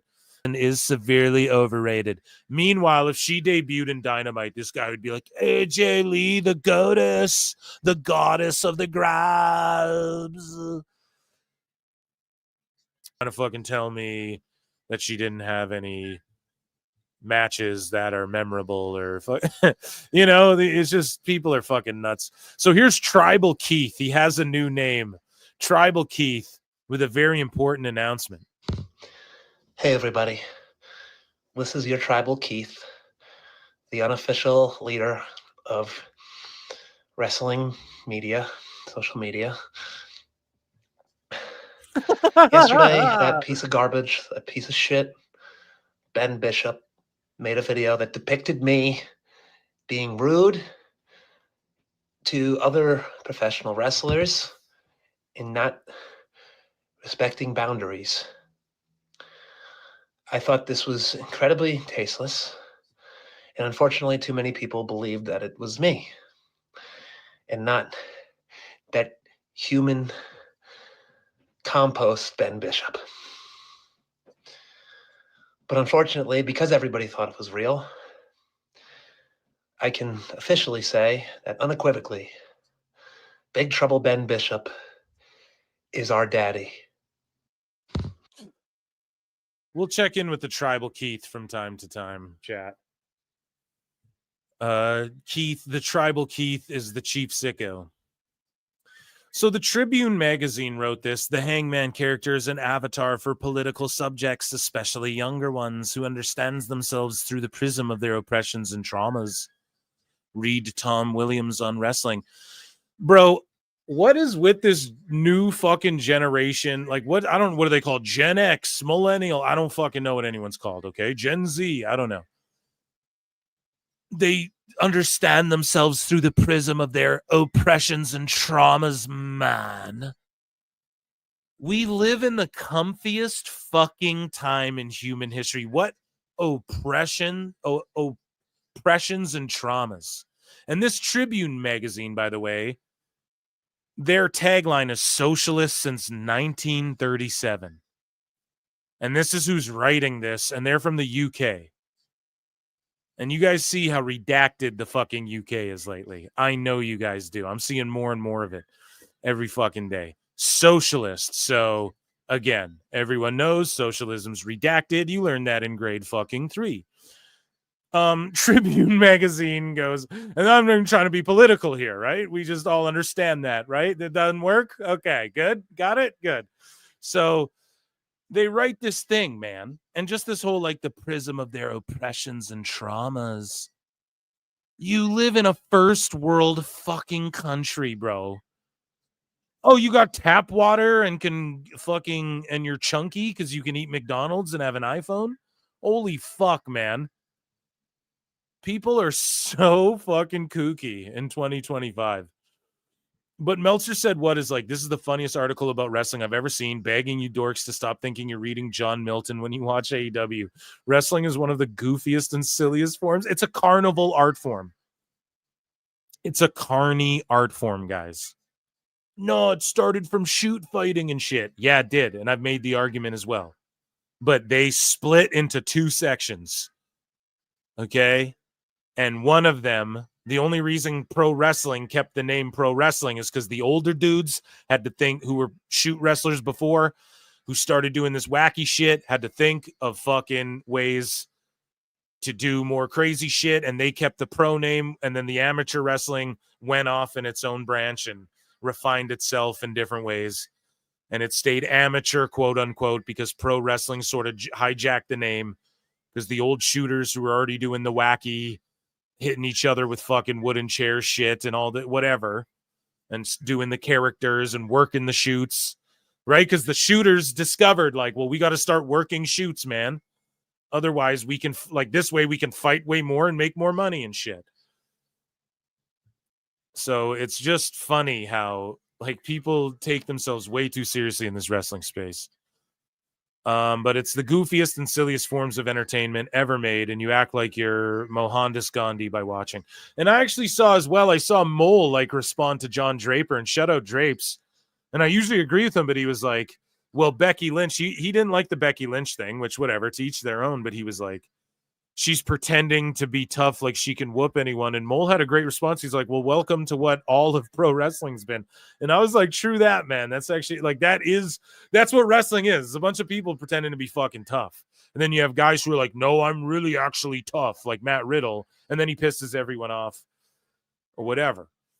So anyways, let's read some of this shit. World Wrestling Entertainment, the industry powerhouse that has been unrivaled since buying out World Championship Wrestling, its former competitor in the early 2000s, is fairly openly aligned with Donald Trump's administration. That's how this article opens? Who gives a shit? So what, should they be aligned with Biden's administration? You know what I mean? What's the, like, what should they be aligned with then? It's crazy. I don't think they're even aligned with it. Oh, Triple H is on the health thing. Cool. Does Triple H speak on behalf of everybody? No. Recently, they rehired Brock Lesnar, who was implicated in the Vince McMahon ST scandal. WWE has a close relationship with Logan Paul and Saudi Arabian regime. Its top star of the last 10 years, Roman Reigns, has expressed support for Donald Trump, and co-founder Linda McMahon is a member of Trump's cabinet. Recently, WWE television has featured a masked wrestler from the Gulf of America, reflecting the organization's increasingly open MAGA sympathies.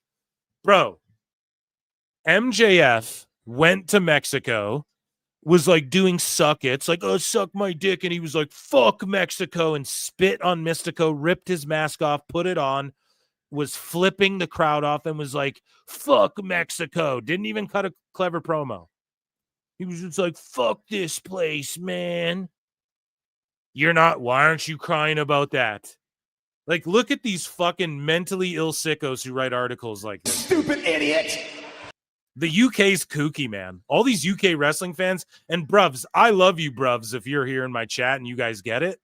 But you guys got it, man. Like, when Meltzer goes to the UK, people line up around the fucking corner to see this guy. Like, I don't know what it is with these WrestleTalks and Cultaholics and all this shit. But, I mean, you guys are kooky. It's going to keep it a bean. Going to keep it a buck, man. Oh, they have MAGA sympathies. So does the Young Bucks. So does Tony Khan and Shad Khan. So does Jericho. His wife was on that day that I'm sure you fucking have spent hours crying about in your fucking article. Right or wrong, I don't know. So, again, this guy's like, meanwhile, upstart alternative AEW is upstart 6 years, okay, maybe upstart, is increasingly leaning the other way. Their version of the world title is now held by Hangman Adam Page, an anxious millennial cowboy. Oh, they're leaning the other way. A cowboy gimmick.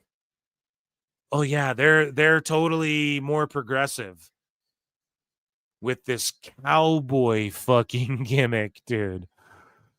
What? Wrestling's not fake!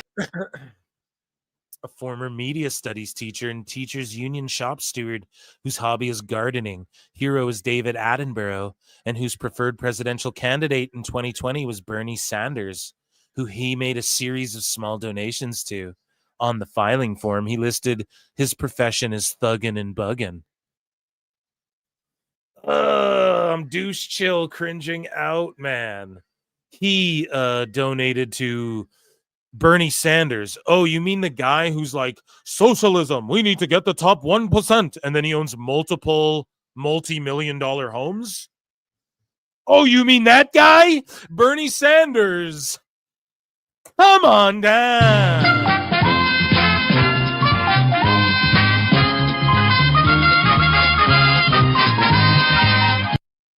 It's crazy, bro. All these politicians like are fucking liars and make shit up. Yeah.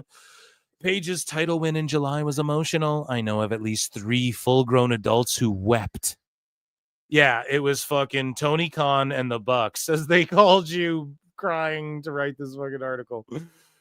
This was partly because the lines between reality and fiction are more blurred than ever. Fans relate to both the character and the person behind it. Paige's title victory came at the end of the well-worn tale of tragedy and redemption, not uncommon in professional wrestling. But what made it so emotionally resonant is that Paige reacted to all the typically preposterous things that happened to him as if they were indeed real. As such, he became perhaps the most relatable, most human character in wrestling. So if Swerve really fucking... Swerve went into his baby's crib and shit. And then Hangman burnt a fucking house down. And that's relatable to people. Sticking hypodermic needles. That's such a real... He reacted to that as if it were real. Because everybody knows that if someone invades your baby's crib, you fucking burn their house down and then stick a needle in their cheek and then suplex them on a cinder block like fucking like a Liam Neeson movie. What the fuck is this guy talking about, man? And I don't know. He's the babyface taking violent revenge. The matches between the two were violent. See, this is what this fucking weird guy thinks is like, that's relatable. Getting violent with people and shit. It's so kooky, dude. That's why the heels are heels, because you're not supposed to like them, because that's not a good trait. I don't know. I'm not going to read this guy go full sicko mode, but like, Jesus Christ, man. In 2015, during the Give Divas a Chance movement, AJ Lee publicly called out Stephanie McMahon, highlighting the disparities not only in the on-air time given a female talent, but also in their pay. AJ played a big role in laying the groundwork for what WWE would later brand the women's revolution, though she never had the chance to reap any of its benefits while still competing. Now it's about to change. So AJ Mendes tags Steph McMahon and says, your female wrestlers have record-selling merchandise and have starred in the highest-rated segment of the show several times. Stephanie McMahon, and yet they receive a fraction of the wages and screen time of the majority of the male roster. Use your voice. And so, yeah, man, people change, and that did change. And again, you're tagging Steph, but Vince was in charge, pal. Vince was like, fuck those bitches. No, but like, kind of, he was. He was like, fuck them, you know? He didn't give a fuck, dude. Clearly. No respect for him. So that all changed once he got out of the way, and I'm sure Stephanie had a lot to do with that. JBL comes out of the gate hot on some sickos and wackos here. You know, this racist shit has got to stop. It's bullshit that anytime you have a black and a white person, one side claims something's racist that they don't like it. Calling Mark Henry a racist? Oh, that's racist, guy. Because you disagree with his opinion? Mark Henry is not a racist, okay? And all these idiots out there that are calling these racist terms, this shit's got to stop. You know, that's what's wrong with so much of the vitriol on social media is anytime you have people of different races, ethnicities, colors. If you disagree with the person, the first thing you do is go racist on them. Bunch of idiots hiding behind their computer. They've done nothing in their lives. And they want to pick on guys like Mark Henry or Rampage Jackson and use this racist bullshit. It's 100% wrong. If you disagree with them, I understand that. But it's not coming from a point of racism. Was there a bunch of racialist stuff? Like I know, I didn't watch because I was so tired of the Raja stuff, but I know MMA Guru made a video on it and people were coming at him hard. Like he said this racialist stuff.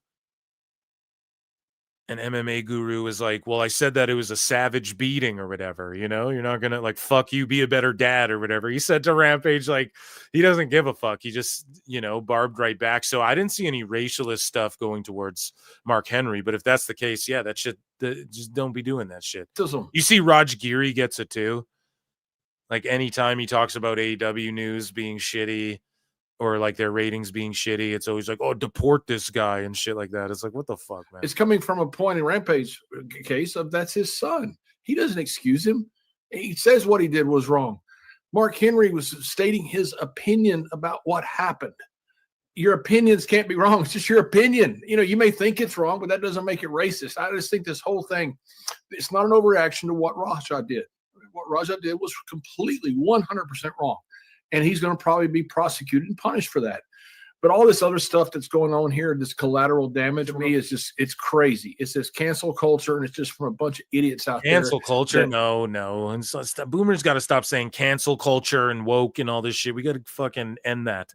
Don't know anything, haven't done anything in life. No one's canceled. No one's canceled. Nobody's canceled. Okay. I've been successful. And want to hide behind their computer so they can be some keyboard warrior. These guys are just snowflake pussies. Snowflake pussies. And they're gay too. What's next, dude? Come on. It's just all the buzzword fucking boomer talk shit. All good. All good. Even the boomer thing. It's like, what the fuck happened? Everybody's now like labeled by their what fucking it's divide and conquer, man. Society is the more we can like group ourselves into different groups, the more. It's George Carlin, the option of illusion. Shout out George Carlin. We shout out brilliant comics on this show. Norm, George Carlin. So this guy here says AEW shouldn't flinch at, and again, another UK wrestling account. Go figure. He says AEW shouldn't flinch at WWE running WrestlePalooza against All Out. This is the moment. Don't move the time. Don't back down. AEW already sent NXT packing. Now it's time to scare off the main roster. Stand tall head to head. The brave don't retreat when the battle is on. Okay, so you just said they're not brave, A. B, they didn't send NXT packing. NXT's overly destroying Dynamite.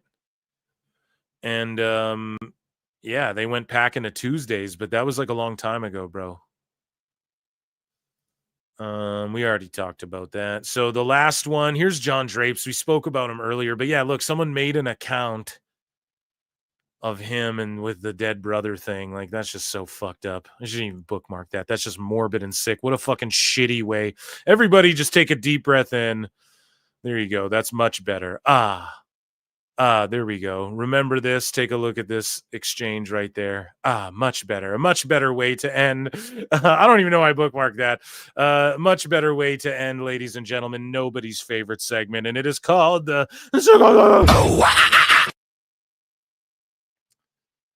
Wow, what an amazing show. Ladies and gentlemen, goddamn, what an amazing show. Over 4 hours. Round of applause for me for being an amazing host, and round of applause for the PWT universe for being fucking absolutely the best audience in the entire Galaxy universe. Guys, Wednesday. So I told you guys this. I mean, we're on live at the same time, but I did start an hour early just to get Husey on, okay? So next Wednesday, it'll be the same. Member Monday, I think we'll start a bit early because Raw's on early again, just because I think they're moving it an hour back just because, okay? The football or whatever the fuck. So member shows, become a member, okay? It's worth it. I put on great shows during Member Mondays. I can't wait to bring you guys some content that I've been cooking up. I'll be on with Husey, I guess, tomorrow to talk J.J. Abrams. So check out his channel at the Husey Entertainment. Great guests lined up. You guys are awesome. Check out fucking Patreon. And what else, man? There was something else I wanted to say. Oh, yeah, Saturday, same time, same place. Is there a PLE this Saturday? Is there a PLE this Saturday? WWE PLE. I'm just sitting here with chat until you guys confirm to me. You guys look it up. Is there a PLE for any show this Saturday that we need to be wary of? I think there's a UFC in Paris, right, during the day. No Meltzer, JKG. We did Meltzer earlier with Husey. It was fucking amazing.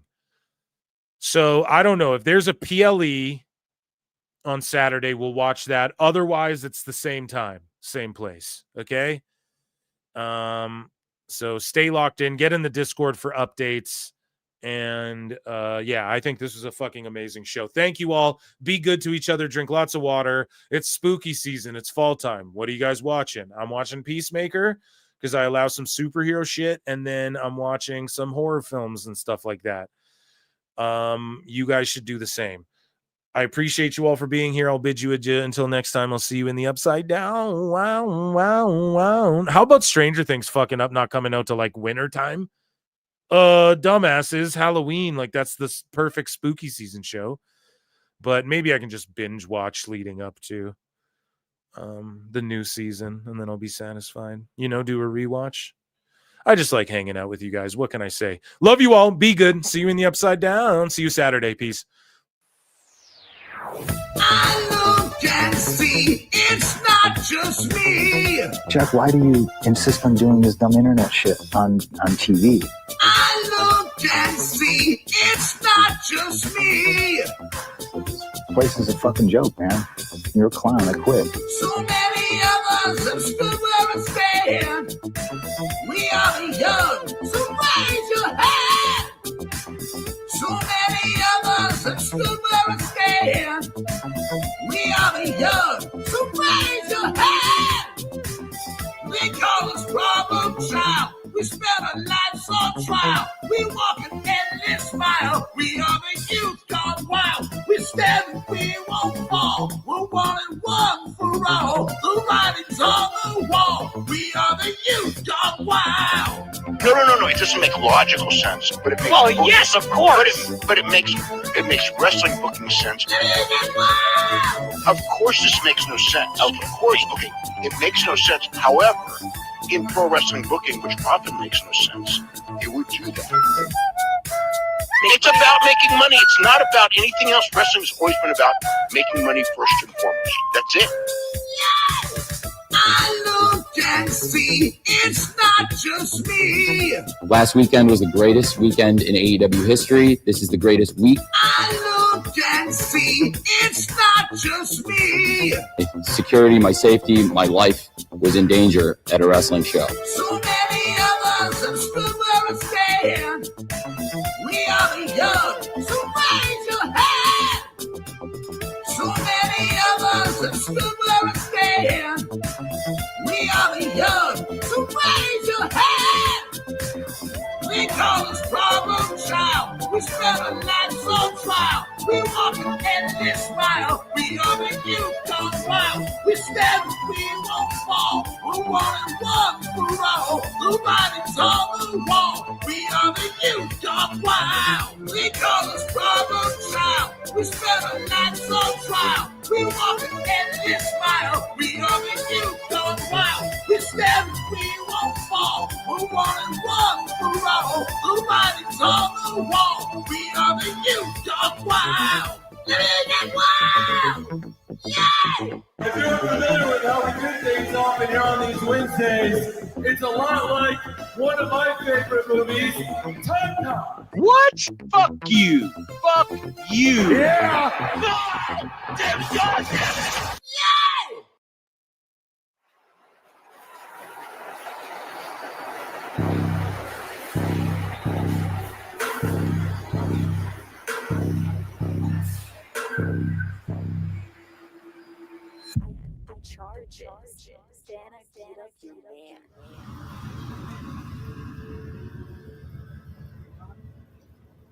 Excuse me.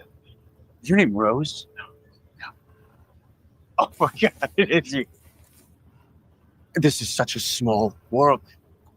Me and my friends, we go out every weekend and we still talk about you. That weekend in Cabo, where you gave my friend that experience of our lives. See, right now. Well, listen, I'll just be a second. Look, hold on. This is ridiculous, right? Me and my buddies, we talk about you almost every single weekend. I mean, I can't. I'm like taking a back. You're not gonna believe this. Oh my God. I beat the charges, then I beat up your man. I bopped him like a cop and knocked him out with my hands. I beat the charges, then I beat up your man. He warned me that the warden might come soon, so I ran. These cuffs are mine no more. My lawyer's such a bore. I made him hit the floor and get down on his knees. I took a little trip to London and Madrid. You wanna see a pic of the places I've seen? Yeah, I got off scot-free and I didn't have to pay any witnesses this time. You know what they say, you gotta spend money to make money. And I spend a lot of money.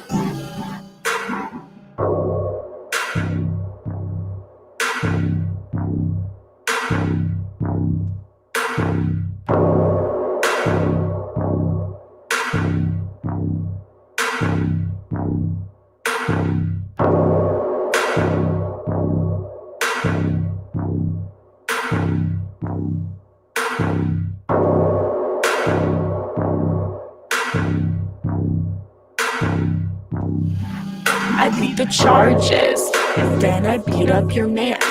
He'll never know if he fought back, but trust me, he can't. I beat the charges, and then I beat up your man. I kicked him to the curb, it felt so good to throw hands. I beat the charges, then I beat up your man. I made it quick so I could dip, went home with his friend. I beat the charges, then I beat up your man. I shanked him in the back with my hot lady wood.